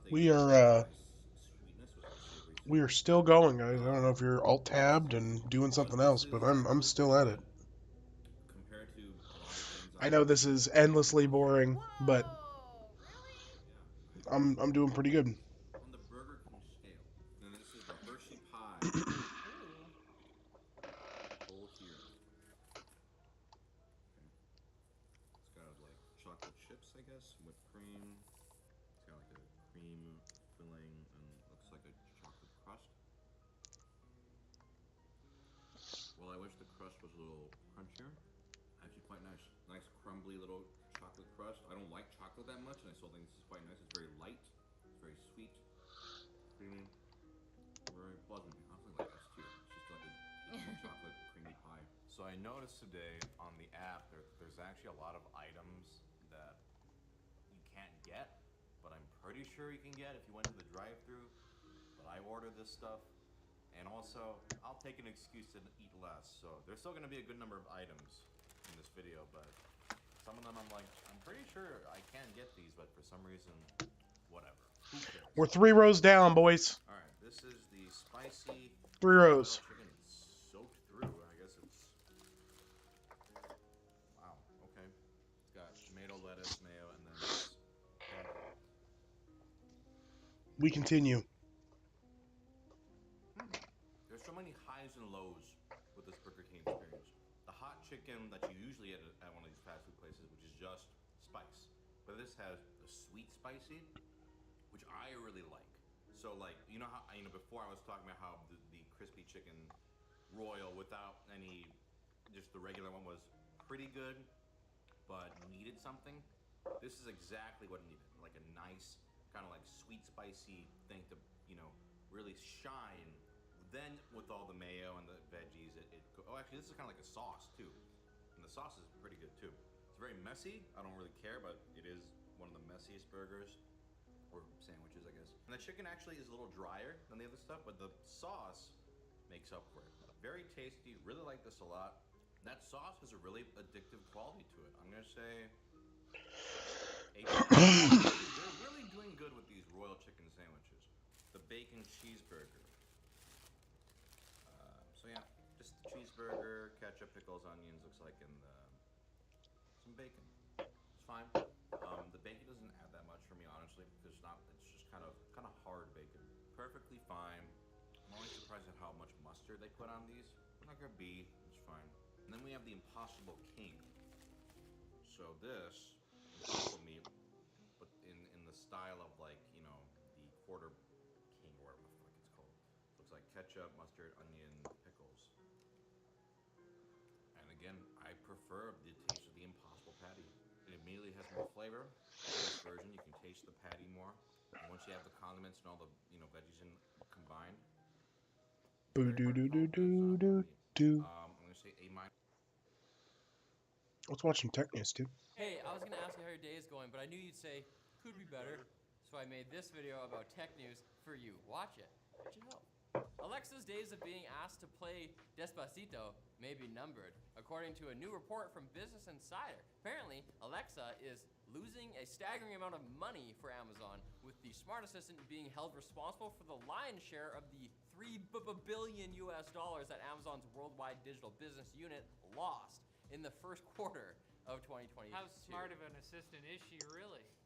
Although Amazon says it's continuing to invest heavily in Alexa, the tech giant's recent layoffs heavily affected divisions working on AI and natural language abilities. In the tech industry, that's known as negative investment. Take it away and see what they can do. One big issue was that most folks were interacting with Alexa in ways that Amazon couldn't monetize, such as giving the weather, and the repeated user privacy scandals didn't help.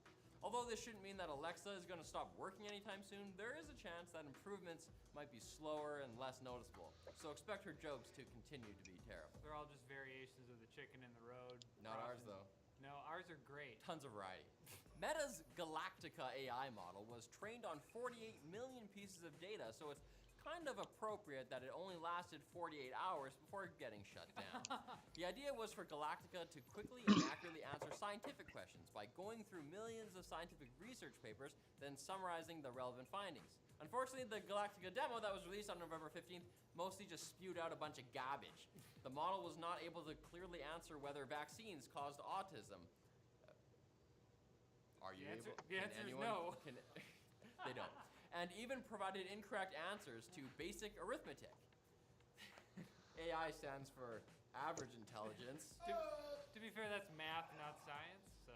One professor even went so far as to call it a random BS generator. So it's not surprising that Meta suspended Galactica a couple of days after its release, characterizing it as exploratory research with no product plans, which they were always going to say regardless of whether it got dragged on Twitter or not, of course. Yeah.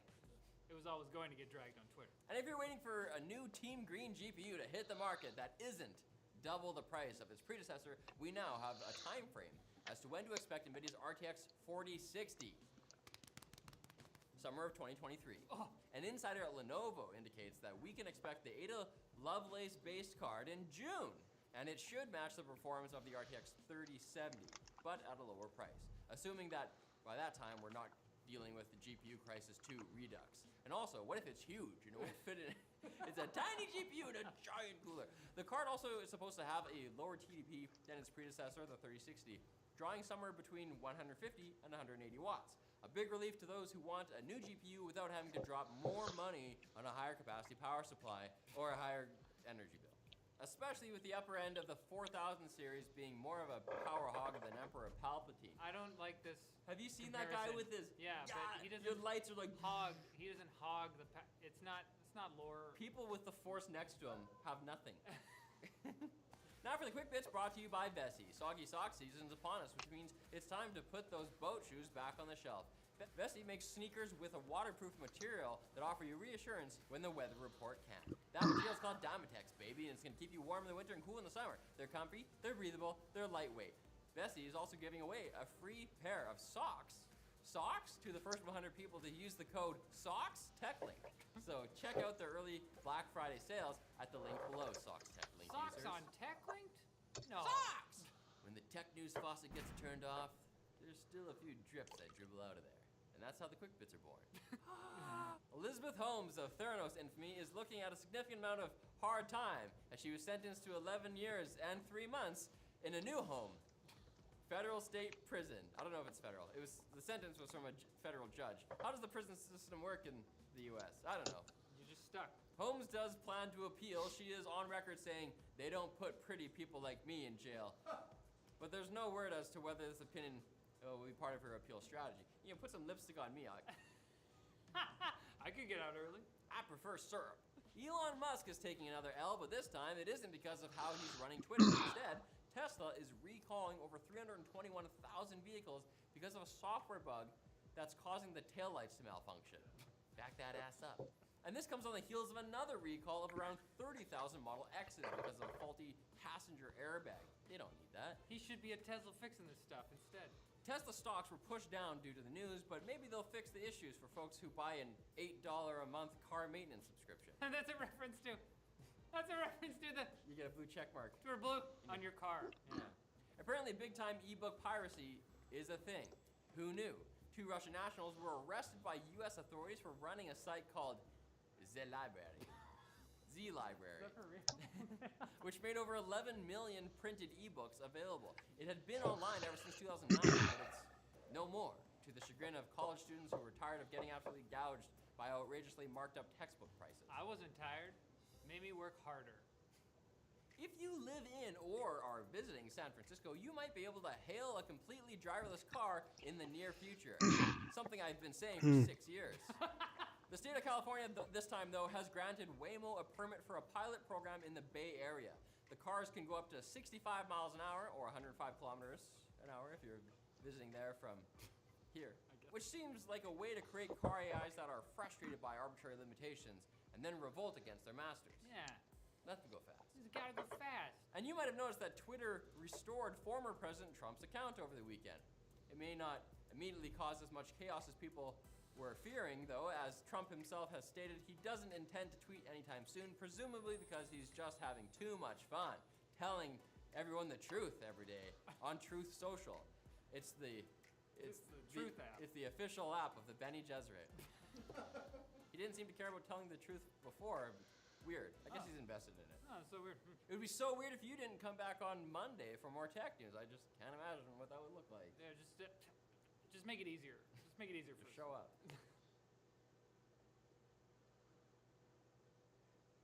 Sports. There sure are a lot of different kinds. It's a boy. Chance of being good at one of them, but to be part of the greatest of the greats, you know, where they start sticking your face on a box of things, mate. You gotta It's my boy. roll hard. And quite often, mate, you gotta be the goat. Of course, someone's gonna disagree, but it's a pretty safe bet to put it down that, like, you know, Michael Jordan is the goat of the B-balls. You're the goat. Saved the planet from aliens. How can we forget this? It wasn't that long ago. Getting your mug on the box of cereal, that is a massive deal. Well, you know you're a big deal when they make your own bespoke nugget. This is the Jordan limited edition MP3 player. Look, he's right there. Fun little bit of info about that, like, OG logo is that he just jumped in the air, ballerina style, and just, you know, held the ball and did it. But it doesn't change anything because he's done crazier things in real life during real games. Dude is the GOAT. This looks suggestively like the very thing that brought him into this world. Portable sport audio by Philips. So, no, Michael Jordan didn't make this himself. Like, you know, he's not making... Oh, mate. And I love how I can see the indentation. I wanted a fucking as like a Michael Jordan fucking made shit. That's right, it's not a granite block, you got a bolt to the floor. No buttons, skip free audio. Now, we want to laugh about this, but this thing is older than it looks. 2003, like the original iPod came out in 01, and so a lot of people were rocking their CD players and whatnot, so skip-free audio actually was a benefit. Oh, the highlights, so it sounds like sports already. Built-in 256 megabyte memory, that's not bad actually for the day. Plays MP3s, oh, slow down, mate. Windows Media, who cares? And future formats, how can you make something for something that doesn't exist already? 10-hour battery, oh, it comes with America. I think it's a nickel battery. That's manky. Oh, it includes A nickel metal hydride AAA? What the fuck? This box is too tall. The Jordan limited edition MP3 player is designed for all those for whom sport and style are synonymous. Both are mere extensions of your identity, while this becomes an extension of your body. Ugh. Okay, yeah, it's selling this pretty hard that it's gonna Marketing fluff. Whoa, hang on. Works with iTunes, and it's not an Apple thing. Oh wow, man. And mate, if we're nugging up, It's then I'm iTunes. stuff turns back to goop. I'm telling you. And I don't even know if this is new or used. And it's just like, yeah, some of these parts have been inside of a person. Hopefully only the ears. Give me my Jordan. What is sport? Tell me, Michael. You're a sportsman. What is style? No, Michael. What stick does to the sports be? The body in motion Yeah. with athleticism and grace. That's crazy, dude. The arc of a perfect jump You'd think shot, they'd make the move to glory of a lithium touchdown. ion, Well, but they don't have touchdowns in b-ball. I hate crap like this. We're nickel basically metal hydride continuing makes to sense. sell It's the product cheap. to you after you've already bought it. Ew, it's got some unusual dog hair in it. Get to the nugget in a bit. I mean the egg. It's the Michael egg. Alright, we've got the... Oh, that's the music match. Stupid. Oh no, it's a safety and warranty and it's a road mat. Nope, not even gonna. Oh. Good on you. It's like a manual that doesn't have a cover. Ew. Number 1, display. Michael, I'm so glad you told me, mate. I was not keeping up until this point. No! Is the USB cable under the cover? Do you have to take the cap? Oh, I don't like that. This box is humongous. This, I don't know. Ew. Oh, it looks like, ew, it's wiping off. Ew. It's like chocolate that's been left in a school bag for too long. I mean, the sides are nice, I guess. Holy dingus. What is that wall, dude? The wall work. Like it's been on fire. Oh, that smells unhealthy. I see. It's a bespoke triple screen battery charger. It's actually a really good inclusion. I just wish it didn't smell so bad. The armband strap. Can't wait to not use this. Oh, an extension cable. It's gold plated too. I mean, Michael's making it rain for us, guys. Alright, here's the nugget. The chromey bits seem really nice. Well, it's got our man jumping there. All rubber coated stuff just turns into this. When it was new, I'm sure it looked great. It looks crap now. Oh, these buttons are horrible.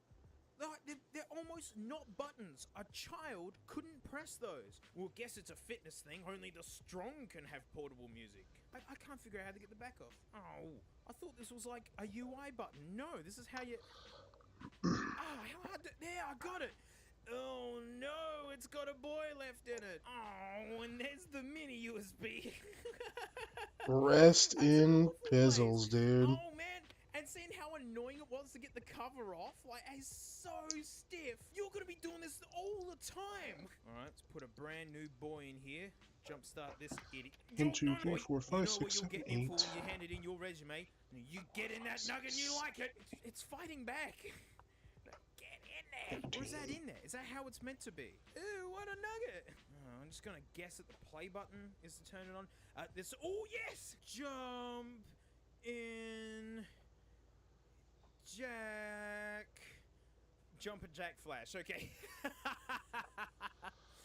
Oh man, this thing's got music on it. Hang on, yeah, it's clearly used. Hey, I'm gonna plug this into the computer. It actually works, I'm so glad.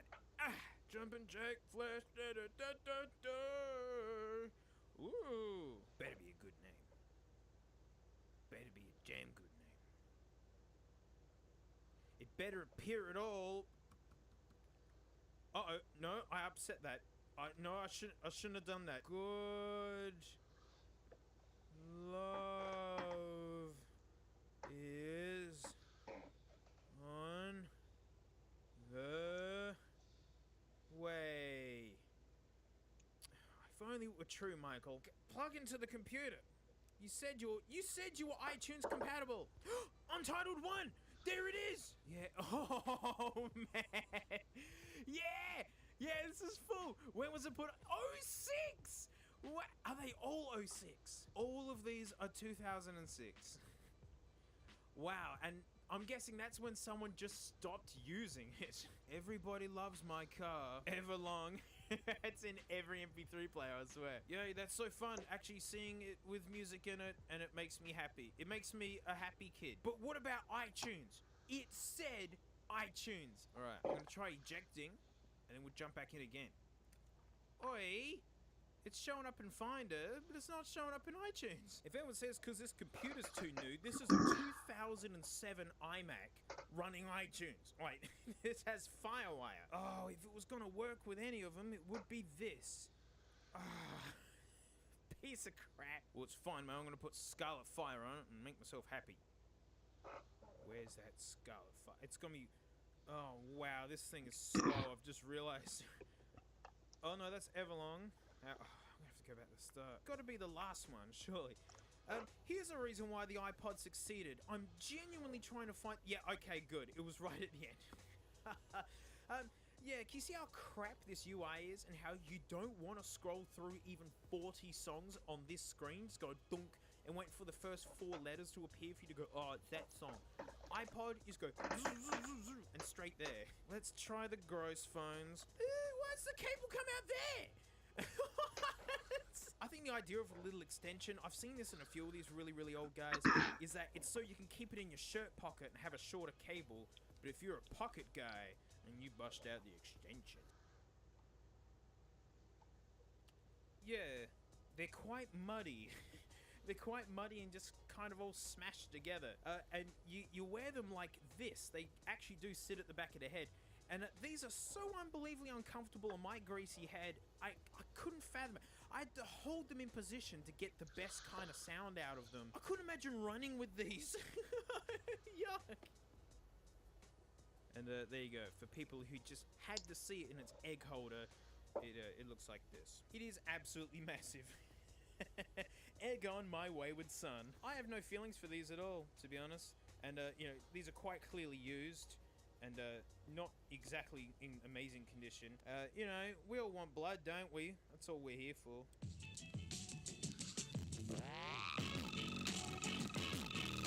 Oh.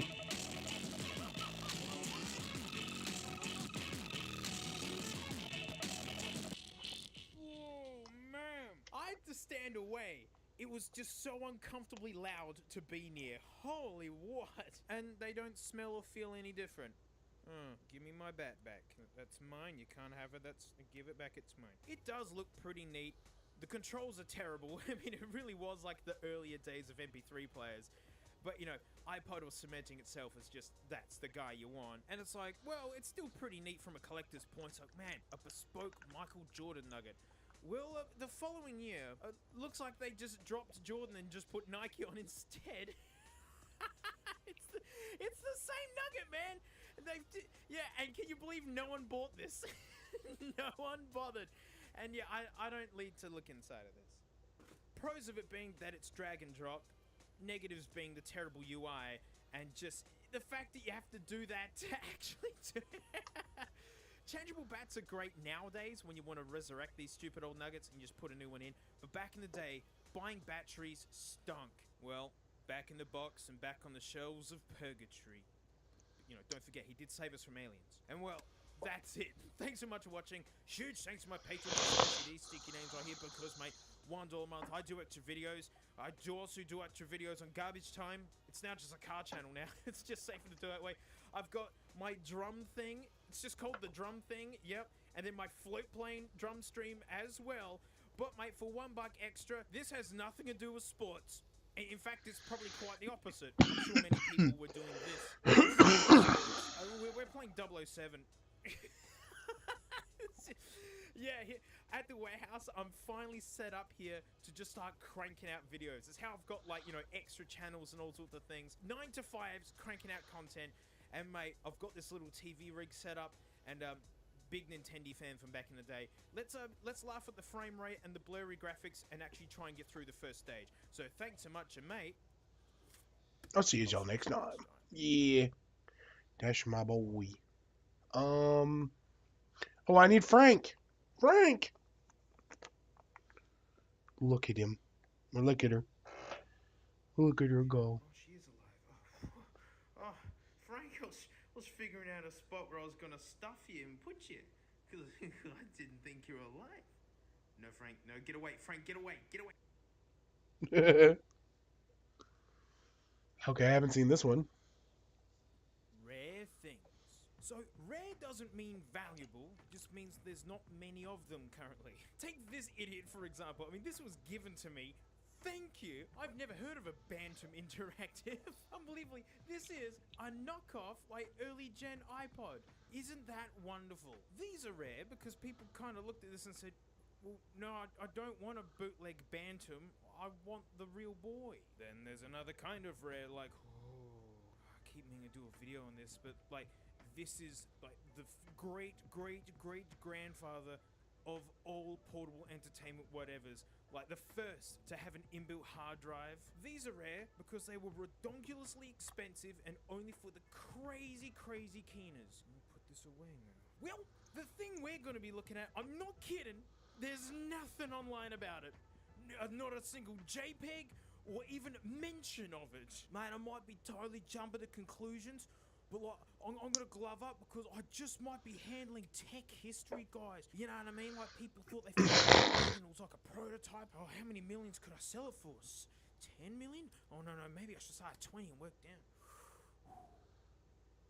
The Manpower registered 5-in-1 MP3 player. Yes, I'm hiding the guy. Because, I mean, just take it in. Like, 5-in-1.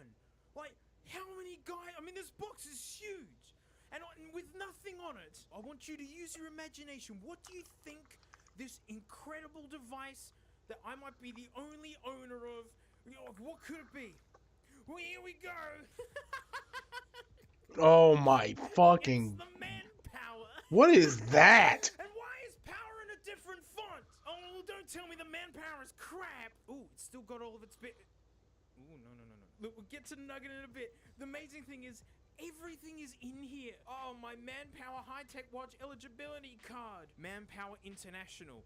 Well, none of us have heard of it, so, that's dubious. Model number. Well, you're gonna have to tell me that, mate, because I can't find out. Please post to China. Okay. This isn't a high-end device at all. Oh, sweet Manpower disc. Loving this Manpower logo. Bet it's full of viruses, and it is quite clearly just a little burnt disc. Oh, look, it even says CDR. Like, it's just a burnt disc. Please be a man. Oh, it's a manual. Oh, isn't that gorgeous in yellow? Oh, we got the plebby silver one. This is our patent product. All copyrights are reserved. The world's first and smallest rechargeable 5-in-1. 5-in-1. I'm looking at it going, all right, mate, I'll bite. It's a watch and an MP3 player. Well, I'm 2 in, and I can't think of anything else to do with this, and you're telling me I'm not even halfway in. You better tell me what this thing does. Oh, great. It's just like a Word doc, just printed. Thank you for buying the Manpower 5-in-1 MP3 digital recording watch. Oh, mate, look, we get to check it off, even though they've already ticked it for Oh my us. god. Manpower MP3 Manpower. Manpower MP3 watch manual. Well, this is... Manpower, baby. Mini USB. Oh, wow, it's huge. Yep, check. Stereo earphones. Oh. CD driver, yes. Warranty card, yes. MP3 power. What, as in just raw electricity? Is it just meant to be like a small sun burning in here somewhere? I wonder why the box was big. Well, mate, I'm upset because I'm missing my stereo earphones, right? And my core of a star that's just meant to be burning in here. Right, definition of LCD, right? And as I'm looking here, they go, number 1, company logo. What? Yeah, Manpower. Are you guys so vain? Really? Like, is that the first thing you list? I'm not finding the 5-in-1. I don't even know if this is even a watch. Oh, wow, it might have either 32 megs or 64 megs. I hope we got the 64 meg one. This looks horrible. This just... every menu honestly looks the same. I don't know how I'm going to figure this out. Recording operation. I hope I can record into this. Time operation. It does time and date. That's 2 more, mate. We're up to 4. And record. Oh my gosh, mate. I found all 5. 5-in-1's overselling it, Manpower. Oh, mate, it's just dawned on me. I'm holding all of the information available for the Manpower 5-in-1 watch MP3 player / recorder. I'm holding it. This is all the world's information on the Manpower 5-in-1 watch MP3 player / recorder. Alright, here it is. And isn't it handsome? Oh, that is terribly yellowed. And broken. Good.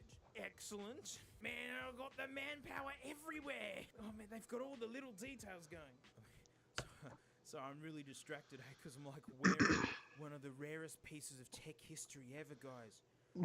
Heaps of info on that compressor, but this is a specimen, alright. Let's use its mini USB cable, even though I don't need more of these, I'll tell you. Alright, let's try and do this Yu-Gi-Oh style. Strapped to the wrist. Oh, mate. Hey, this is dangerous. Oh, no, it's already turned on. Oh! Oh, I'm plugged in. Is the time? It's 0000 time. Hang on. Where's the headphone jack? guys, well, it hasn't appeared on the computer, and I got a lucky guess, it is a Monday. Little tiny battery indicator? Can you even smell that? And looks like the screen's falling out.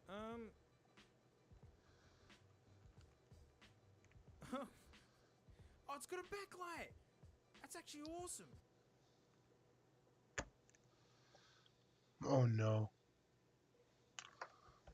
This is how you know this thing's a nugget, is that you need the manual to operate it.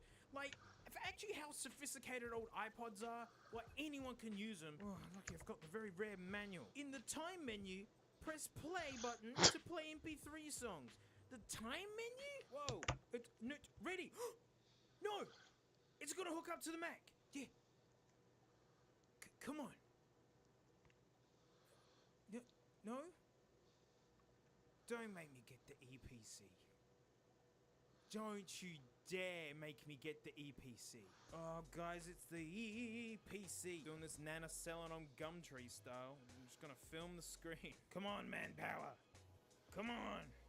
Show us your power. Do it. Oh, what? Player recovery device. Oh no, don't make me do this. Why aren't you saying ready? Why aren't you doing like the last time? Oh man. Oh, this isn't good. Doing this so you guys don't have to. Not good. It's doing it. Oh no, what have I've just installed garbage. I'm gonna destroy my stupid computer. Okay, we got 11 on the second to last. 1, 2, I'm so 3, glad this computer isn't 4, on the 5, internet. 6. 17 left. Oh, this poor little beast. It has not passed Windows logo testing. You telling me stinking manpower. Virus City. Goodbye EPC. Restart the computer, sure. Alright, I installed the trashware. Now give me my trash man. Why isn't it saying USB? What am I doing wrong? It says plug it in and it works. It doesn't, manpower. Oh, I fiddled with it. Look, I've only got halfway in and it said ready. I'm ready.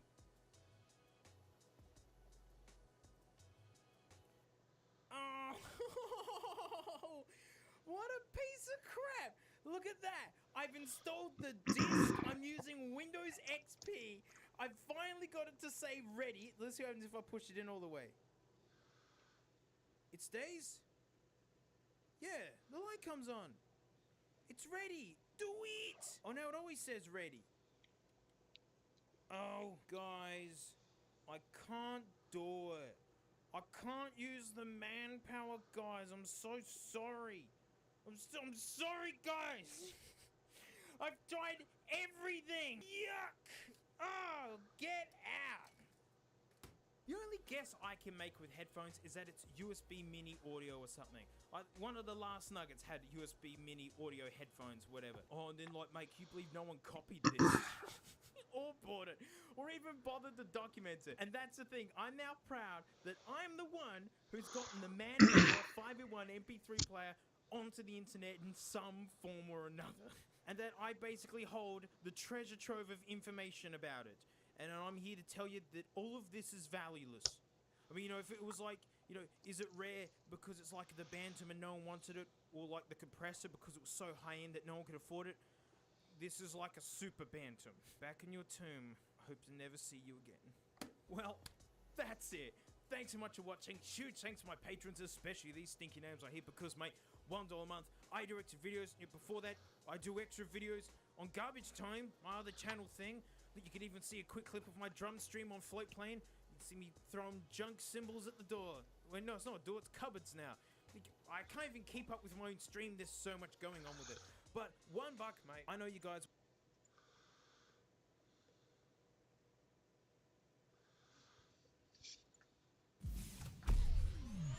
This is a really cool video. Today we're talking with one of AMD's leading engineers on RDNA 3 to learn more in depth about how this Yes. architecture works. Talk to this me. man is Sam Nafziger, and if you're not sure why you should listen to him, he has a pretty good track record of proving exactly why you should. So I had to convince everybody in the company that chiplets were the way to go, back in 2016 when it was still completely unproven.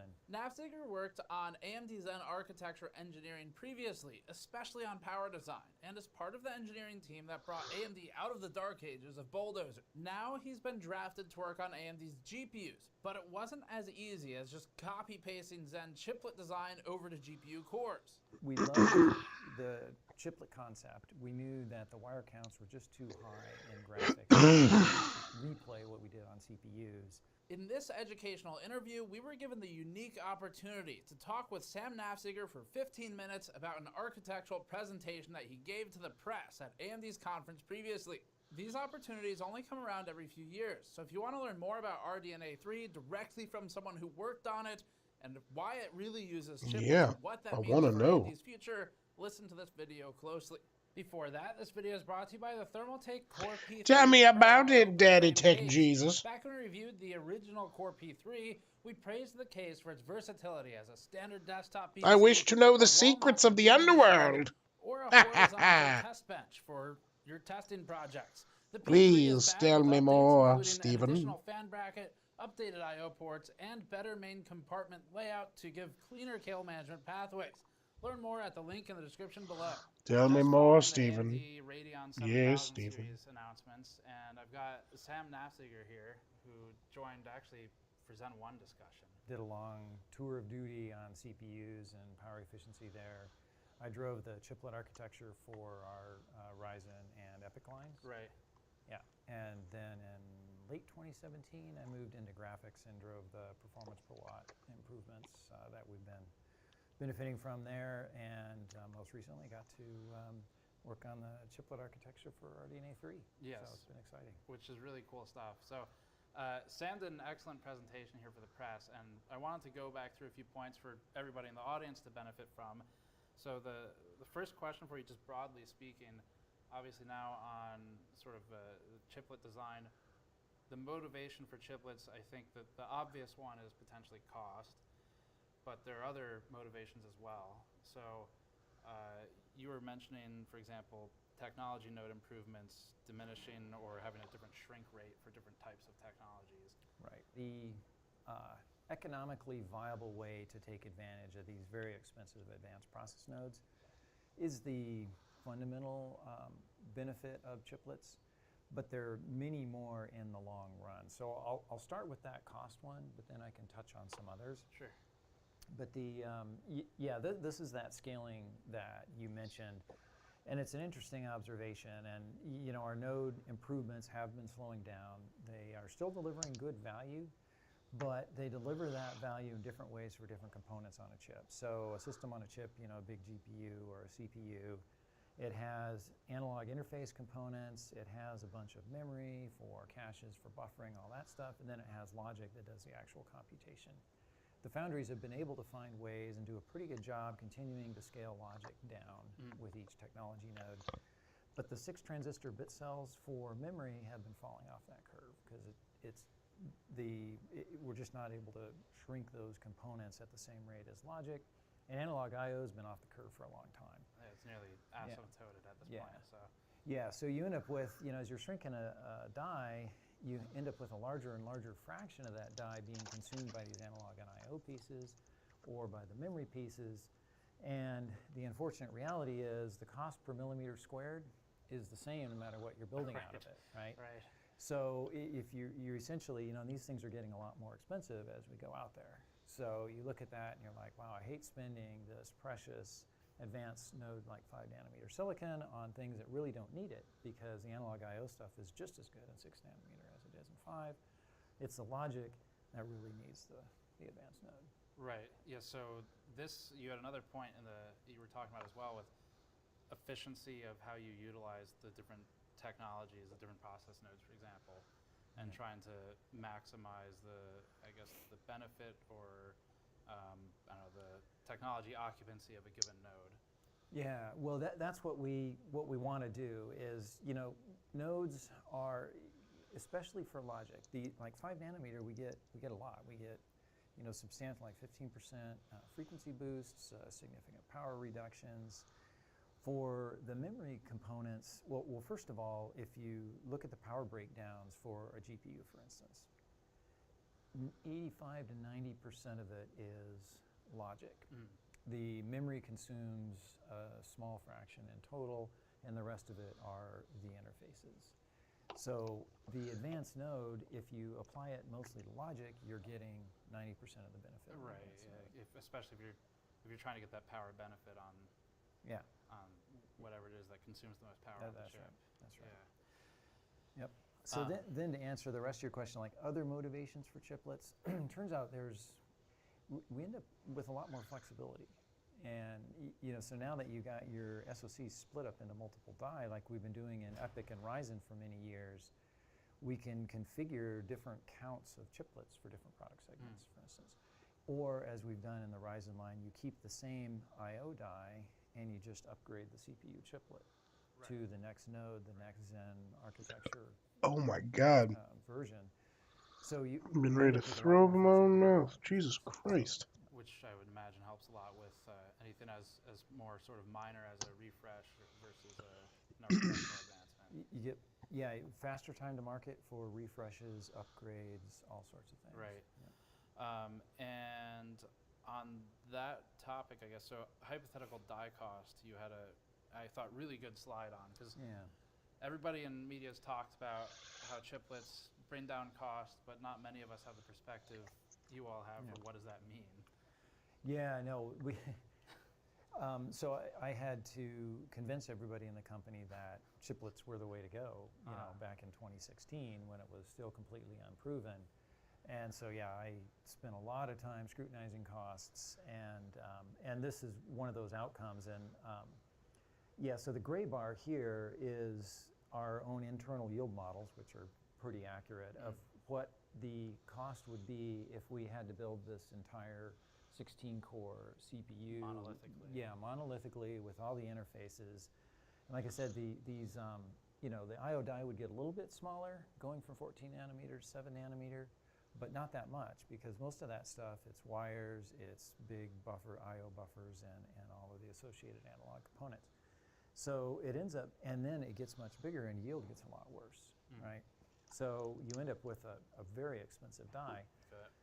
Over 2x normalized cost, or 2.0 normalized cost. Yeah, because these little guys at 74, depending on which generation we're in, they're like 74 to 85 millimeters squared, and you get over 1,000 of those on a wafer. They yield great. And so what you can do, wafers have a fixed number of defects.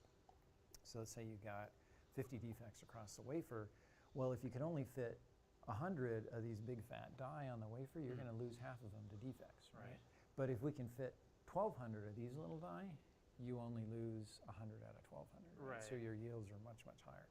So that's why this is so much better. So am I reading this right, where it looks like for 8 cores with a hypothetical monolithic 7 nanometers, so the gray line, it looks to be roughly equivalent to a 16-core chiplet approach. Yeah. Based on these models. So that's right. That's kind of crazy. It'd be about half the performance. Right. And we'd have to do 2 complete tape outs of leading edge SoC to get there. Yeah. Plus all the other. I guess the hidden benefit too is just the ability to gain from the chiplet approach, like you were just talking about, on the next product launch, because faster time to market, less complexity. And I should mention something that's perhaps not as obvious to those not steeped in the industry, right? Sure. So, the components in, actually, this is kind of a good diagram. Maybe I'll go there. Yeah, sure. The components in this I/O die, these DDR interfaces and these PCIe Express, and then there's USB and display ports and all that stuff. That stuff's really hard to design. It takes hundreds of engineers to develop these things. And those designs are very technology node specific. And so it's a multi-year porting effort if you want to move to a new node, right? So you go back, you go to these guys, 7 nanometer CCD, If you were doing monolithic, not chiplet designs, you'd have to port all of this very complex logic into the next node, along with the CPUs. And so you got a massive distributed design team, whereas you got chiplet approaches, you just design these little guys in the next node. Right. Leave all this, you can leave this the same. Yeah. Yeah. That makes sense. Yeah. And that would reduce, this probably, I'm assuming, plays into why Zen has been able to consistently launch on a fairly predictable schedule. Made a big difference. Right. Yeah.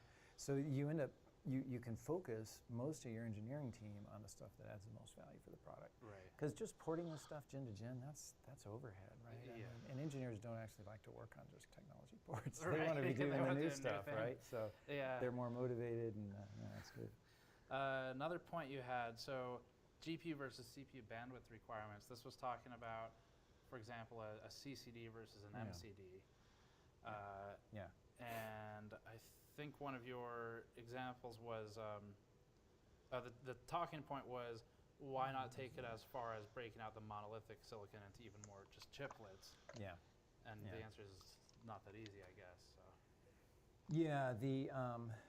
Yeah, maybe I'll stick with this Sure. one, and I tried to illustrate it here. So these are shader engines in a GPU, and that's pretty much a module. In fact, in RDNA 3, we made those. They have the decoupled clocks that I talked about and Right. stuff. So they're relatively independent units, but the bandwidth requirements are just so much higher because we're distributing all of this work. Okay. My back is starting to kill me, y'all. Of Been sitting here going for hours and, at this point. Textures and vertices and all this stuff. So way more. We've been going for almost 5 hours. This is probably my longest stream, man. It would be just gigantic. Couldn't Right. do it. Yeah, and so are you able to easily get that the scope shot up? I guess it was a microscope shot. Or Yeah, something? yeah. Let's go. That to was really the- cool. So the- what is this? If you can walk me through this. Yeah, again. yeah. So this is one of those. So this is an MCD over here. So this is a little sliver, 50, more or less, 50 wires, of which we have hundreds on all of those GCD to MCD interfaces.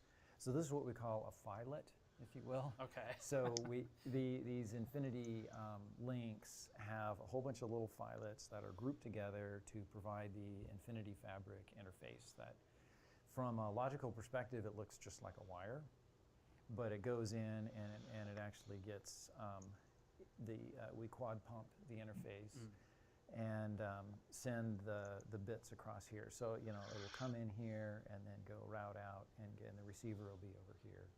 Right.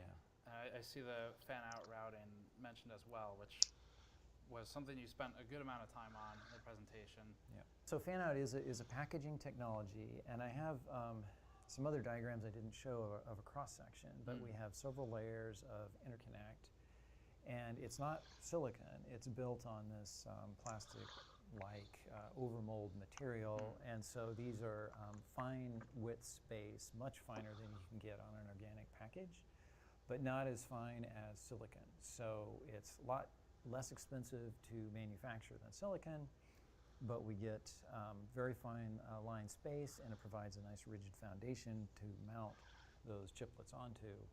And it's been in use in smartphones and such for a long time. You can Google fan-out technology. Sure. And what we've done is develop a much more, we call it AMD high performance fan-out because it's not for smartphones. It's Right. performance oriented. So we had to add layers. We had to tighten up the line space and to support these bandwidths. I've got two more for you. So one of the slides was about, you mentioned observing the periphery, observing around the periphery a large fraction of the die went to GDDR6. And talking about the shrink factor for these components on the SoC not being very good, I think is what I wrote down. So. Yeah, that's where we were. So we were, we loved the chiplet concept. We knew that the wire counts were just too high in graphics to replay what we did on CPUs. And so we were scratching our head, how can we get significant benefit? And we were aware of those scaling curves that I showed. And the observation was, there actually is a pretty clean boundary between the infinity cache and out.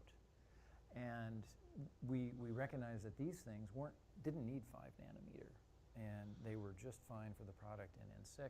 We were hardly spending any power, and the GDDR6 itself doesn't benefit at all from technology. So that's where we came up with the idea, we already have these GDDR6 interfaces in N6 technology, like I talked about the cost of porting, right, and all the engineers. And we already had that, and we could just split it off into its own little die, and you can see the results, right? So we were spending 520 millimeters squared here. We increased our compute unit count by 20%.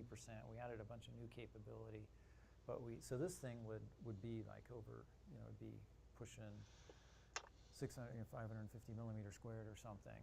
Right. But we shrank it down to 300. Cool. Well, I think we got to wrap it up now, so we're getting the wave. Okay. Thank you very much for walking us. Yeah. I will be right back because I need to stand up and take a break. My back is killing me. All right. Be right back.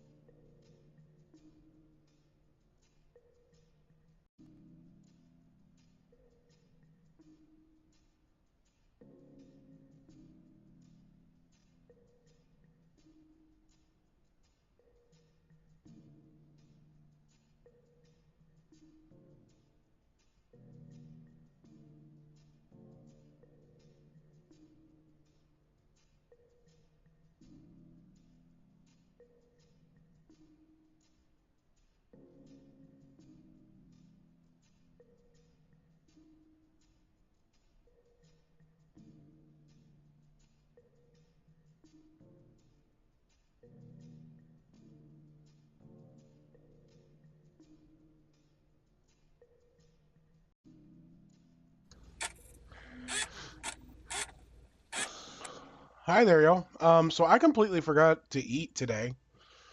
Um, and I felt like a blood sugar drop. So we're gonna take a minute from this, uh, watch stuff, and I'm gonna eat because I'm terrible about self care. Jesus, I didn't eat. I haven't eaten since like 9:30 this morning. So it's about time. I just think he's a very interesting individual. Over time, we'll peel this onion, find out what happened. I don't think that guy has a. FTX tried to hide billions of dollars in fraud, and now their ex-CEO, Sam Bankman-Fried, is trying to convince everyone it was an accident. He isn't such a bad guy. He just got in over his head. And already there are financial commentators like Kevin O'Leary. I have been watching the FTX dissolution, and it is fucking hilarious. Everything about it is hilarious. Now, it may not surprise you, but Kevin O'Leary is a paid. It's not hilarious that people are losing their money, to be clear. It's just, Sam Bankman-Fried is a fucking weirdo. The New York Times, they quote SBF saying he was just distracted, and that's why FTX fell apart. Quote, had I been a bit more concentrated, that would have allowed me to catch on to what was going on the risk side. That's right, guys. If he only hadn't played League of Legends, he might have noticed he was stealing customer money. Now, of course, the New York Times was roasted for their uncritical take on Sam, as was Kevin O'Leary. But even respected financial journalists that I personally like Matt Levine of Bloomberg, have recently floated theories around that maybe this is fraud, but maybe not. Quote, I don't want to minimize the likelihood of intentional fraud and theft, but I want to say that the story of FTX also reads like what would happen if you and a few college friends set up a gigantic international financial exchange. Your friends are traders and engineers, not accountants and compliance officers. They're running a huge exchange and are too busy for paperwork. They move fast and break things. Now, stories like that, to me, leave me wondering, well, was this fraud at all? Or was it just a couple of college grads who didn't know the value of an accountant? Could be either one, right? And I want to address this, not because anyone in the media specifically believes that Sam isn't a fraudster, besides Kevin O'Leary probably, because of course there are plenty of legal reasons not to explicitly call someone a fraud. But I still think it's relevant to address these ideas and narratives either way, because you can be certain this is going to be SBF's defense. He may have been dumb, he may have been negligent, he may have made some mistakes, but he isn't a criminal. He already came out and said it once. I effed up twice. But instead of mentioning fraud, he says it's because of poor internal labeling that FTX fell apart, which I mislabel things all the time. And in a way, that's a compelling, simple explanation. Don't attribute to malice what you can attribute to stupidity. Or in this case, don't attribute to fraud what you can attribute to a polycule of 20-year-olds in the Bahamas getting in over their heads. That is basically what he wants you to believe. And so I'm here to answer that question. Could it possibly be that FTX is just a story of negligence? Well, the short answer is no. And the long answer is hell no. Since FTX unraveled, I've been speaking to Alameda insiders, FTX insiders, even people who called out FTX months ago, like short seller Mark Cohodes. And the one thing I'm positive of after all of it is that Sam is probably the greatest con man of our generation. The only real question I have is why did it take us so long to find this out? Now, as I share the evidence that supports this claim, bear in mind, compiling a complete post-mortem on FTX is admittingly difficult. A paper shredder leaves behind better evidence than Sam Bankman-Fried.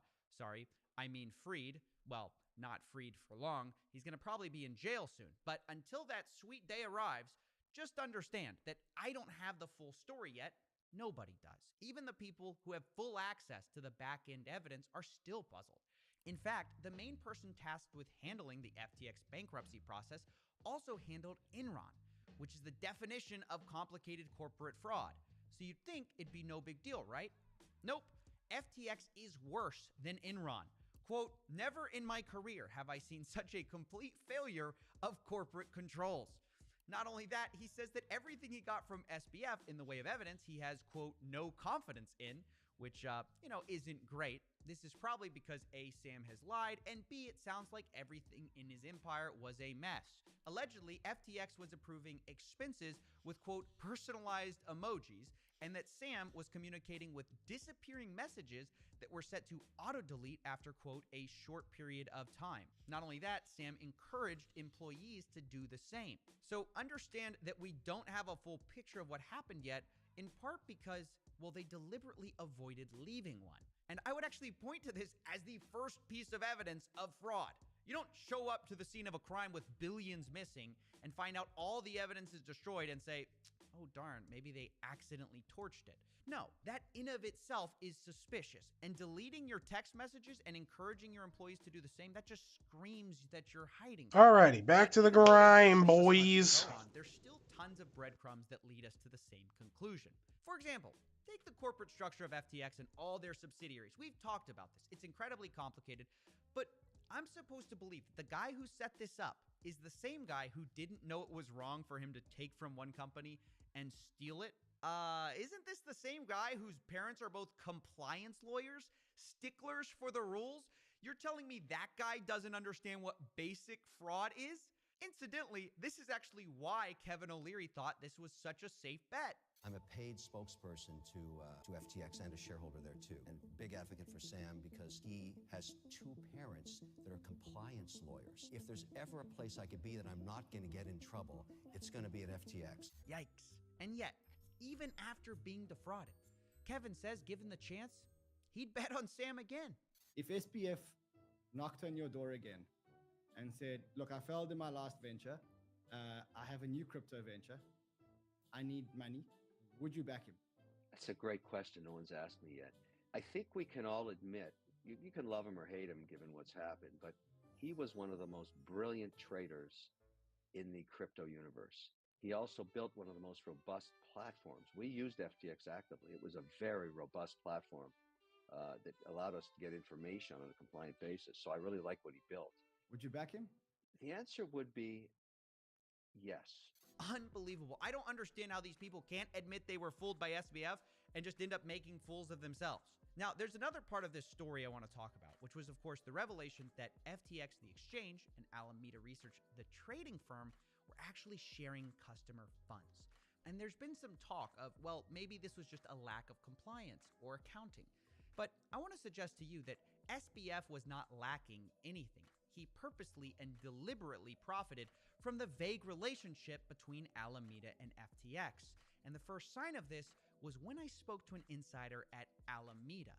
He told me that they would often use insider knowledge of the coins that were going to be listed on FTX, and then they would go buy those coins up knowing that it would pump in price when it was finally listed. In other words, an easy profit could be made. This, by the way, is similar to what happened on Coinbase, and 3 people were arrested for insider trading in that case. But unlike Coinbase, this wasn't rogue employees. This was Alameda itself doing this.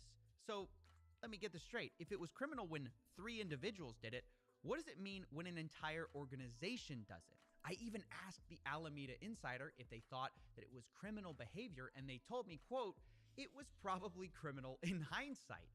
Yeah, you know about the 2020 of hindsight. Sometimes you realize, wow, that was probably illegal. Now, this insider evidence is actually further validated by public reports that Alameda Research amassed swaths of tokens ahead of FTX saying it would list them, according to an analysis of public blockchain data. This is from the Wall Street Journal, and it just corroborates this insider testimony. There's insider trading going on at Alameda. So do you think someone, Sam, who is doing criminal activity is going to want a bunch of accountants and compliance people sniffing around? No, they're going to want criminals hanging around them. So with that said, and completely unrelated, guess who FTX chose as their chief regulatory officer? This guy, Dan Friedberg. Now, Dan's past is very important because he used to work for Ultimate Bet, a poker site which got in a lot of trouble and has a very shady past for reasons we've explained before. Ultimate Bet got in trouble because they were giving some of their players a God mode that allowed them to see the other players' cards, which would obviously be an advantage if you're trying to play poker. Wow. So Friedberg was working for Ultimate Bet during these God mode days. And although he was never charged with anything, there is leaked audio coming out from him conspiring to hide the owner of Ultimate Bet from facing any consequences from using it. Here's Russ Hamilton, the former owner of Ultimate Bet, who used God Mode and admits to making money with it, telling Friedberg that he wants to get out of this cheating scandal. I feel, and I did take this money, and I'm not trying to make it right, Dan, so we got to get that out of the way real quick, okay? So then Dan Friedberg replies to Russ that maybe they should just blame it all on a third-party consultant and say that was who used the God Mode on their website instead of Russ himself. I think for the public, it just has to be former consultant to the company, took advantage of a server flaw by hacking in the client, been able to identify exactly when. Sometimes he played with it, sometimes he played without it. Sometimes he intentionally won, and sometimes he intentionally lost. Very erratic play. But we've been able to identify the times when the tool was up and their net wins. And that's what really. And what you could also say is that the tool was originally set for a 15-minute delay. And he hacked it. He hacked it to a real time. I think that's what we do. So this is the guy they hired at FTX as their chief regulatory officer, a guy who once conspired to hide his cheating boss. And of course, there are more red flags about the relationship between FTX and Alameda. You might assume that, like, okay, if it was negligence, maybe everyone inside the organization was just sharing information with everyone. There was no walls in place, right? And that's what created the conflicts of interest. But that doesn't match with what we've heard. I personally have spoken to FTX insiders who said they were blindsided by the collapse. They didn't know anything. The Wall Street Journal also reports that FTX employees were completely in the dark, which corroborates that. So FTX employees had no idea what was going on at Alameda. Meanwhile, the Alameda employees, on the other hand, knew exactly what was going on at FTX. They had back-end access. So this relationship wasn't uncontrolled, it was one-sided. Back to the God Mode analogy, it was almost as if they specifically set up their crypto exchange to be pilfered by their traders without anyone knowing. Almost like they had a back door. Oh yeah, they did end up building a back door. I forgot, their CTO built a back door to avoid triggering red flags. See, it's hard to call things like this accidents or negligence. It's literally designed to be hidden. Alameda had a one-way window into FTX to steal whatever they wanted from client funds, and I do mean steal, not misappropriate, not negligently lose, steal. But unbelievably, the way it's quoted in like the New York Times, you'd think this was some kind of loan they took out. A margin position, it's called. But we know now it wasn't a margin position. Alameda apparently had a secret exemption from certain aspects of FTX.com's auto liquidation protocol, according to their new CEO. So this large margin position isn't a margin position at all, because they could never be liquidated. And I'm sure Dan Friedberg is somewhere on a call trying to figure out how to blame a rogue employee on this secret exemption. But let's be honest with ourselves. Alameda knew what they were doing was criminal. That's why they call it a secret exemption. And they were even willing to lie about it to keep it a secret. Alameda CEO, Caroline Ellison, denied special access to Bloomberg News, saying, "We definitely have a Chinese wall in terms of information sharing to ensure that no one at Alameda would get customer information from FTX or any sort of special treatment from FTX." But obviously, this was a lie. Here's Sam Bankman-Fried lying too. Quote, "Alameda is a wholly separate entity." Well, we know that isn't true either. Looking back, it was obvious because even when you'd wire them money to FTX, the international wiring instructions were to Alameda Research. Not exactly separate. And so after finding all of this out, I spoke to Mark Cahodas, who called out SBF as a fraud much earlier than almost anyone else. And I asked him his thoughts, and he said this was all obvious a mile away. I knew something was wrong a year ago because everything this guy said, and you can play all his interviews back, nothing added up. You know, nothing added up. If people ask me a question, I will give them an answer or say, I don't know. I won't talk in a figure eight. You know, I won't answer a question with a non-answer again and again and again. Nothing this guy said has ever made a lick of sense. And if he would have come to my office looking for money, I would have told him to hit the bricks because nothing added. I mean, They didn't even figure out that his accountant's address was somewhere in the metaverse. I mean, at a minimum, you check out who the guy's auditor is and say, "Who's your auditor?" "Oh, my auditor's name is the Pep Boy, Manny, Mo, and Jack." "Okay, what's his address?" "Somewhere in the metaverse." Is this a joke? No, I'm being serious. Now, I know what you're thinking. Surely that can't be true that the auditor of FTX was located in the metaverse. But checking their official bankruptcy filings, that is the case. And now, because no one looked into it, FTX owes $3.1 billion to its top 50 creditors alone. And I guess if they have complaints, they can go to the metaverse and ask about it. I'm just kidding. Well, kind of. I actually don't think they probably take complaints in the metaverse. Either way, the question of was Sam Bankman-Fried a fraud is not much of a question at all. The real question is, why did so few people catch on early, and why didn't the media catch on sooner? I'm not sure. We can speculate maybe it was because of political donations or this whole story about effective altruism. But ultimately, what I know for sure is that people like Marco Hodes, they weren't silent. He says he took it to journalists before the crash to see if they'd do anything, and they said no. I went to Bloomberg with my pal who I was working on this thing with, and we laid it out to five ladies on the crypto team, and they passed. And they said it would be too much work. We'd lose access. It's bad for business, right? They'd hang up on us if we asked these questions. Well, at least I had the questions. Wait, I don't have a Bloomberg PR firm. denied a story with you because they thought it would lose them access and it was too much work? Yes, 100%. When? When did this happen? This happened in July. This happened in early July. They had everything. They had everything. Wow. They also said, but I didn't want anyone fired. I didn't want anyone fired, so I didn't give them this. They said it was bad for business, i.e. advertising.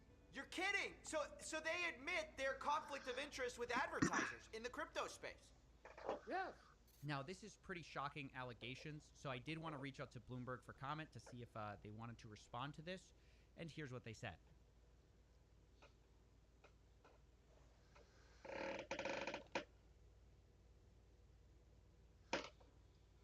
Yeah. Buying a used... They didn't.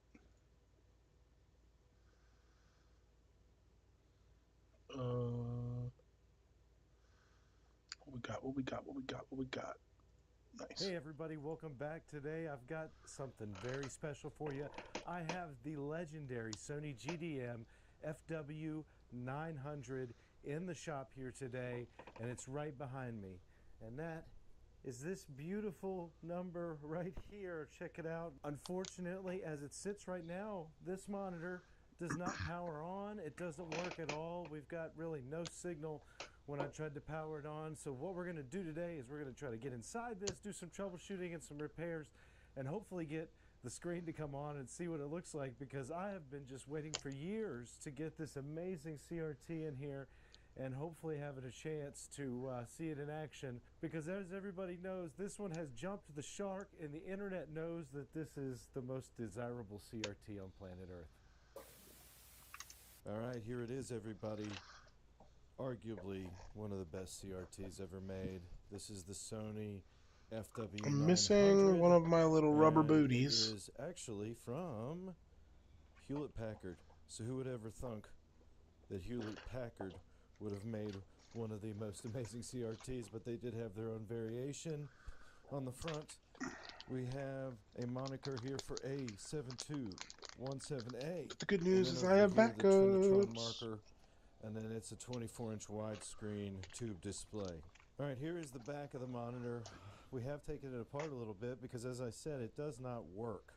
And there's a couple issues going on.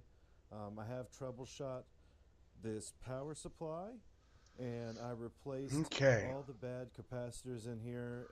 So here's where we're at. I've gotten all of my switches. I'm not going to do these in the Greetech Blacks, but we've got all of the switches done. I'm going to get this into the case, and then we're going to do keycaps, and then we'll call it a night because it is late. The important thing here is that we're getting it done. big thing, of course, being that we need to get this guy plugged in.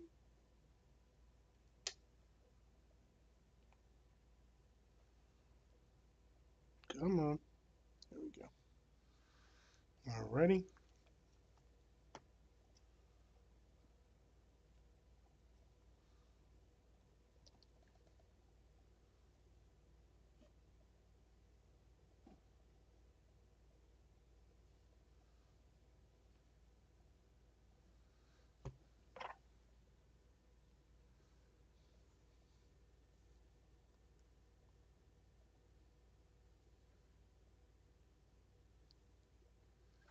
Gorgeous. Okay. Inspected all the fuses, all the traces, all the other components, and I found nothing that was visibly bad or tested bad, so I think that the power supply is in good shape now. But my suspicion is that most of the issues are over here in the deflection board, which is on the right-hand side. And again, I've removed some screws and a lot of things to get to the point where I'm at now. The entire neck board is already gone, along with our input board, which sits down here. And all that has to be removed because you have to be able to get this portion, which goes into the flyback here, you have to be able to get all that out of the way to be able to get in here and have a good one, Kyle. to the board and be able to remove the board.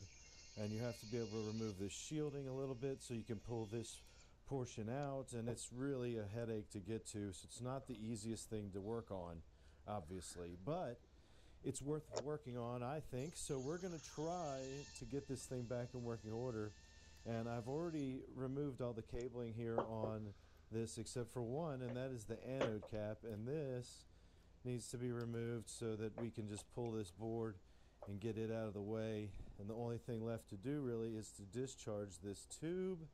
So I'm going to do that now. I do have my ground point here with my grounding tool, my handy dandy discharge tool.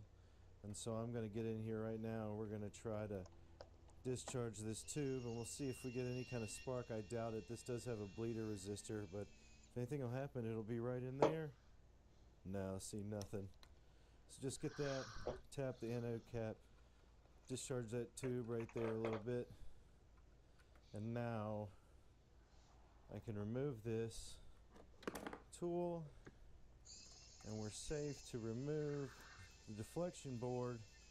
And now we can take this D board down to the shop because I suspect lots of capacitors on this board to be bad. There's a quick look inside here. Look at the connections and other points that we've got. It's an amazing piece of hardware Sony has here. This is our yoke. Look how amazing that yoke is. Wow. Alright, let's get down in the shop and see if we can't get this D-board fixed up. Then we'll see what happens. Alright, we've got our board isolated. I've actually removed all the shielding and cleaned it up just a little bit. But of course, it's the anode cap. And then down here is our main flyback transformer. And of course, we've got all this stuff that's helping us control our deflection and our screen geometry. And there's some pretty vital parts in here. And also, this board gets extremely hot. That's why you'll notice this huge heatsink plate. And then there's a couple other major heat sinks right here, but there's going to be a high temperature generated from this board, especially this side. So I'm going to check the solder integrity of here, and I'm going to go through and use this tool right here and actually. And after hours of work, all the capacitors. So if you want to know more about this tool, we are now at the final bit. and that will tell you all about this tool because I've done a review of it. It's a great Where handy is that space bar? And it will tell you whether they are good or bad without having to remove them from the circuit. And then I'll record the bad capacitors on my sheet here, and then I will basically pull those and replace them. And that's what I did earlier. Ooh. That's notably thockier. We're gonna keep going. The actual PSU or the power supply board, which was the G board, I've already gone through. That was all the bad caps in it. And we'll see how many of these test out bad. I'm betting it's even more than the ones that were on the G board. So let's go through now. We're going to get set up. We'll turn the ESR meter on over here.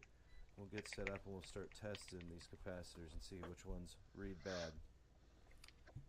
0.08, which this is a 220, so that one's reading bad. So C710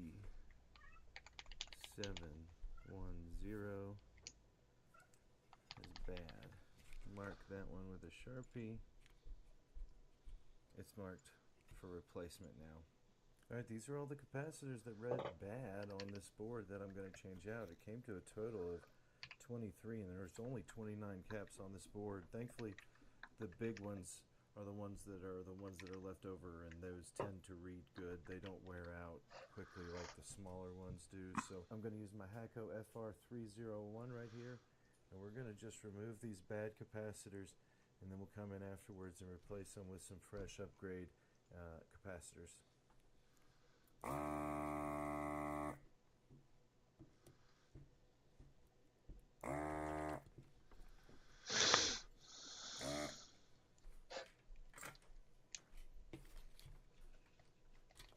Woo. Okay, Put in. that's our first one. Now we just have 22 more to go. Hold on, buddy. Well, that's all done. We've got all the capacitors that were failed out of this board. See how they're all just pulled from these sections mostly. Now the most difficult one to get was a bonus capacitor I found, and it's under this heatsink, tucked way in there. I doubt you can even see it, but maybe you can, all the way against the heatsink in the back, on the back side. So that's going to be a fun one to try to rethread and get back into the board. But that's all of them. There you go. That was actually 24 capacitors that are bad. So now I'm going to go ahead and make the custom cap kit, and then I'm going to install those capacitors in this board using my resoldering station. And then once I've finished all that step up, I will come back. I'm going to show you this board, how it looks when it's cleaned up, and then we'll put it back down there in the shielding and go test it with the other boards. Alright, so I've gone through and I've recapped that board, and then I went a little bit crazy and I decided that instead of just periodically replacing the caps in one board and then going on to the next board, I went ahead and serviced all the boards. So you saw the power supply and then the deflection board, but here's what else I've done in the meantime. Here is that deflection board again. It's been recapped, at least all the bad caps, but I also did this board, which was inside the monitor. And it's hard to get to. It's in the bottom. I'll show you where it goes here because we're going to have to put it back. But I figured rather than waiting for this to show me more problems, I'd go ahead and recap it.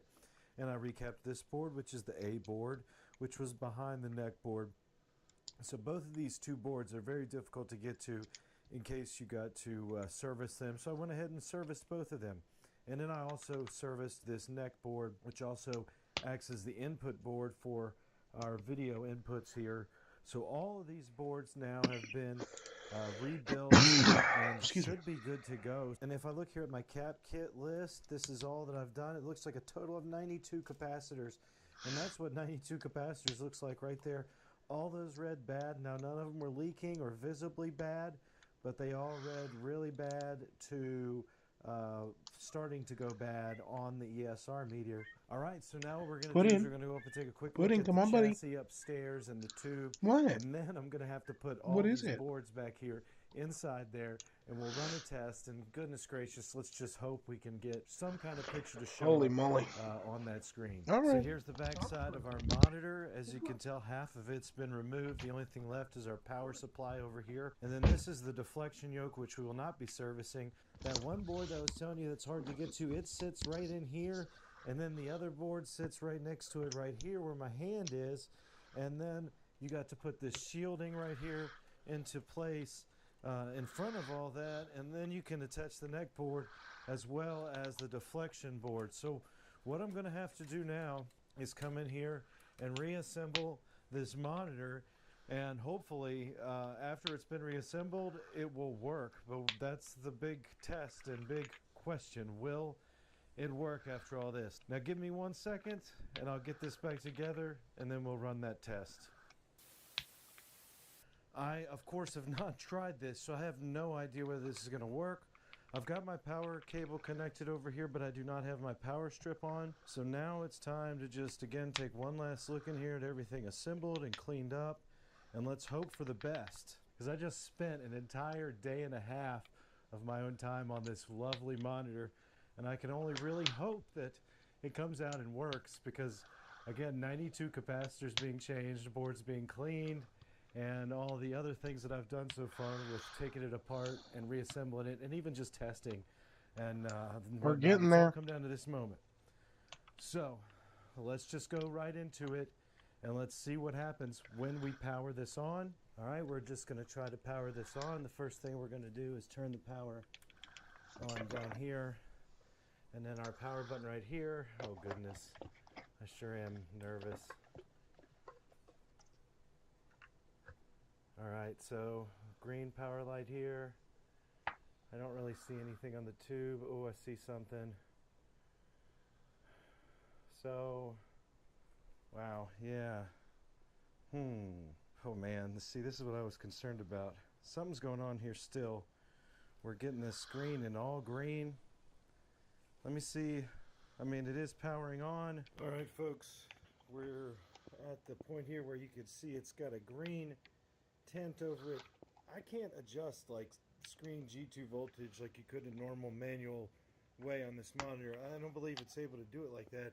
So technically I gotta wait for this thing to try to warm up. Now it keeps shutting itself off. I believe there's a short in the tube on the green line, and that's why we're seeing this green constantly, and then the lines where it's just over voltage on the green because too much voltage is on that line due to a short. That's what I think is happening. Now I do have the Dreamcast in the background, but as you can see, it just totally disappeared. And now I'm afraid this is going to just shut itself off, because it kind of would do that. There we go. See how it just shut itself off? It's kind of the normal thing it's been doing. It'll maybe stay on a minute and shut itself off. And then we do get some blinking lights down here. So I'll count the number of these blinking lights and see if the service manual says anything. Otherwise, I'm afraid that the darn tube is just dead on this bad boy.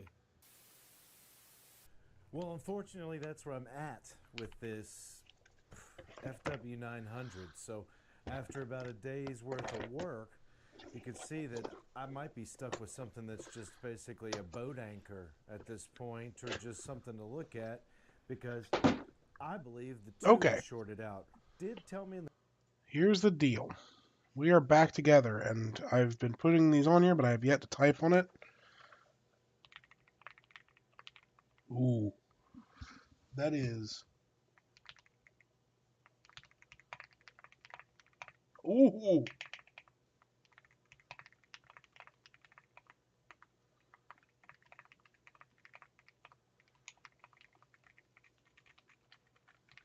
It's quieter, and it's stockier. Let me give this the old plug-in. And let me bring up my keyboard tester. So far, so good.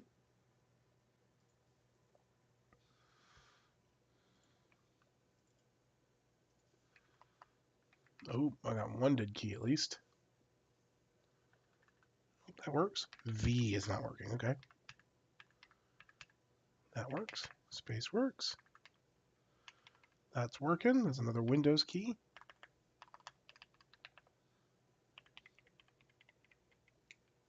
V is no.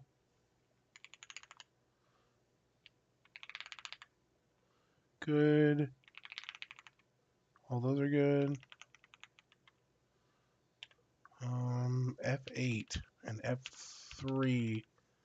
F3 would normally give me a search window, but it is not. So let's see here.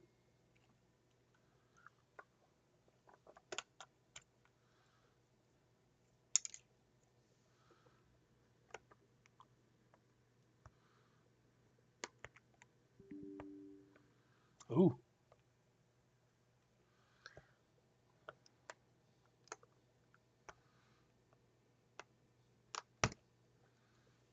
Yep, I see immediately what's going on.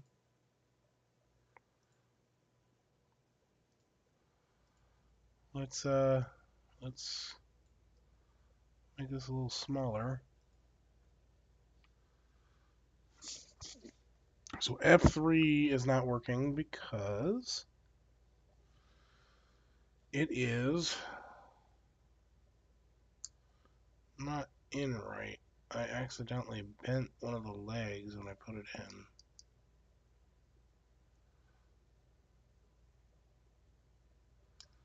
I imagine that's the problem with all the others. Let's see if I can get that one in.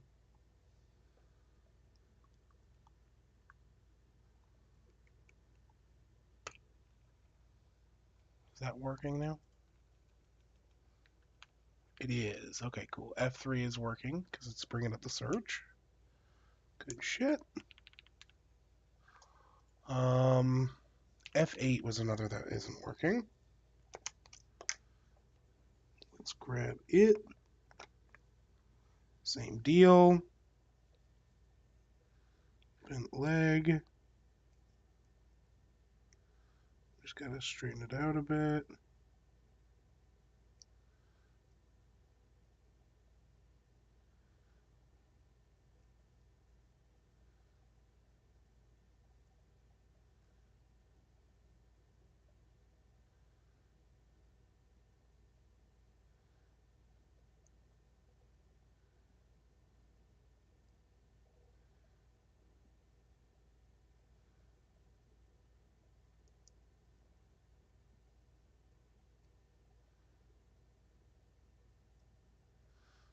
Okay.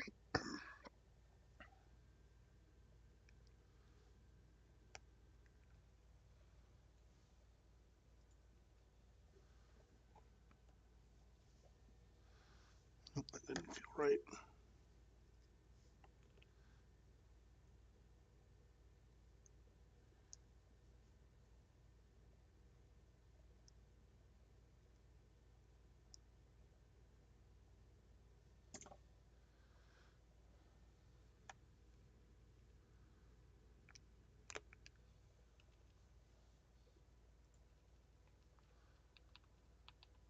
Nope. That one might be a dead one. Yeah, it just does not want to play ball. Yeah, that's why I didn't want to play ball. Little leg broke off. That's fine. We can put together another switch to replace that one. Let's do V, because I think that one isn't working either. Bet you Z, the exact same thing. We were lucky that the first time that we did this, yep, same deal. We were lucky that the first time we did this, it all went according to plan. Like every switch worked. I have a real nasty habit of breaking these switch pins. Just because I tend to be a little rough with them.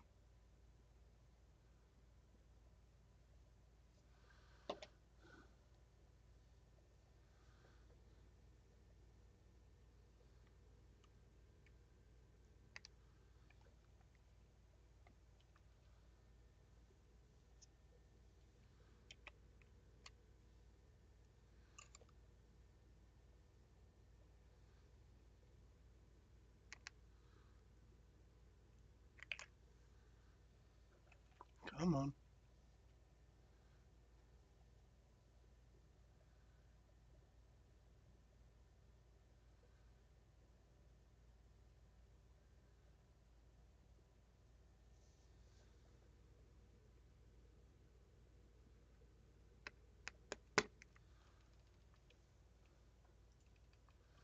No dice. Okay, so we got two that we need to... Yeah, this one's just going to keep doing the same damn thing. It gets pushed real hard.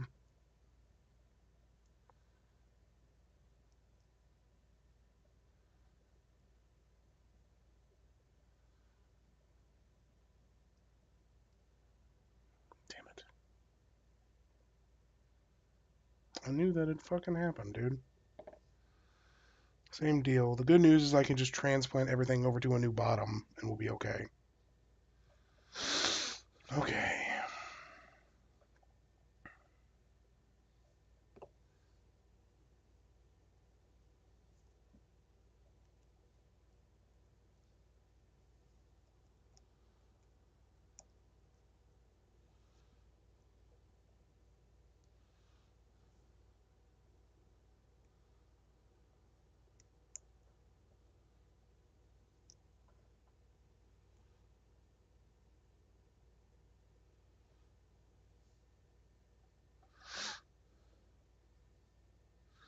Let me just grab my brush. Grab a little bit of the lube I got left.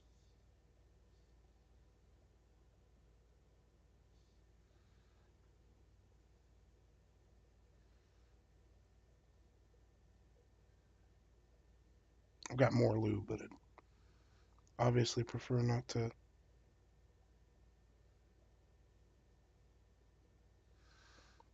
Have to take more out.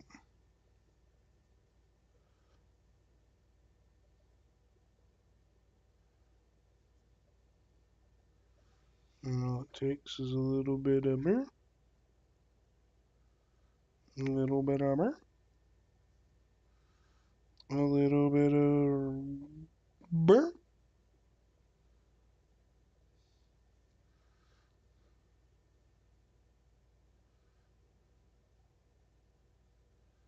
And then a burr.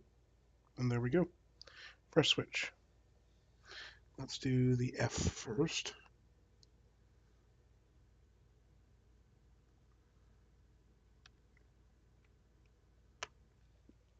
F8's not working.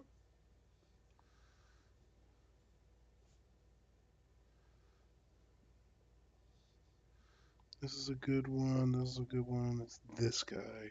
Yep.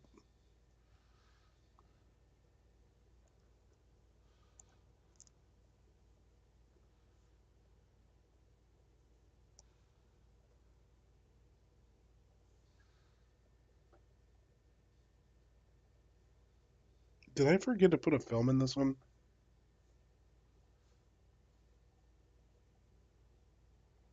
I did. I just straight up didn't put a film on this one. Maybe it was a good thing I took it apart. It was a good thing this one died, because I didn't put a film on it.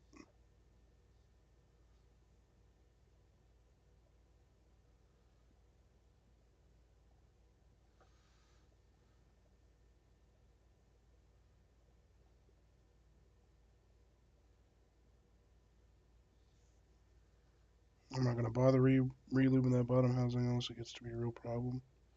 Should be plenty of lube on that slider. Oh, I just put it back in the wrong bottom. Motherfucker. Well, since I'm working on this. In the manual that there is a code that is flashed on the front of the monitor down here by the buttons, and it's actually going right now, and that's supposed to mean something as to what the problem is.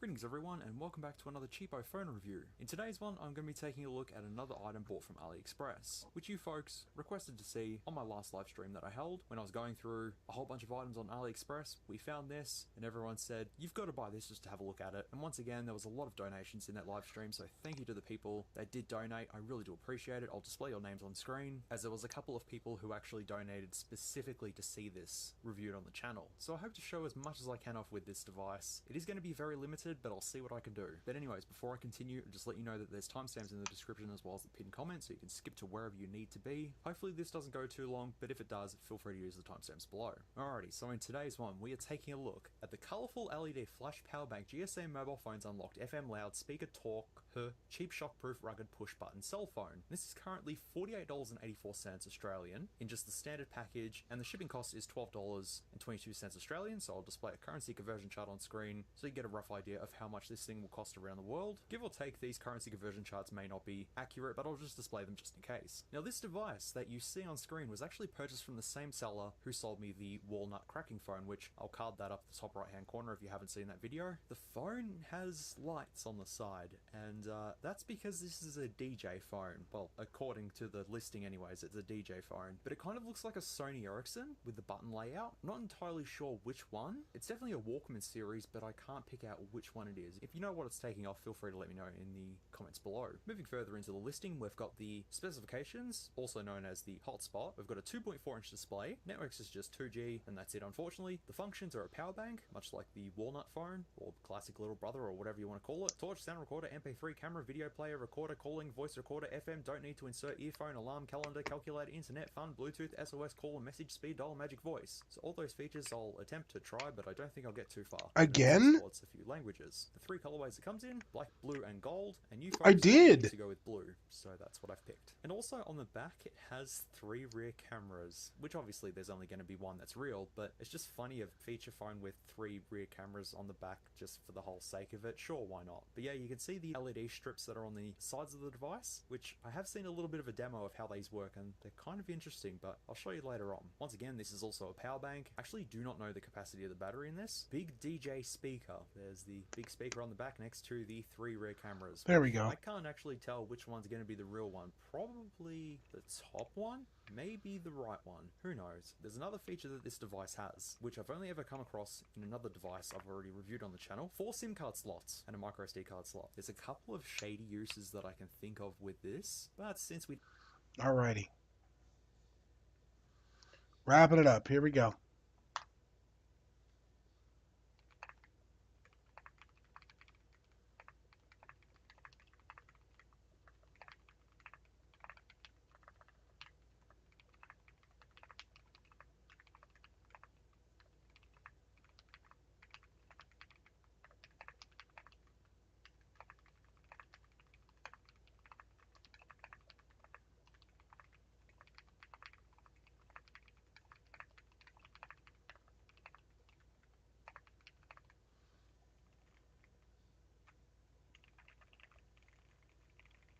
It is so quiet.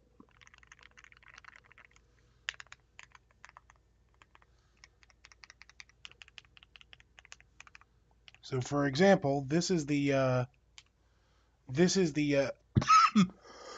excuse me. This is the ones that were in there before.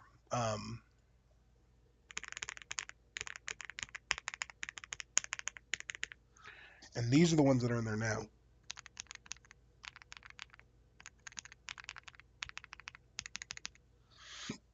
Infinitely quieter. Alrighty, y'all. Well, it has been a ton of fun, but it's late and I am exhausted. So y'all have a good one, and I'll see you on the next one. Thanks so much for watching.